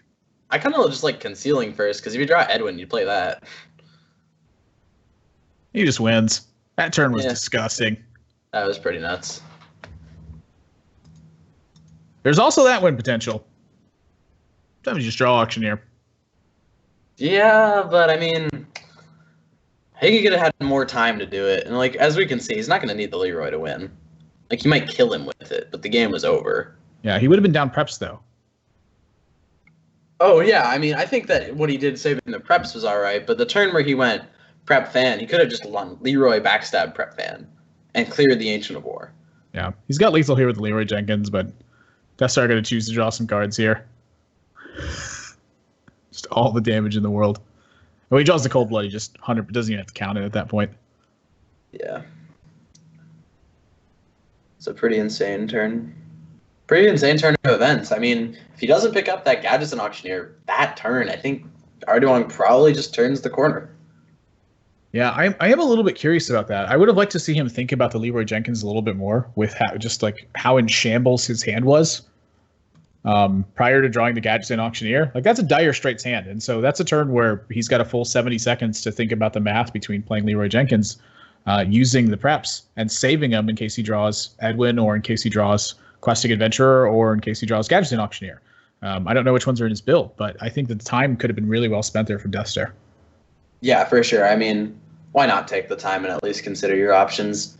Increasing your percentages in a game like that, where you know if you draw Gadgetzan Auctioneer, your favorite. If you draw anything else, you're not. Trying to maybe eke out 1 extra percent. If you take this line of play, you get an extra turn to draw your Auctioneer. Maybe this other draw suddenly is good, where it wouldn't have been as good if you don't make that play. I think taking your time and considering definitely makes sense there. I mean, there's just no reason not to, outside of just deciding that you had done all your thinking. Yeah, so game number 2 is going to get underway. And here it is. It's just true to who he is. Death Star always plays Hunter. Like, he's actually a purist. Yeah, it's crazy. He's like the rogue people, but worse. I used to be one of the rogue people. Then I got way better. And I was like, wow, this is dumb. I'm just gonna play aggro shaman. This is way better. It's like the rogue people, but worse. But worse. That's an Emperor Thorson. That's an Emperor Thorson. That's a Tundra Rhino. I'm excited, Admirable. Death Star's cooking up something. It's an Unleashed deck. He loves his Unleash the Hounds. Arduong, meanwhile, it looks like he's playing more of a mid-range version. We saw White Eyes get pitched back, as well as Sting from below, Really? and 2 Azure Drakes in the hand right now. So Arduong taking a much slower approach, and a Brand in the build as well. I'm guessing this is heavier Jade. Yeah, it must just be. It's not a bad deck. I've played against it on ladder. It's pretty solid. You just make big guys. Like, Shaman's pretty good at just making big stuff. 4 mana 7/7, 1 mana 12/12 at some point in the game. Man, Death Star just can't deal with Totem Golem here. Like, what is that? He's got some sort of game plan against this. I mean, when you see a Hunter build with Tundra Rhino and Emperor, something's up. Oh, something's definitely up. I just think that this is ambitious. I mean, he's going to play Houndmaster next turn, probably. I'm trying to think of a way he doesn't play Houndmaster. You think he doesn't play Houndmaster? I'm trying to think of a way that he doesn't. Oh, no, yeah. I mean, you gotta... You gotta bite the bullet at some point on the Like, value train. when is that coming down if he doesn't play it right now? Yeah, I mean, hero power is one thing. Hero power is another thing.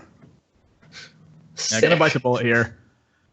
And honestly, Unleash Direwolf is pretty good. Yeah, it's gonna be.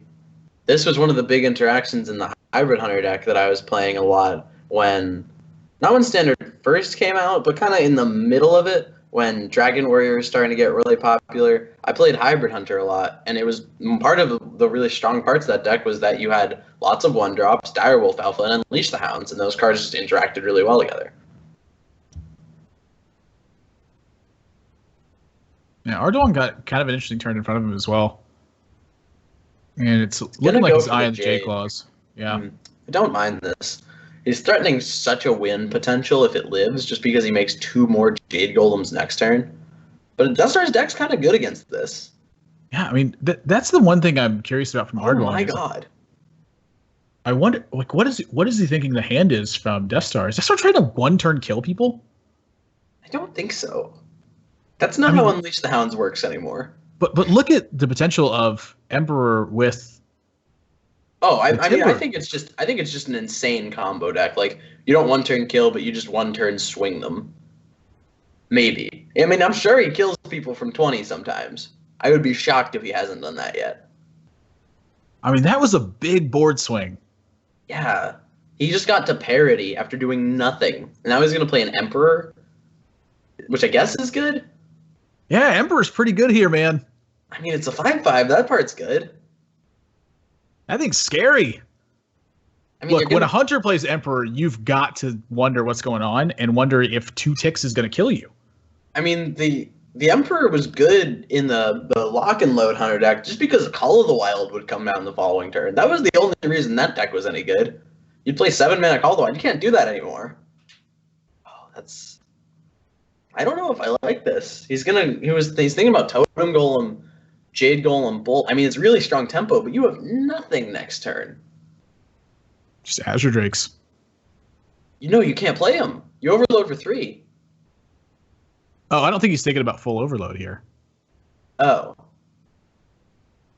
I think if he's playing the Totem Golem, he's he's not just going to do this. Oh, yeah, this is fine. I thought he was eyeing... Oh, this also works. Yeah, I'm fine with this. I just think that stranding your hand completely isn't great. Yeah, I like this. I do like keeping the 5/5 and pushing. I do like this, rather than trading and playing Drake. This is just a lot more power.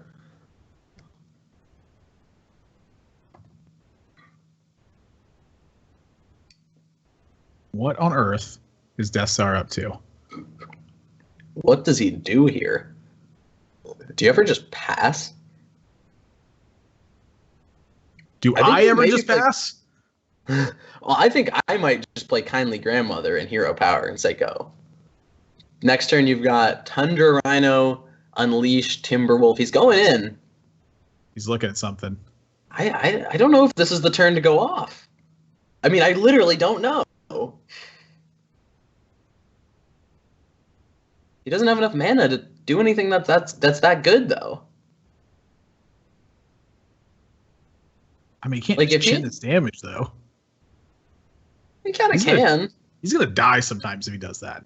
This is a good swing. I don't know. You could wait a turn.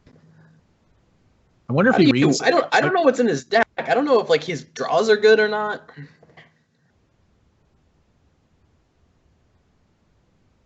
I mean, honestly, I guess he's winning from this position. Well, that's kind of what I'm thinking. I'm wondering if he's ever reading this as, how does Ardwong actually kill the Tundra Rhino here?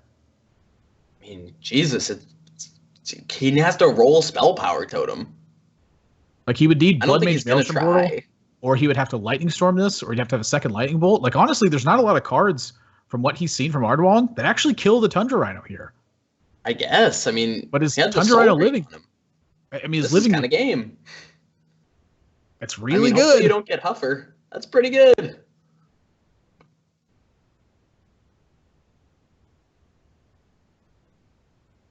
Kindly Grandmother's pretty sick here.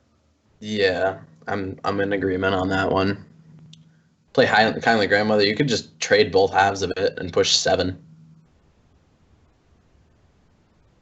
I think limiting his minions is pretty good, but you have to also consider you want to beat Jade Chieftain. Oh. Yeah, you should probably just push the extra damage and trade the Leok if it's that much stronger. Yeah, I like that a lot better. Could forego the trade, maybe. I don't know what kind of... Death Star is not a kill command hunter player. He's going face. I mean, if he has quick shot in the deck, he sets up lethal from hand. It's gonna work, I mean... This is weird.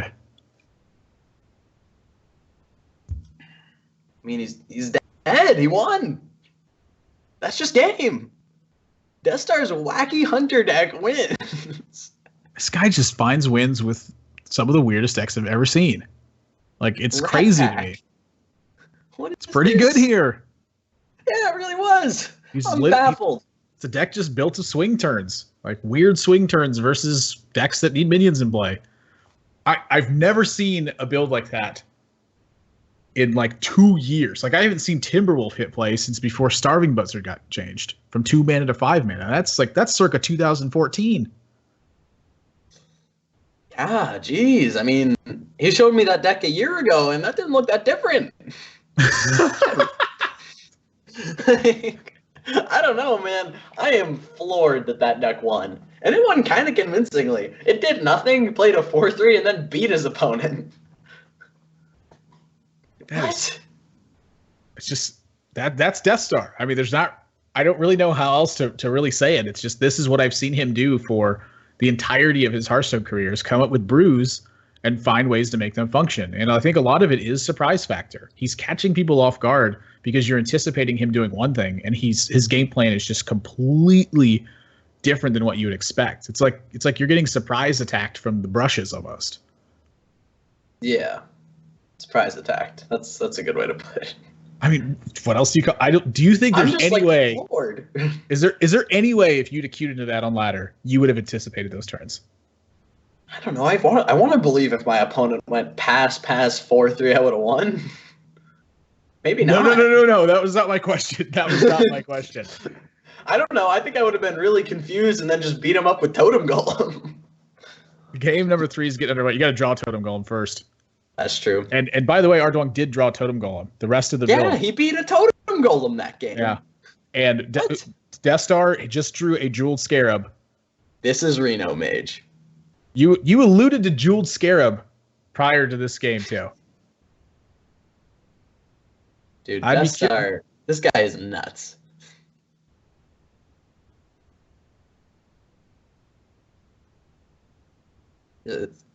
I have no idea how to play his deck. I don't know what's in it. I don't know how he wins games. There's nothing abnormal yet, really. I mean, the Scarab's a little weird, but it seems pretty average so far. Yeah, Reno Mage is sort of an interesting build. Dog played quite a bit of Reno Mage when the season first started and had some pretty major success with it. To me, the big benefit this deck got was really Kazakus, where you have such a strong card to access with that particular one that you can find yourself recovering from board states that Reno Mage just didn't have ways to do before, like being able to make additional minions, get extra gas. There's a lot of stuff going on with the build, and it can tend to take it slow. When he's against this particular matchup from Ardwong, who's going to be playing more of a slow scaling game, I think Death Star can find himself in some very favorable spots here.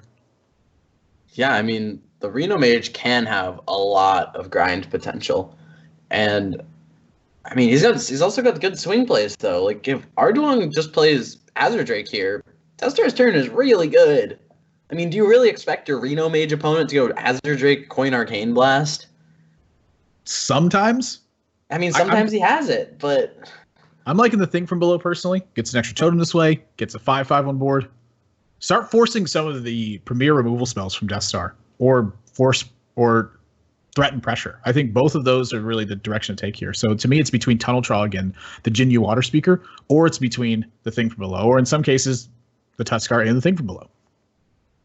Wonder if Ardwong ever has Thunderbluff Valiant in his deck. If he does, I could definitely get with the Totem Thing from Below play. It's hard to say. I guess there's also a lot of upside. I kind of like the Jinyu play, honestly, because then you roll into turn 6, you can not overload. Turn 7, you can play the Jade Chieftain, and you can save the Azure Drake for when it's good with Maelstrom Portal, which I guess is like a line of thinking. Jade Spirit makes his turn a lot easier for Ardoin for sure. Maelstrom Portal, it's about as good as it's going to get here. Keeps a 1/3, spawns a 1/3, deals 1 damage. When you look at it that way, it's a pretty strong 2-drop. And Death Star with a lot of cards that basically give him other cards. Yeah, not many cards that kill things or are better than 3 mana 2/2s. Looks like he's gonna be going for Cabal Courier Acolyte. Oh my god, I hope he takes Shadow Form. Please tell me there's a Cabal Drake in here. Oh my god. How would he get Raza? Yeah. That's a good question. The Entity. I wonder if taking the Entity was better than taking the Dark Peddler, because Mage is really strong 1-mana spell options. What with Arcane Blast, Arcane Missiles, Ice Lance, Mirror Image. Those are all pretty good utility. The Mirror Entity is unlikely to hit well, but I guess there's a decent chance. I mean, most of Arduong's deck is just kind of mid-range stuff. Now, I think that's the nod that Death Star's giving here, too, is that he's seen Jade Chieftain already. He can anticipate, I think, less overall burst damage from Arduong. So he's just got to find a way to stabilize any position and then swing it. Looks like he's eyeing the Jade Chieftain this turn. He knows that Flame Strike's a possibility, so getting a 5/5 down definitely has its upside, but it looks like this is kind of another line of thought when playing around Flame Strike, is just he's being patient and not committing too much, which I think is fine. Like, if your opponent Flame Strike this, it's not too strong of a board, really. He's going to choose to not value trade, just take the 2/2 trade. And when Death Star sees that turn, I mean, it's just Emperor, right? It's got to be. You're not going to die, and you've got a Flame Waker now. Yeah, this is a strong turn. And Ardoin honestly does not have a way to capitalize. Death Star is definitely the type to play Fireworks Mage. And you're going to see that very soon.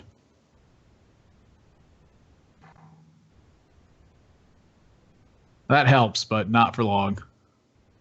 This is going to get brutal. Yeah, I mean, Ardoin has gas in hand. I don't know. I don't know if I hate his spot. Death Star doesn't have block up. He doesn't have Reno yet. Oh my. It's gonna... That's a big blizzard. These are all the Death Star cards. Jeweled Scarab, Cabal Courier, Kabbalist Tome. This dude just loves making stuff.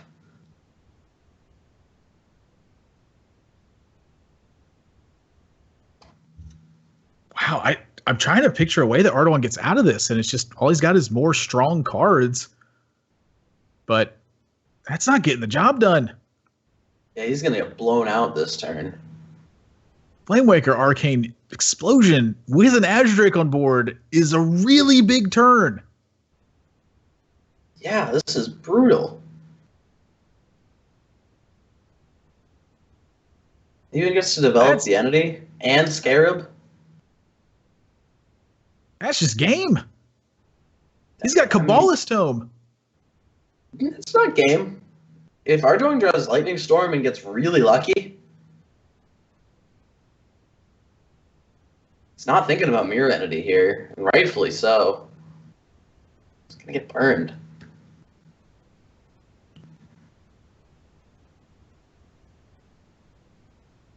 Yeah, this is looking brutal.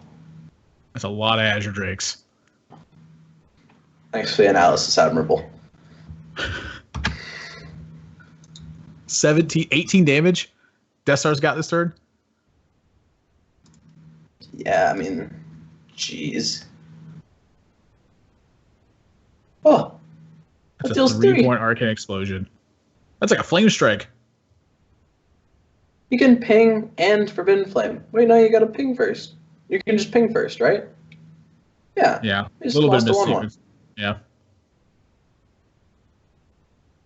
I don't think it's going to matter, but... 1 mana off.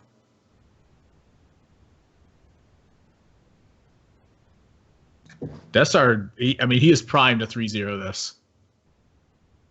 Yeah, I mean... He's 2 damage off, game. 1 damage off lethal right now.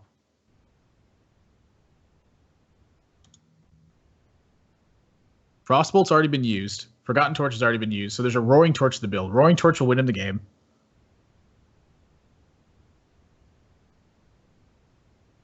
Those will come pretty close. Well, you don't Volcanic Potion. Thanks for the analysis, Amnesiac. I mean, as long as he doesn't Volcanic Potion, I think he's fine.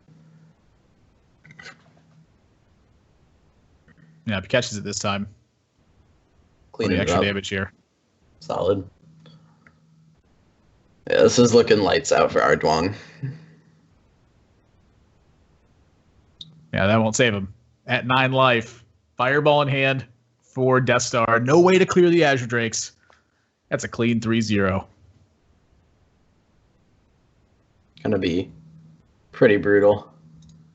And honestly, as unexpected as this was from Death Star, it's really not that surprising. I guess this guy not. This guy just loves to brew, man. I mean, sometimes you just get them with your wacky mage and your wacky hunter and your normal rogue. And see, that's where he gets them. He throws them off guard with the normal rogue build. And then he gets them with the wacky hunter. Just who knows what's happening afterwards. Oh, Always man. a pleasure. That was a fun series to watch. Yeah, Jesus. Wow, I'm so confused. I don't know what to think. This is like, oh, God, do I know anything about Hearthstone? Well, thankfully, you're not going to have to think much because we've got some analysis from the players coming up afterwards. You can just ask them what they thought and hear it straight from them themselves. Yeah. If you guys are interested in maybe some brewing potential, both of these guys, fantastic track records in terms of coaching. And right now, you can get 40% off. Head over to GamerSensei.com. Use the promo code NRG Finals, spelled in all caps. You get 40% off your first booking over at GamerSensei. All the players competing today are coaches over there. Amnesiac's a coach over there, as well as a lot of other professionals. We've also got giveaways that are taking place in chat. And the way that you're eligible for the giveaways is by participating in the conversation. Get a conversation started about anything, about the brews that you're seeing, about the lines these guys are taking. Anything at all will make you eligible for the giveaway that's taking place there. We also want to let you guys know that you want to follow the channel here. The Wednesday 100 is starting, and it's starting soon. 8 p.m. Eastern every Wednesday. You're going to want to be here at this channel to watch more pros compete in a tournament that's taking place. And make sure you throw a follow over to GamerSensei app on Twitter as well to stay up to date with everything that's happening. So we're going to go to a short break, and when we come back, we're going to have some analysis from these two guys. And Mijak has found a couple spots that he wants to ask them about. So don't go anywhere. More of the NRG Recruitment Finals after this. All right, the first one's going to be for Death Star. First off, congratulations on a solid win, man. Very well played. So rather than talk about the game state, I more want to talk about kind of how this hunter deck works and how you generally tend to win games in general. Just like, how do you win with this deck? Is it always kind of this scrappy kind of getting there at the end, or do you wait for longer combos sometimes if you can afford it? Or just kind of walk me through the deck building process. Well, this particular version, I kind of over-teched it for Shaman because that was kind of the theme of my lineup, was like, through Shaman, it's gonna die. So like, I would rather hedge my odds against somebody bringing a fairly popular meta deck, which was Shaman. Like, that was the deck everyone was gonna bring. So I just brought 3 decks that I knew could just have like a 70+% win rate against it, even if they kind of jank around on ladder. They just have such an exceptional win rate in that matchup, I don't have to take the 50-50. So like, this one, you didn't get to see it, but it actually runs Doomsayers and Volcanic Drakes. I know it sounds dumb, but like, Shaman can't beat a Doomsayer on turn 2. And when you play it, if they can't kill it, more often than not, it's killing 2 guys because of the Pirate. And that means you get a 3-mana buff for the Drake. So that means a lot of times I've been consistently dropping turn 3 Drakes against Shaman. That'll entirely destroy their tempo, making them follow up with Lava Burst, and that just like destroys all their burst. Then it comes into a resource war, which they lose because they overextend, and then you just blow them out with an Unleash. All right, I mean, I was saying during the cast that I don't know how to win with the 6/4 deck, but apparently you do, so that's pretty cool. It's fun to see such an innovative deck having such great success. All right, can we get into the second screenshot for Ardwong? All right, very very similar. This is more about the game. Yeah. This one is I think this is one of your more interesting turns. So you had a lot of options here. Kind of walk me through why you chose to do what you do instead of maybe just dropping an Azure Drake or maybe playing the Totem Golem along with the Jade Claws and the Spirit Claws and the Lightning Bolt. Just kind of walk me through it. All right. So the options are either trade and then either to play Drake and trade but I didn't want to like overload too much so that I can't even play the Drake next turn. So I think the best play would have been to get the weapon and then lightning bolt it and hit face so I can be able to play a Drake next turn. Yeah, I definitely agree with that. And keep my Tom alive. Yeah, if you had overloaded too much, then you would have had a stranded hand, but at the same time you got the push damage. Yeah, I definitely agreed with your analysis of the situation. I just kind of want to see if you were considering all the options, but yeah, I agree. I think it's a lot better what you did than trading and playing an Azure Drakes. Welcome back to the NRG Recruitment Finals by GamerSensei. 4 matches are now in the books. We've seen 2 go the distance. We've seen 2 be swept. I'm Nathan, that's Admiral Zamora, joined by William Amnesiac Barton. And Amnesiac, we've seen some crazy builds. We've seen some straightforward builds. What's your take on this event so far as we head into match number 5? It's been pretty expected. I mean, Shaman's really good, is a good takeaway. But apparently Hunter's pretty good against Shaman, the new takeaway. Plus 70% win rate, according to Deathstar, which is a bold claim against what many would think to be the best deck in the meta at the moment. So that was cool to see. He was playing decks that he said would just destroy Shaman, including that wacky mage deck, which, you know, it's a bold claim to say that your Reno deck has 70% against an aggro deck. But, I mean, if he thinks it and he executed well on his strategy, we're rolling into match number 5 between Impact and Rosti, and I think for a lot of people, this is the one they've been looking forward to. Rosti been streaming more lately, obviously runner-up at the Spring Championships of 2016, very solid player, been putting up high ladder finishes, and then Impact's been around the scene for a long time. Yeah, Impact has been around as a card player in other card games for quite a while now, and for Hearthstone in particular, I first met Impact at EGLX in Toronto, where he wasn't quite up to par, I would say, with the rest of the players in terms of how the panouts went for some of them. We saw a lot of professionals kind of make their way to the top 8 at that event, and that was a rough field, though. I mean, the field was really tough because there was a lot of points to be had towards the end of a season there, and so despite the field of a typical Open, which you expect to be a little bit weaker, it was stacked, and you saw strong players getting eliminated throughout the entire tournament. Impact was out, of course. Nostum had an early exit there. And the top 8 was I mean, it was brutal. It was like that. Firebat was there. Fibonacci came close to making top 8 at that point. It's where we saw Neobility. I believe he won the event, if I recall correctly. No, he came in second. He lost to Prelude in the finals. That's what I remember. This. That was a strong field to be competing in, and Impact certainly has work cut out for him there. But he's been around sort of a grinder and open cup player and traveling the circuit with the live events that have been taking place in North America, trying to get his breakthrough.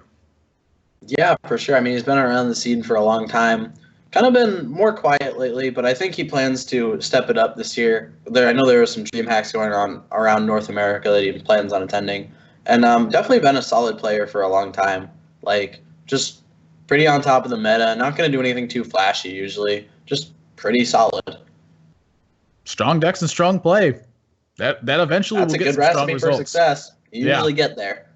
That's kind of what you did, except with Kobold Geomancer added into the mix. Who knew, right?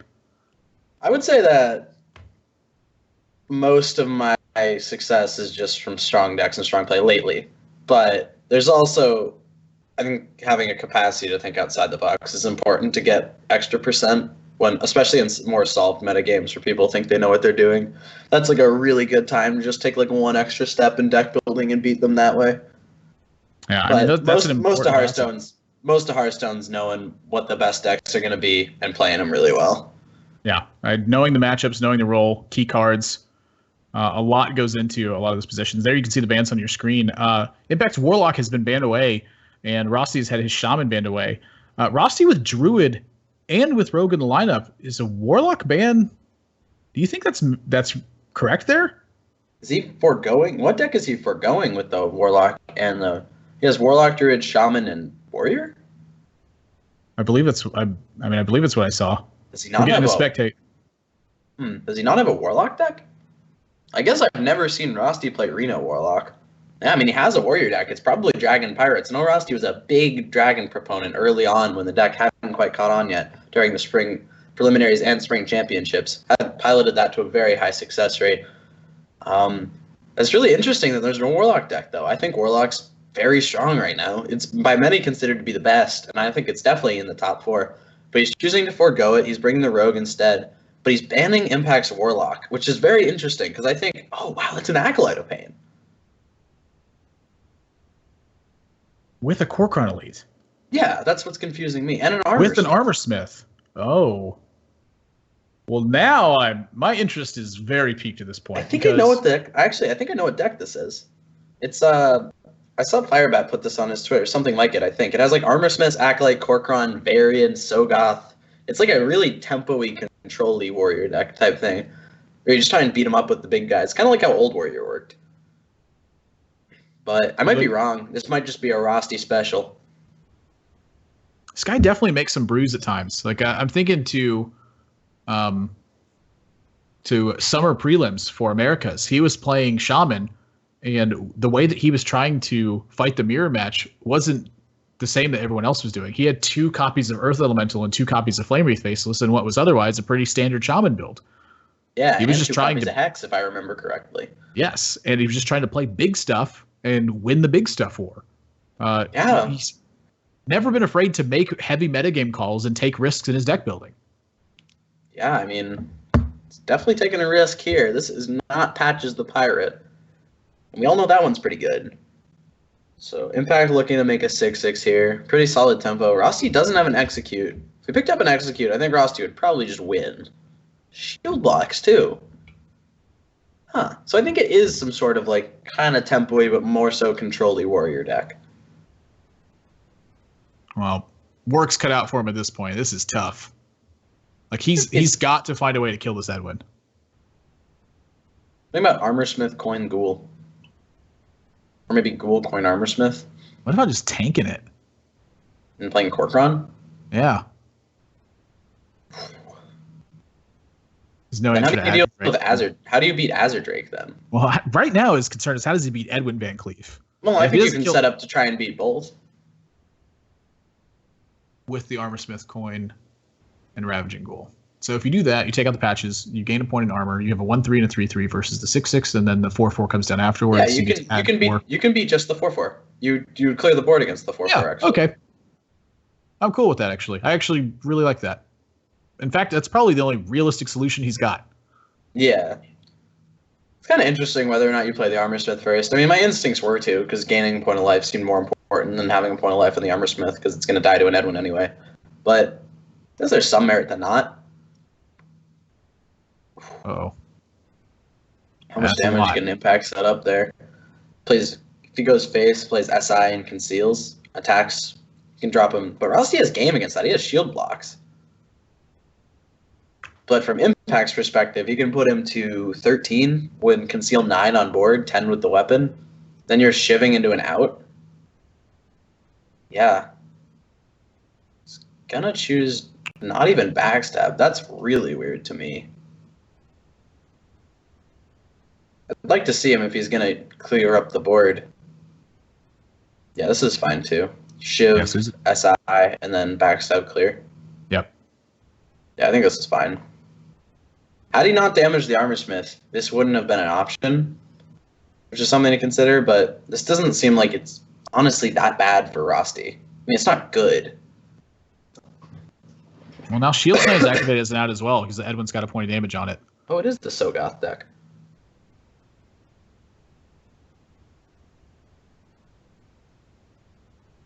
This is tough.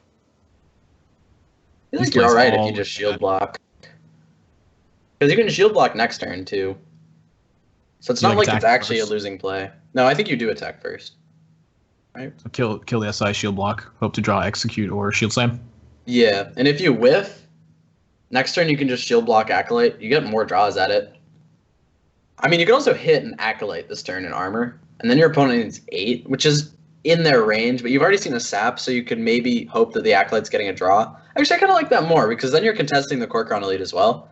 Or you're contesting the Edwin with the Corkron Elite. Yeah, I kind of like the Acolyte. Or rather than the shield block. That actually makes some sense. I think he's going for shield block. Wow, he's actually going for the Acolyte. I like this. I think this is good. I mean, you put yourself dead to some stuff, like 8 damage, but it gives you a tangible answer to the Edwin, and then you can recover with shield blocks. Yeah, I think this is better. I like this.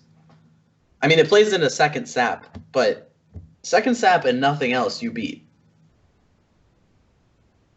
Yeah, second sap and conceal, though. I don't know if Impact's going to conceal this turn, though. I mean, there's been no answer to Edwin for so many turns. There's been no answer to Edwin. Is the logic he's probably going to use. There kind of is a reason to, though, because if you don't win with this Edwin, you're probably going to lose. I mean, unless you draw exactly Gadgetson, but you're more likely to draw damage than draw Gadgetson. Yeah, I like to conceal. Activates Cold Blood, activates Eviscerate. Like, if you're an Auctioneer, you can still just prep and pray. 4/4's draw is still pretty good. I would conceal, probably. I wouldn't read his hand as shield blocks here. I would read it as big stuff. The only thing I'm concerned with is that Impact has chosen so long to wait at this point that he's kind of telling Rossi he's got conceal. Yeah, so if he'd have thought about this way ahead of time. Yeah, you're supposed to think through everything, then play with a calm pace through your whole turn. That's the best way to go about that. It's looking like a double shield block turn to me. No, yeah, you can stabilize after it. You shouldn't, like, you can very easily read that prep as just Eviscerate. And so you're giving, but I guess, how much damage would Impact need? 6. He would only need 6. So yeah, if you read it as Eviscerate, your opponent could still just go Eviscerate Cold Blood, and they don't even need the combo. It's 6, and then because you're at 13, right? And so they have 6 + 6 + 1. That's 13. But if you just shield block, even if they draw a minion, you have Revenge, and it could kill it. It'd have to be like Azure Drake exactly. Yeah, I think you shield block and you never lose if you shield block. Rossi's had really tight technical play. I really liked the Acolyte last turn, even though it got punished. I really liked the double shield block this turn. This has looked solid to me. I like the Armor Smith on 4. Wow. Yeah. Rossi's actually going to get out of this. Yeah, he's going to stabilize. That is crazy. Here. I think he played this game really well. That is crazy. Once he gets to Sogoth, how does Impact win? Which is a weird question to ask. I've never been asked that question. How do you beat my Sogoth? Sogoth, go. Your move, idiot. He's got to draw Auctioneer. Impact has to draw Auctioneer. Azure Drake is a close second. That's pretty good, too. So anything that deals damage and keeps digging. That's exactly what Impact needs. And he gets Auctioneer. This game is still close. I still think I like Rosty. Well, Bloodhoof Brave will protect him from some charge damage. It protects him from Leroy. Do you ever read his hand as Eviscerate already and play around double Eviscerate by armoring? I don't think so. It seems weak. But you are rolling into Sogoth. He's going to choose to get an extra coin with the Auctioneer. This makes sense.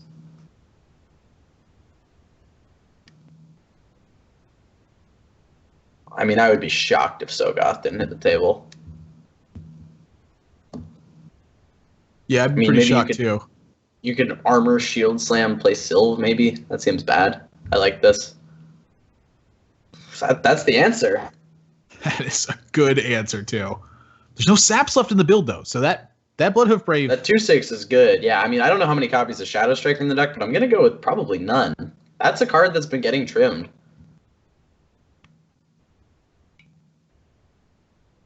Second prep. Prep into Dream. Well, there's not going to be any. Wait. Yeah, there's not going to be any Eviscerate shenanigans this turn, but. So Revenge, Acolyte, Ghoul. I think he's got to start armoring. Yeah, you Revenge, Acolyte, Ghoul, armor. Oh, that's 8 mana. The 3s all confused me. I was like 3, 3, and 3. I was like, what do you mean? Revenge is 3, and I was like 3 damage. It's like a moment of enlightenment hit me all of a sudden. Everyone's like, man, this is why I can never go Sogoth tank up. I'm just not thinking about it right. And he gets to connect for 5. Yeah, he gets to put the pressure back on. This is good. If he picks up Grom, suddenly he's only one off. Impact's gonna have another Auctioneer push, but I think Rosti is getting out of the woods. Still not totally out of the woods. It's like on the edge of the forest. That's pretty good. Yeah. That's an Eviscerate. That's pretty good. And that second one's not far off. That's a Cold Blood. And the second 2/6 is clutch. Oh, but the 3/3 doesn't even die to Rosti's hand. He needs to use the Shield Slam and the... Oh, no. Wow. He found an answer. Rosti had to draw removal this turn. He played 2 Revenges. I think you attacked the 3/3, looking for Execute. If you pick up Execute, you win, because you just dropped the 2/6. But right now, Impact's on a Leroy draw to win, if you don't pick up anything else. Oh my god! Stolen goods. That's insane! 4, 5, 6, 7, 8, 9, 10. He can clear the Auctioneer and have a 4/9 Bloodhoof Brave in play. 5/9, sorry, +3/+3. That's so good! He needed stolen goods. Otherwise, he was just dead to Leroy.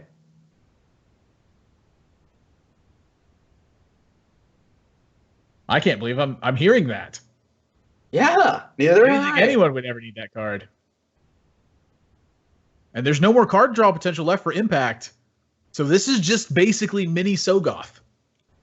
This is mini Sogoth. Well, you don't really ever win if you kill it. So do you ever win if you pass? He has nothing. You Leroy? No, you have to do this.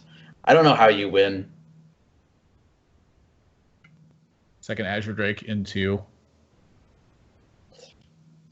No more Shivs. Maybe a Deadly. If there's a Deadly Poison in his deck, he could get there. Malagos? I mean, he's run 2 Shivs. I guess Shiv's just good because of the Pirates right now. Yeah, I'm pretty sure this is just straight aggro. Yeah, that Bash is a good pickup. Looks like Rosti is going to limp across the finish line. What a game. Oh my god. There's the Leroy. What a game.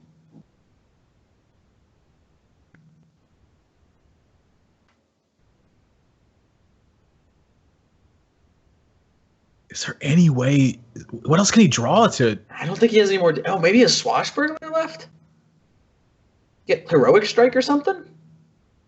He's going to Leroy now, so Swashbuckler can get, like, Gorehowl. Which I think makes sense. I think it makes a lot of sense. Yeah, I mean... The 1/1s don't really change anything. He could have maybe hit... Oh, man. Well, there goes the Gorehowl out. So Swashbuckler and Immortal Strike won't do it either because Rosti will be too high on life. Go to 7, yeah. That's going to be game. What a game 1. That was way closer than I thought it would be after the mid-game. After Rosti stabilized, I thought Impact was way too all in, but he picked up the Auctioneer. He was able to get through most of his deck even after being so aggressive. That was a great game. Yeah, to me, the only thing to look at is the Conceal on the Edwin, which he's clearly playing around top deck potential from Rosti when he makes the Conceal, because it's pretty easy read that Rosti doesn't have a way to actually handle it in hand, given the board state. So the difference between saving the Conceal to have it for a bigger turn later, or using the Conceal immediately and trying to eliminate draw potential from Rosti's deck. And the thing that couldn't really be taken into account there was how taunt minions affected that, or just double shield block. These little tiny things that are unlikely for Rosti to have at that point that make a bigger impact. So that is sort of the build from Rosti there, really being the big difference at the mid stage of that game was Impact having to play around the fear of what Rosti could draw rather than the knowledge of what is going to appear in this build. Yeah, I don't know. I mean, that was definitely a tough call for Impact, but it looks like we're going to get into game 2. It's going to be Rosti on the Rogue versus Impact on the Druid. And it looks like Impact is playing the Jade Druid, which we have seen one. We saw Arduang playing that, but a lot of the other people were opting for the Aviana build. So that's interesting, right? Yeah, I am a little bit curious if this is necessarily Jade Druid. With the Arcane Giants in there, I don't think it necessarily has to be. I think it'd be very reasonable to just see Jade Blossom alongside of this. I saw Stan Sifka post a list where he had I'm sorry, not Stansifica. A Dog posted a list where he had Jade Blossom is in a list that didn't really have any other Jade cards. It had one Jade Idol as the other Jade card. Yeah, I mean, I think that's an interesting way, and it's actually the way I think that Jade Druid functions best, is just kind of by playing one Jade Idol and a lot of defense, with the logic that if we get the fatigue, I'm just going to Jade Idol you out. Rossi draws patches. Unlucky. Mistakes were made. Yeah, you don't have a golden patches, Rosty. I didn't know Rossi had golden rogue. Kind of surprising. Rossi doesn't seem like a rogue player to me. More a shaman and druid kind of guy. He seems like an all-around player to me. Yeah, but I've never seen Rossi play rogue. Where did he get golden rogue? I guess before I knew Rossi, by the logical. Because I really haven't ever seen. I've never played against him while he's playing rogue. That's for sure. He's almost always playing warrior when I play him. He's never streamed rogue. Weird. Yeah, maybe he's been playing for longer than we thought. Played when Miracle Rogue was good. This turn I like from Rossi. I think a lot of players here would have just instantaneously used dagger and attacked. But that tells your opponent stuff about your hand. Like, he could very easily have things in hand that are trying to build into a different turn when he's playing this way. And this will give Impact the illusion that he's got more than he's actually got. Yeah, he's just thinking about whether... I think what he's doing is he's thinking about whether or not to attack with the dagger. And he just doesn't want to dagger then think. You always want to think through your whole turn and then do everything at a reasonable pace, because you don't give any hand context. Like, if you do everything and then wait with one more mana, like, should I Living Roots this turn? It's like, well, he probably has Living Roots. Or if you should wait with 0 mana, he probably has Innervate. But if you think through everything and then do it all in a calm manner, you're not going to give away anything. So Rossi's not actually giving away anything about his hand. To this is just a tell. I'm thinking about whether or not to attack. So Impact may read that as he probably doesn't have a minion. Because if you have a minion, I personally wouldn't think too hard about not attacking. But Rossi's just kind of withholding information, even though it's very small. And yeah, that's just solid technical play. Oh, but here he does it. I mean, he didn't think for that long, but it's never good to play cards than think. Unless the card changes your play. Like, if you play a random card, you can think afterwards. But there's no reason to not just wait, think your whole turn, and then do it all at a reasonable pace. Yeah. Impact with the Innervate Coin Nourish is giving him a big mana lead. And I think that's something that's super important versus Rogue when you're on a Druid build, is just being able to power out threats and keep them on the back foot the whole time. If you give them time to get Azure Drake or Tomb Pillager in play and then start developing, the Rogue player is the one with all the control at that point. If you're able to get Jade Behemoth down and then have the potential for Ancient of War, you're keeping the Rogue player at bay. And so in this instance, Rossi has to constantly think about how he's fighting against this and keeping this under control. Yeah, I mean, definitely the big deal between Druid and Rogue is whether or not the Druid can handle the Rogue minions, or they just kind of get zerged down by 4/4s. And so Impact took a really aggressive line where he's choosing to have fewer cards in hand so he can be more active on the board, which makes a lot of sense. He's not going to have as many options, but that's less important than you having like solid tempo plays and then hoping you find good stuff to do. Like, the Wild Growth sitting pretty dead in this hand, but at the same time he's not behind, which is more important than having like really stellar options, because you're just going to sit there and die with 8 cards in hand. So I like his decision to ramp. Ramping is generally going to be better in this matchup. The Swashbuckler draw is interesting. Rossi has the option to coin it out. I would like to see him not do that, because I can't really think of anything you want to get. Even if you get a really good spell, you don't want to prep without the Auctioneer. So is there a reason to not prep Fan this turn? Oh, you want to prep Fan? Yeah, prep Fan and kill that Jade Behemoth. With the Swashbuckler draw, I don't hate it. Just going to trade and pass. I don't know about that. I think Prep Fan was pretty good there, yeah. I think if the Drake drew like a sap, it was pretty bad. But with the Swashbuckler draw, like, you have a pretty good follow-up if you just Prep Fan and clear the board, because you can just go Auctioneer Coin Swashbuckler if your opponent kills it, and then they have to have another answer. So I was kind of a fan. Yeah, I like the Prep Fan, but I think it depends on what the Drake draws. There are Drake draws where I don't think you can afford to do it. This is interesting. He's going to choose Giraffe for 4 and push 2.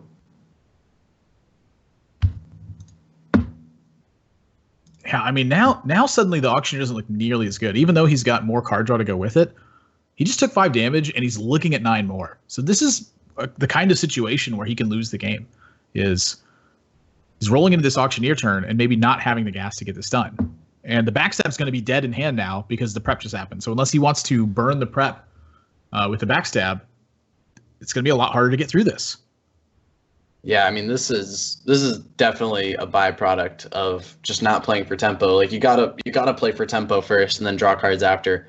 I always like Gadgets and Auctioneer to be the last card in my hand. I'm usually a fan of prepping aggressively, trying to really stick yourself on the board and then work from there rather than trying to get a big Auctioneer turn, because it doesn't matter if you have cards if you're dead. Like you gotta whiv. You gotta do stuff first. And Rosty's just pretty dead now. Like he didn't have a strong Auctioneer turn. He drew some extra cards, but he could have prep fan stuck a 4/4, and then his follow-up could have just been Auctioneer Coin Swashbuckler, and that one he would have demanded another answer. So I definitely agree with you that prepping the fan with the Drake was solid last turn. He kind of missed that opportunity. Now he's just scraping for answers. This is bad. I mean, at this point, he's got to make the most of it. I do actually like the backstab on the Swashbuckler there, just to keep digging into the build. He's got to hope that Impact just kind of has a dead hand after this. And that's not going to happen. His preps are gone, backstab's gone, and counterfeit coin's gone. That Edwin is going to be stranded in hand. Not prepping the fan led to a board state where Impact was able to get 5 free damage and development. And that 5 free damage and development snowballed to this state. Man, I don't know. This game is done.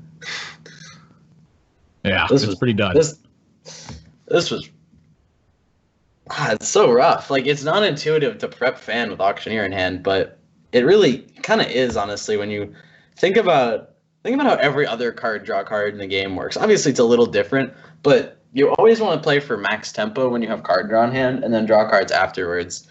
And with Auctioneer, it's a little different, obviously, because you gain extra cards from keeping spells, but like you gotta live and then do that. And he just didn't play in a way where he's ever gonna have tempo if his opponent had a solid turn like Drake Wrath or like Swipe, Jade Spirit, or any number of things. So I definitely think that turn 5 was the turning point in this game, and this is just kind of like the aftermath of it. Yeah, it's just gonna be hard for him to recover. Just this Impact showing more cards. He's got the Arcane Giant. Jade Idol's pretty good. Yeah, this is really good. He's going to play an 8/8 and like a 5/5, and he's going to push 3. This doesn't get much better than this. And Rossi's hand is all minions. Yeah, I mean, he would have drawn stuff to do had he prepped the fan. Like, really, you lose out on 2 Auctioneer draws, and you're drawing into spells anyway that you can maybe play with Auctioneer. Like, I don't know. I think that was the turning point. Yeah. That was definitely his own thing. It's definitely the critical turn for this game, I'd say. Impact, though, really good recognition to know that he's going to have to rely on the power of the draws from the deck rather than using Nourish to gas up, where that is exactly what Impact is. He didn't have card draw, and he went for the tempo anyway.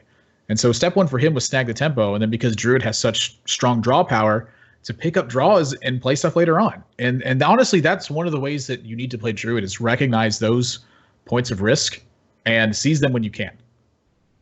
Yeah, for sure. I mean, he was able to just play in a confident manner where he's like, all right, I know that in this matchup, if I'm too conservative, I'm probably going to die. So I got to take some amount of risk. This isn't a huge risk. I'm probably going to draw into good stuff to do. My deck is mostly just pretty big stuff to play. I'm going to take a risk. I'm going to ramp Nourish and get ahead. Whereas Rosty, on the other hand, had an opportunity to not even take a risk, to just be more aggressive and rely on the power of the draws of his deck to kind of bail him out afterwards. But he chose not to, and we can see that Impact's risk got hugely rewarded. Rosty's lack of risk got punished. So, yeah, it was a pretty intuitive game, honestly.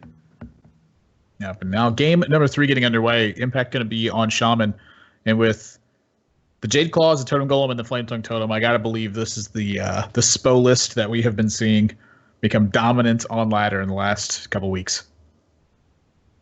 Yeah, I mean, Impact's definitely the type to just play aggro Shaman. Deck's good. Beat him up with Totem Golem. Not that complicated of a concept. For Rosty, though, he has the Blood Mage and the Backstab. When Rogue versus aggro Shaman, I used to have to play this matchup a lot when I played Rogue on ladder, questing Rogue, back in like late-ish summer. And Blood Mage backstab was one of the ways you could win because it actually let you beat Totem Golem. So it's interesting that he's actually going to pitch the Blood Mage here. I mean, you don't keep patches, and I think you keep the prep as well, but I would have definitely kept the Blood Mage. It's a card that cycles, so it's never going to be that bad. It gives you game against Tunnel Trog specifically. I think that was a pretty big blunder from Rosti. Yeah, the Blood Mage is such a key card in this matchup because it allows you to contest Totem Golem and the Tunnel Trog when you have backstab. And Rosti's now foregone this, and he even had prep, so he would have had the Phantom Knives to go along with it, but he picks up SI7 Agent. And so that's the one thing to think about is how important does Rosti feel SI7 Agent is in this matchup, or perhaps Small-Time Buccaneer. So that is something curious to think about. I think that Blood Mage is strong enough to get the job done. I personally wouldn't pitch it away, but I'd really like to know what he's fishing for when he's pitching the Blood Mage away. Yeah, I mean, I would think he's just looking for Edwin, because that's one of the ways you win. I would like to see Rosti pass here. I think that is the strongest setup you can get going to the next turn. You know that your opponent might play Jade Claws. They might just roll a Totem. But you put yourself in a position where you can kill Tunnel Trog and Totem Golem with Backstab, SI, Prep Fan, and the Weapon Swing. You eat some damage, but the new Aggro Shaman lists don't play Doomhammer. Their amount of damage is much more finite. So once you get control of the board, they're going to have a much harder time. So I think making sure you have a better swing on the board is more important than doing something like this. Because now, let's say your opponent plays the Jade Claws, which before you had really good game against. He plays the Jade Claws and trades. Now you weapon, and he has a 2/2 weapon, and he has 3 mana. The other way, you got to swing and keep a 3/3 uncontested on the board, maybe force a Lightning Bolt. So I think that this is kind of an overreaction and not really understanding how much life he really has to play with, because it's more than it used to be now that Doomhammer is generally out of the deck.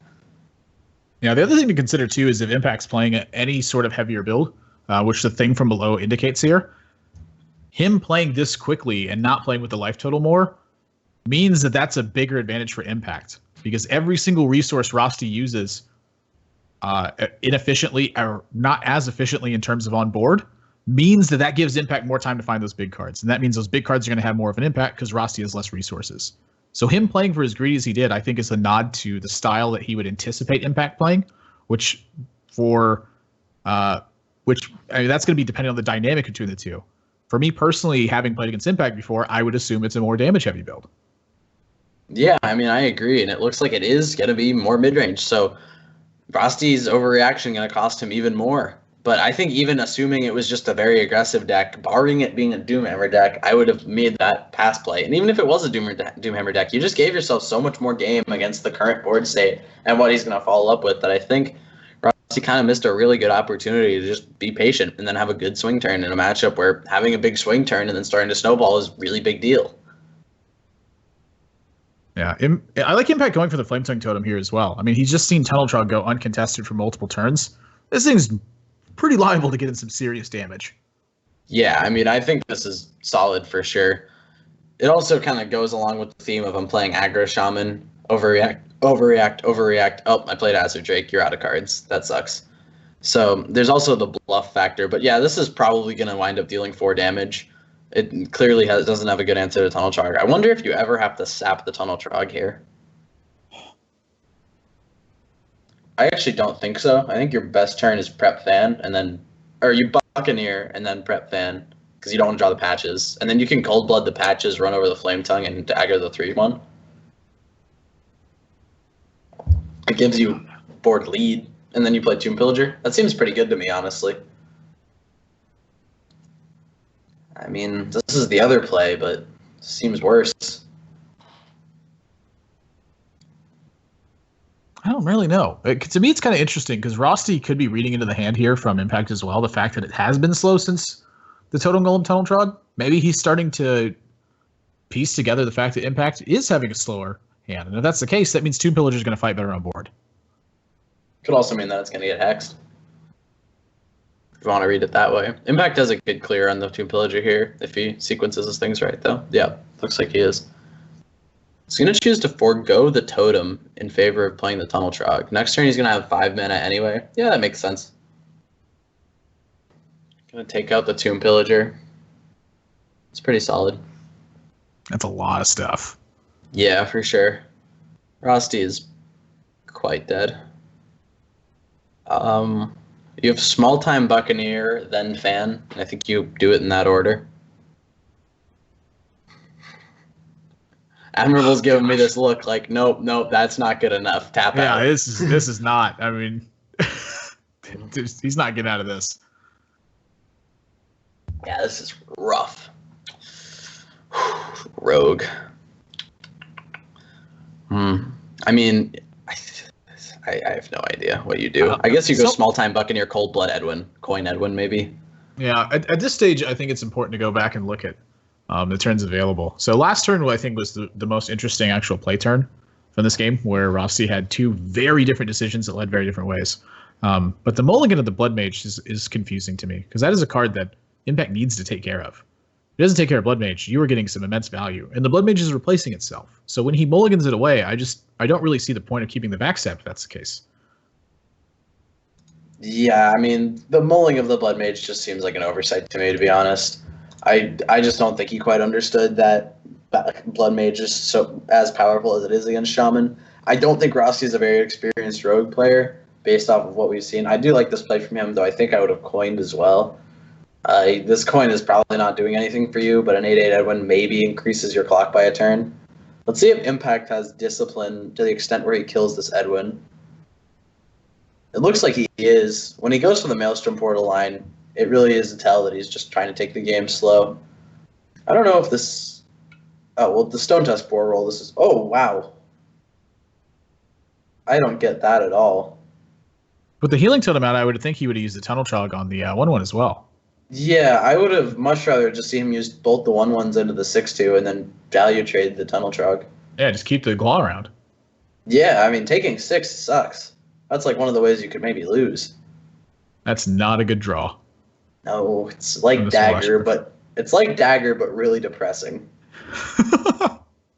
Allows him to keep the coin. Yeah, I mean, you do keep the coin. Sick. Jesus, he's dead.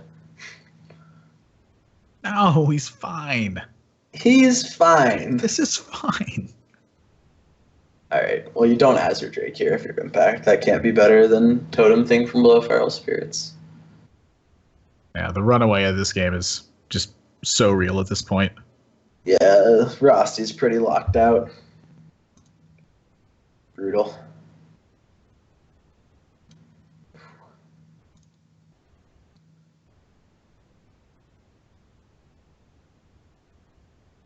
Well, SI7 agent? I guess you start with Fan of Knives. Ooh, that's unlucky. Yeah. Spear Claws is active. You're right. It is. And maybe Rusty turned the corner. Who knows? No, that didn't happen. Are you sure? Wow. Yeah, that's an eye up black ball I got drawn. And that's game over. I think Rusty's fine. He's going to draw Blade Flurry. And he's still going to lose. He still would lose if he drew Blade Flurry here. Impact not respecting it, though. Rusty just rips Blade Flurry. I'd be so mad. I would be so happy. I think I'd probably just leave. Dude, no, you wouldn't. You wouldn't leave. You wouldn't. Like, come on. Oh, you call me out on this. Very dominant game, I think, from Impact to this one, and a lot of this is just the mulligan. I think was everything in this one. I think if Rusty keeps the Blood Mage, you see such a different game that it's just night and day. Yeah, the Blood Mage keep would have definitely helped. I also think that he misplayed turn 2 pretty heavily, honestly. Like, I think if he takes the slower line and he's just willing to eat some damage and understand that that's okay, and then just roll into stronger swing turns and then follow up with Tomb Pillager, that would have been way better. So, like, those were the early decision points really wound up mattering, even though it's an unfavored matchup. He had like chances, I think, to put himself in a spot where he maybe could have won, and he just kind of didn't capitalize on them. But rolling into game number 4, it's going to be Impact's Rogue versus Rossi's Druid, and Rossi's a Doomsayer and an Aviana. What's going on? Yeah, I've been seeing this list creep up a little bit too, where Druids have been struggling so much with early aggro that Doomsayer started creeping the builds to fight against it. And frankly, I don't disagree with this. I think it's actually a really smart choice because it's kind of acting as like a pseudo ramp spell, where the whole point of the card is to delay your opponent enough so that you can get something on board. So when you have Doomsayer or when you have Wild Growth, they're both getting you to the next turn in a relatively safe position. And so that's kind of the purpose of this card. And this also allows you to save Wild Growth sometimes for the turn 10 spot, which is really important. Drawing cards off Actioneer in multiples using a Wild Growth is a very important facet of this build. Yeah, for sure.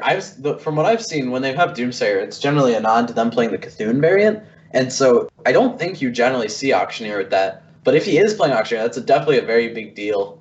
Oh, he's going to Cold Blood here. Also, unlucky. Impact drew patches. But, yeah, I mean, Frosty can't kill this. Oh, that sucks. I mean, it's Tank a kill, 7. but, yeah, I mean, you do it. You got to feel good about that if you're Impact. You just chins 7 from your 1-drop. Yeah, you used 2 cards. Frosty used 2 cards. Frosty took Frosty's 7. at 23. Yeah. Impact's at 30. That's not a good draw. I'll tell you what, though. If Frosty draws Auctioneer, this hand is going to get silly. If Frosty draws anything big, this hand is going to get silly. I think if Frosty draws anything big, he should just play his hand. Oh, okay. Yep. All right, well, I can tell you that you cycle that. Oh, yeah. It's just taking damage and dying. I'm honestly curious if there's any merit to not killing the gain SI. Yeah. Just saving it to gain 8. It's going to take 3 turns for the SI7H to kill you, and now you've lost your second Feral Rage. So your ability to stabilize is very low at this point.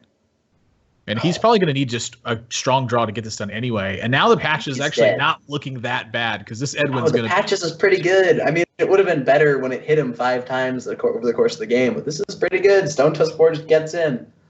Whoa! This is definitely... This is Edwin all day, every day for me. Oh, yeah. Go for the throat. There you go. Yeah, I mean, if Frosty doesn't have Mulch, basically that turn, that's as close to a win as you're going to get. Oh, my God. Wow. Now you can just conceal it, too. That's just game. Do you conceal it? Yeah, you can do both now. How big is the Edwin here? How big is the Edwin? I think it's like a 12-12, 10-10. I mean, it's not lethal, but it's close, and he has no more Feral Rages. Okay, this way, Mulch doesn't even beat you. Well, I was curious if making the 12-12 Edwin was ever better, but I guess playing around the Mulch, playing around the Naturalize is probably stronger. I think he should discover a minion here. Oh, he did. I mean, I guess you play Aviana. Yeah, I would play Aviana here. It's not good, but it's not... No, it's not good. But it is what it is. It's not getting better, that's for sure. No, it's definitely not getting better. If Impact Azure Drakes into like a 3-3, that's kind of like a 3-3, but you don't beat that next turn. Frosty draws Malagos, maybe? Oh, that's pretty good. Sort of. Oh, what do you mean, sort of? You can Alex your opponent. Man, it's pretty good. Yeah. That's pretty good. Do you ever Alex your opponent and take the value trade? No. You were dead. You were then dead to Cold Blood and Eviscerate and basically Sap. Yeah, but now you don't threaten lethal with any draw. Alright, you literally did Impact to runner minions here, and then you draw like Ancient of War. That's a Cold Blood instead. Wow. Man. I've seen that flying off the top. Oh my gosh! That's heat. That'll do it. Impact seals the game. Rosty not able to deal with the giant Edwin Van Cleef, as few men ever are. That's a beating. That was a brutal game. Edwin Van Cleef is big. Yeah, I actually really want to commend Impact for his thought process in terms of preserving outs from his opponent to win games. A lot of his plays, I feel like, have been focused around hand reading and what cards left from the opponent actually win the game. And from Rosty, I really have to commend just the technical play. of game number 1. I think when that guy is experienced on a class, you are seeing some very strong plays from him. But the Rogue left something I think to be desired for me, where I think if he practices Rogue a lot, that Rossi can get to that point where he's playing it on the level that he's playing the Warrior was in game 1, because game 1 was just incredible. Yeah, I mean, I definitely agree with that. I think Ross is kind of a muscle memory type player where you got to get a lot of reps to understand the class in and out, and then he is at that really high level of play. But I think he is pretty unexperienced in Rogue, at least in its current iteration, and I think that did show. He made a couple of pretty critical misplays in games 2 and 3. Game 4 I thought was pretty all right overall. I mean, his hand kind of played itself. It was just innervates and a couple big guys, so you play the big guys. But yeah, I mean, you gotta commend Impact for playing to outs, for making sure he definitely understood his matchups. I mean, there's no doubt there. He knew to ramp against Rogue. He knew to be aggressive and make an Edwin against Druid. Like, these aren't obvious things. Those were pretty hard to spot. So you got to commend that. We're gonna have some screenshot analysis for you of this final series in a few minutes. So we're gonna throw to a quick break, but don't go anywhere. All right, the first one's for Rosti. So this was turn 5 of the Druid versus Rogue, or the Rogue versus Druid rather. And so yeah, you chose to, fan here. Yeah, you chose not to prep fan, and I kind of just wanted you to talk me through why you thought saving the prep here was going to be better. I didn't. I roped out, and then by the time I figured out that it was just way better, I could play prep, but I couldn't. I didn't think I'd make it in time, so I just decided to keep it. Okay, so you were aware that this was a mistake. Yeah, we thought this was definitely a good turn to prep fan. Just under the logic that you play aggressively, you get tempo, you force an answer on your Drake, and then just add some coin swashbucklers. Pretty solid follow up to that. Right. But, yeah, so long as you recognize that this is a mistake. I kind of just figured you weren't that experienced on Rogue. I've never really seen you play Rogue. Yeah, I'm really not. I'm definitely not. I am not the Rogue man. That's definitely like lack of experience. It's part of the reason why I roped out, I think. I don't know. Like, I think the Rogue games I was roping a lot, but like it's lack of experience for sure. I definitely am not like amazing at Rogue. Yeah, but I definitely thought you played the Warrior game well. Like, especially turn 5 where you played Acolyte instead of shield blocking. I thought about it for like the whole turn, and then I decided that was better. So that was really good. Thank you. Yeah. All right. So let's get into this second screenshot. This one's from the same game. It's gonna be for you, in fact. Oh yeah. So this is the turn where you chose to coin, innervate, nourish, and I kind of just wanted you to walk me through why you thought that was better than just say taking it slow and hero powering, or maybe like pointing out Blossom. A lot of it had to do with the contents of my deck. I knew that my deck had a lot of card draw. I knew that my deck had a lot of big threats, and I knew that my hand already had another ramp card. So I wanted to like ramp as much as possible, honestly, just to get through to my 6 drops and my 8 drops, like have enough mana to play them. I also played Ragnaros in the deck along with the double Arcane Giant, so I really wanted just to be able to play my cards at a stage of the game where the Rogue really couldn't answer it. Yeah, I mean, I definitely agreed with the ramp decision, just because having cards in hand against Rogue is much less important than being the aggressor, being ahead on tempo, having solid answers, and developing your minions. So I thought that was definitely a good decision. Showed a lot of understanding of the matchup. All right, very good. Well played to both of you. Congratulations on your win, Impact. And yeah, thanks for joining us for the NRG Recruitment Finals. So that's going to wrap it up for the NRG Recruitment Finals. 5 matches have taken place. We've seen 5 victories. But at the end of the day, it's going to be Amnesiac choosing who's coming through to Team NRG on the roster. That's going to be taking place in January, so a little bit of time for him to think about it. And in order to catch how that announcement's going to be taking place, of course, you're going to want to follow GamerSensei app over on Twitter. Not only that, but you're going to get updates to all the stuff that's going on alongside GamerSensei. So one of the big ones that's happening is the Wednesday 100. Every single Wednesday at 8 p.m. Eastern, you're going to see pros battling it out in this tournament. So make sure you follow the channel here as well as GamerSensei app on Twitter to stay up to date with that. Before we sign off, Amnesiac, do you have any final words for us? Yeah, I thought this was awesome, honestly. Just getting to pick people's brains after the match. I mean, I don't really know how to cast. I was just kind of making it up. But this is really fun. I mean, we got to watch some really good Hearthstone. It's a new meta, which is always fun to see what people come up with for that. But yeah, I mean, thanks so much for joining me, Admirable. I know you did this mostly out of your own goodwill. Thank you so much to everyone who tuned in. And once again, if you enjoyed the content, you can follow either of us on Twitter. You can follow GamerSensei app on Twitter for updates about the conclusion and the results of this tournament. But yeah, I think that's all I got. I had a really good time. Thanks so much for joining me, and I'll see you guys next time. Yeah, well, thank you very much for watching, everyone in production, for Amnesiac, for myself. Thank you for watching, and have a good night.